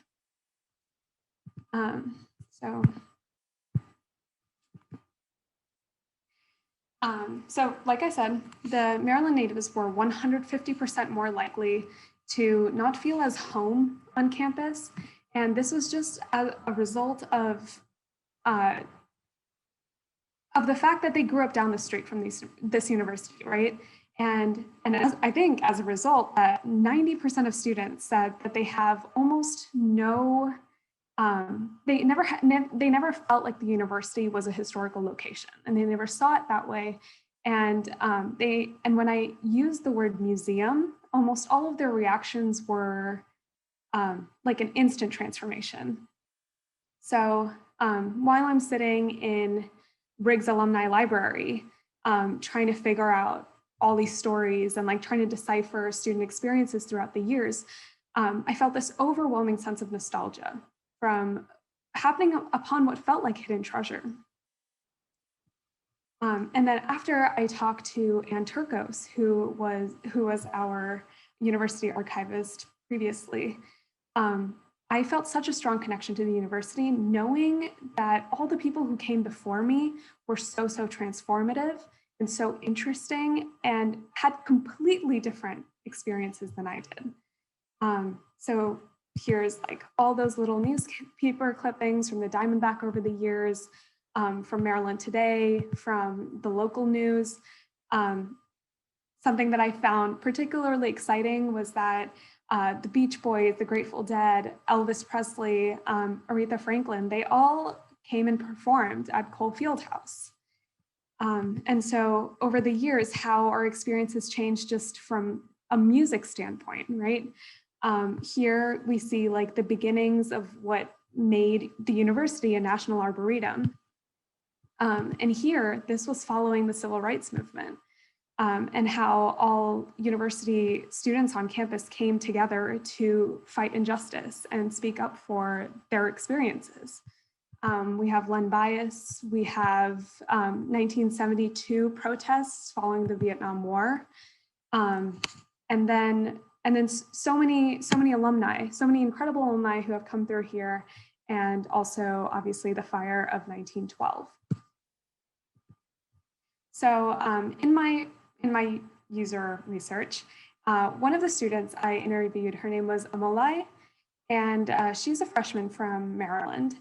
And she wanted to figure out, I wanted to figure out like what drives her to be a Terp on campus, right? I asked her, what does it mean to you to be a Terrapin? And based on that, I mapped out like a user journey for what I hope she would go through if she had an experience like this. So Amalai, she also goes by Ali, wants to find a place on campus where she feels at home. And then she opens up the app and explores Cole Fieldhouse, where she discovers that all her favorite artists had shows there. When I actually told her about this, she was like extremely excited, right? She was like, if I was to actually put up my phone and be able to see like the stage, that would be so awesome. And that's kind of exactly what augmented reality does, right? It transports you to a different time period.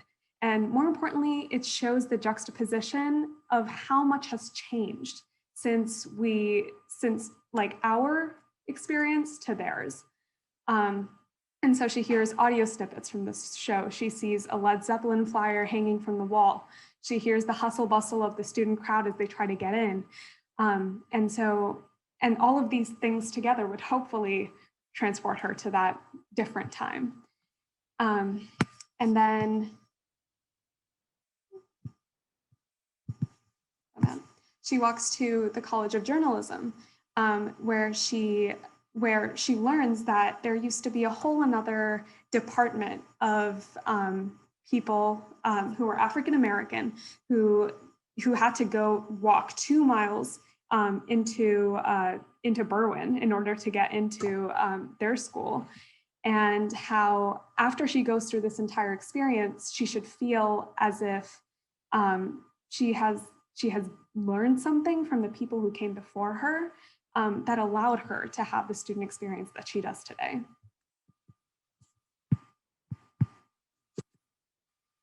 So why is this important, right? I think we all have this idea in our heads that like the farther, like everybody has said this, Winston Churchill, James Baldwin, people are trapped in history and history is trapped in them. I was only able to internalize history and time periods after I realized that, the first African American woman who graduated from this university, she's the same age as my grandfather, right? And it's not that long ago. And that's why these student experiences are so important, because they put into perspective how we are all so interconnected. And never has there been a time where it is so accessible. We all have smartphones, or at least most of us do. We're very receptive to this kind of technology because it's kind of all around us. And we feel incredibly isolated. So we're looking for experiences right now to bring us closer together.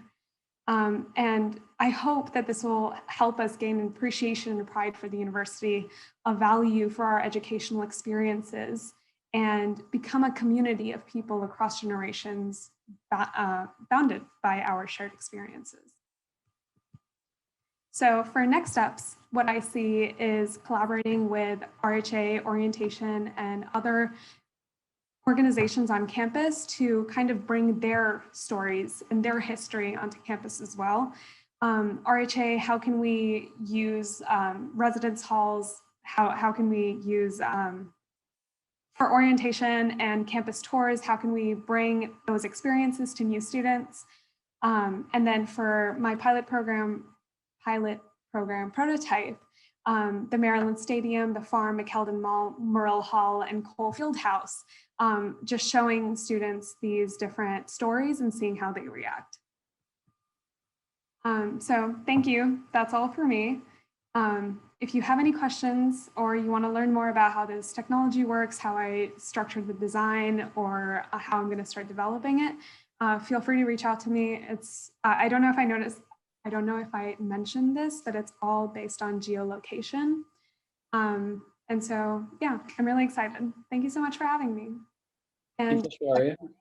This is a really cool project. I remember when you shared it with me, your customer discovery, the research, it really spoke to the fact that there was this disconnect between a community of students and the community itself. And I think your idea using augmented reality and other immersive media to really bring into context history and where we are today and where we were in the past. And we've all, in a sense, been on the campus as University of Maryland faculty, staff, and students, and seen it change, and it continues to change every day. So I'm sure there'll be many more applications and use cases for your project, and hopefully some of our colleagues here will want to work with you on this project going forward.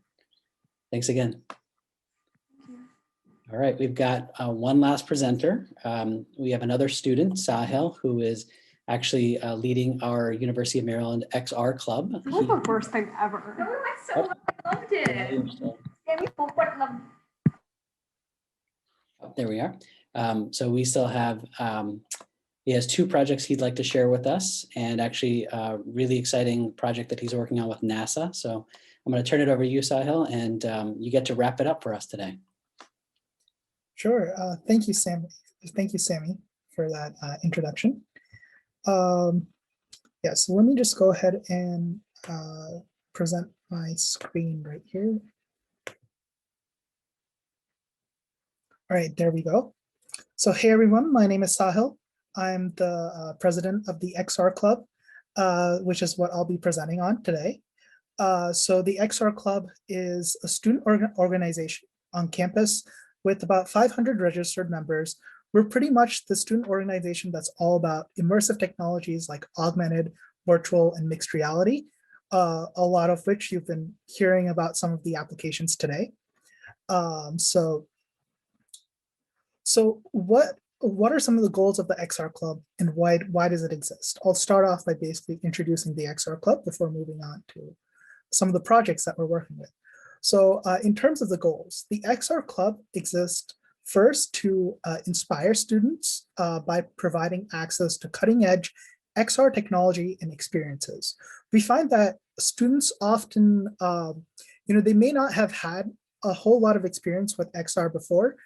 Maybe they might have tried like Snapchat on their phones or Pokemon Go, but there's a lot more to XR than just some of those applications. And so just being able to inspire them with some of the cutting edge tools that we have in our lab, that's one of the main goals of the XR Club. And once we inspire them, there's the second part of our goals are to educate them so that, students can go on to learn how to create their own XR applications and bring their ideas to life, both within the club as well as outside of the club. So here are just a few ways of some of the things that we do and how we accomplish these things. On the first goal, we have of inspiring students. We have a variety of different events that we try to put together to allow them to experience what all that XR has to offer. We have in our lab, in pre-COVID times, we would have open lab nights and game nights where students can come in and try out all the equipment that we have. We brought our equipment out to student org fairs. We have a reality night at the end of every semester where students who are working on projects can showcase their projects, and people all around the university can come in and just see what people are building. Hackathons as well. We have booths at often at Big Camp and Technica, other hackathons at the University of Maryland. And we even put together our own hackathon called Reality Hacks. So then there's Maryland Day as well. We've had exhibits at Maryland Day where people can just come to campus and try out the equipment. And lastly, and this is something that's become even more relevant during the pandemic, is with social VR events. Right now, when we can't have these large gatherings of people to come and try out maybe VR experiences and whatnot, we could still have them join through applications on their computer or through their browser and have social VR events to meet up in a virtual environment. And here is actually our reality night from last semester. We did this in using Mozilla Hubs through the social VR platform. So another thing that the XR Club does here is with workshops and tutorials. And so we do this to basically help students learn how to build their own XR applications, even if they don't have much experience with it, or even if they don't have much experience with coding at all. We try to bring people from all different backgrounds and try to show them how to use the tools that they can then build upon to create their own applications, right? So we hold these workshops both at our own events, and we hold them at we hold them at hackathons as well, like I mentioned before. So yeah, it's one thing to obviously just learn the skills from the workshop, just follow along, but we're also thrilled that many of our students who are in our club go and apply these XR skills that they are learning beyond the workshops. You know, some of them just come to us with ideas for projects, and you know, they're able to work on them as part of the club. We help them put together a team, have our mentors guide them through any challenges that they're facing. And so some of the projects that I'll be getting into very shortly, I'll be talking about those in a bit as well. But this is one way that some students have, you know, applied the skills within the club. Even outside of the club, you know, some students have gone on and founded startups, right? They've gone on and used these skills at hackathons. You know, professors have sometimes reached out to our club with opportunities for students to conduct research in their lab, and they've been able to apply the skills from these workshops at those while conducting that research. You know, some of our mentors and others in the XR Club leadership, those students have been able to teach workshops as part of the club, as well as some of them have even taught courses. These are 4-credit courses. Yeah, they're credit courses that students can actually take for credit, typically 1 or 2 credits. And that some students have gone on and developed their own curriculum from scratch and have been able to develop their own curriculum from scratch so that they can teach students the knowledge that they're learning in the XR Club and how to build their own XR apps. And then finally, you know, some students have even gone on and pursued XR-related internships and job opportunities. I know some students have gone and interned at NIST and NASA working on XR stuff.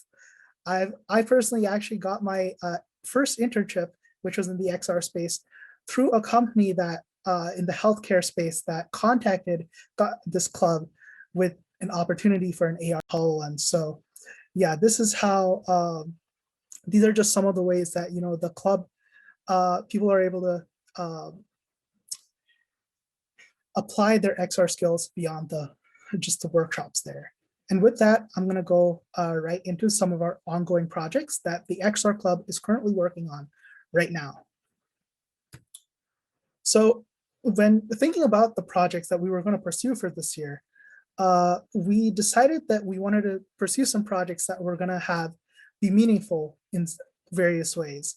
And so we came up with a few themes that we wanted to help guide the projects that we are pursuing, both for this year as well as in the years to come.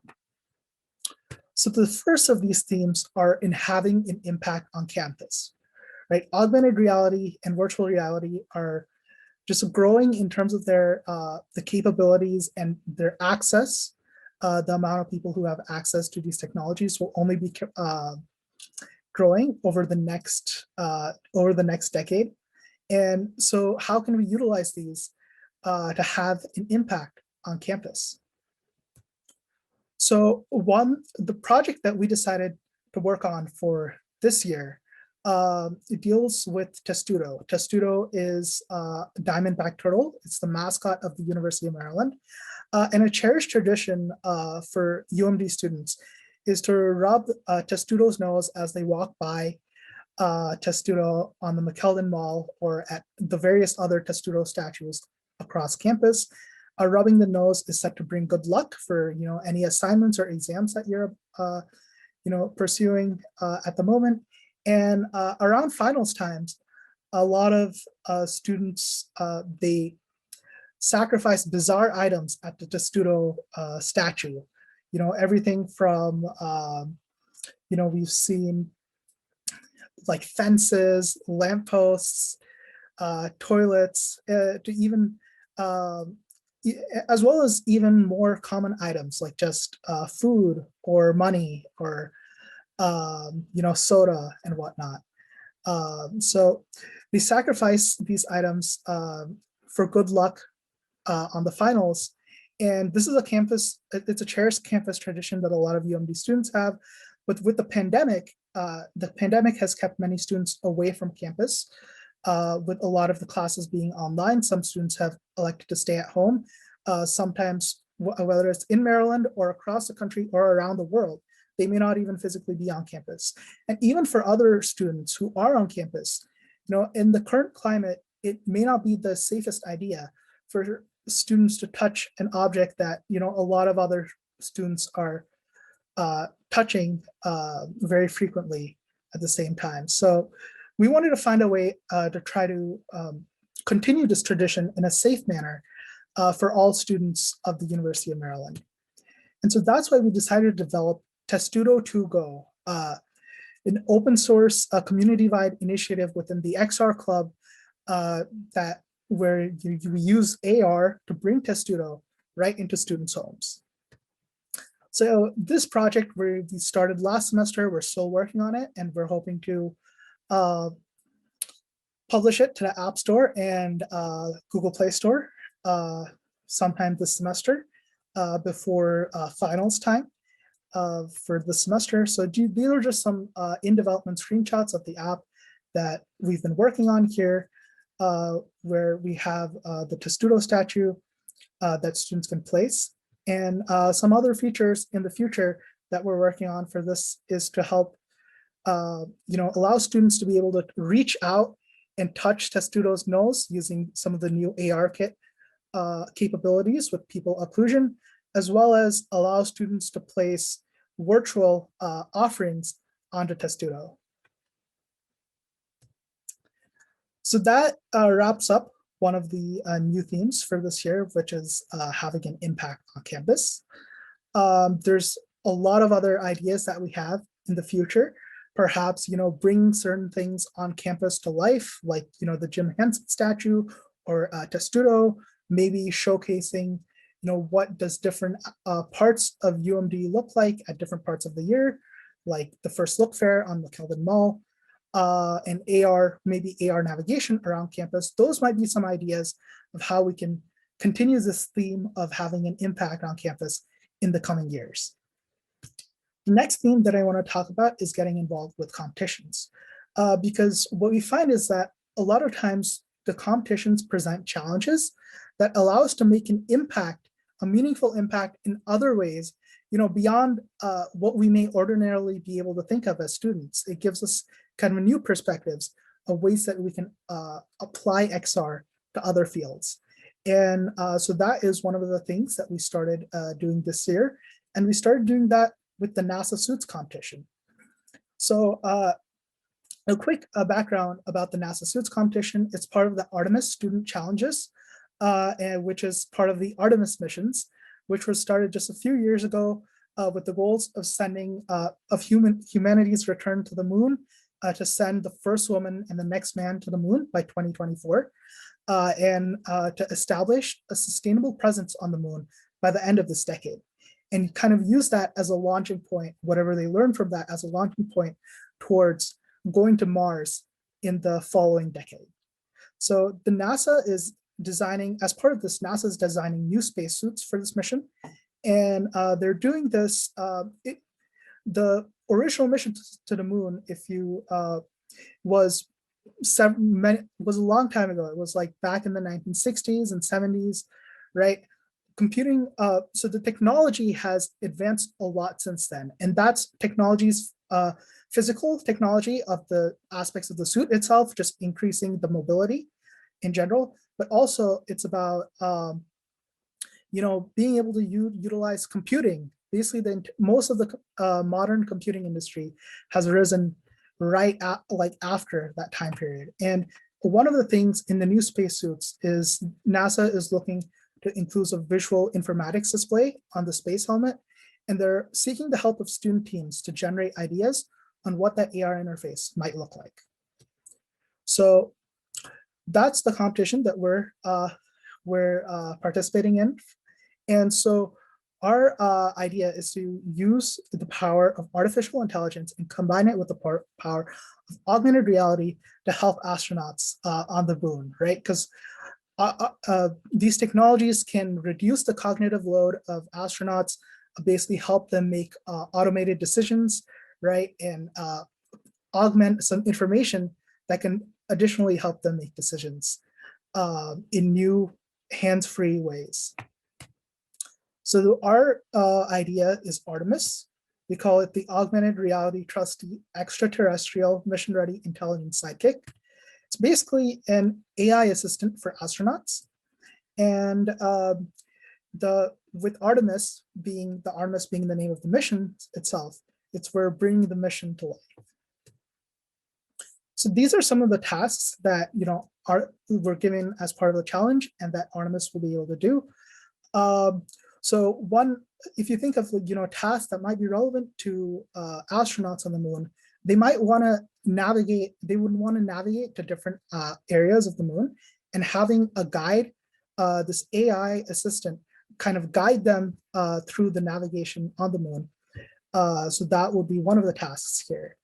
We also have EVA, system state. So that's basically about all of the data, the telemetry data that they're getting from the suit itself.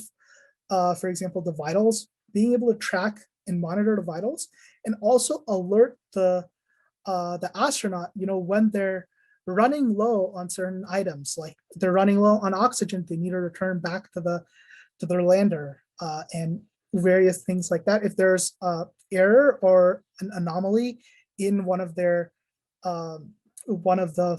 machines on the suit that is helping to regulate something like the fan, it would also help notify them of what they should do, as well as and so forth. And finally, assign sampling, right? The astronauts, while they're on the moon, they might need to take samples of the geology of the lunar surface, right? And they have these various tools, but rather than remembering all of the points of how to use these tools, you could have this AI assistant be able to show you how to use these tools, right? And allow you to maybe scan these, scan the samples that they're gathering in order to, automatically pick up properties and take notes on what they're gathering. So we're currently working towards building this application, and we should be ready for testing in just a few weeks. So if anyone's interested in, testing out an application like this, we're planning to do virtual testing, as well as if the guidelines permit us to, we might do some in-person testing as well. So we'll have mechanisms for both. But if you're interested in helping provide feedback, definitely get in touch with us afterwards, and we'll allow you to test out our application. So that kind of wraps up some of the new themes for this year here.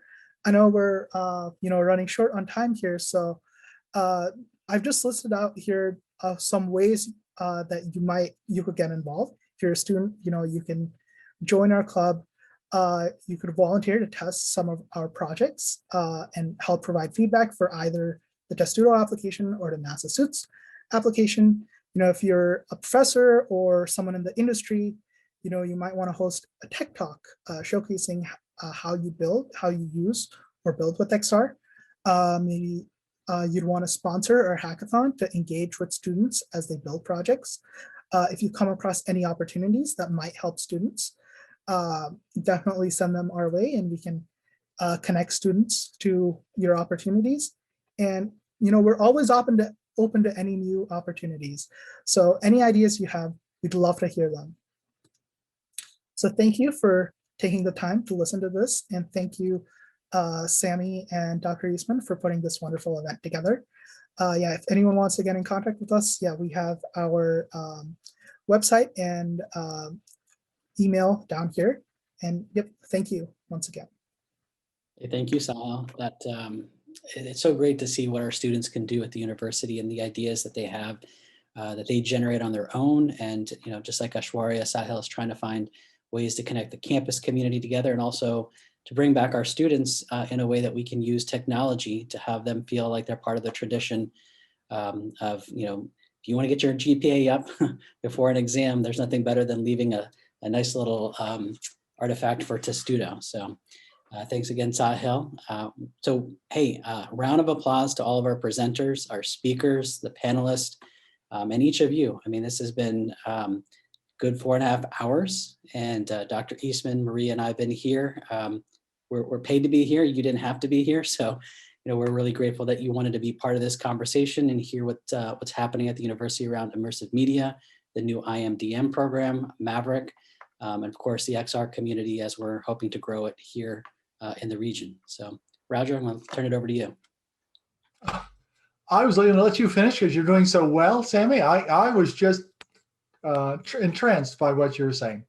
Now, I want to repeat Sammy's remarks. I want to thank everybody who attended. Thank you for those who are still here and who are determined.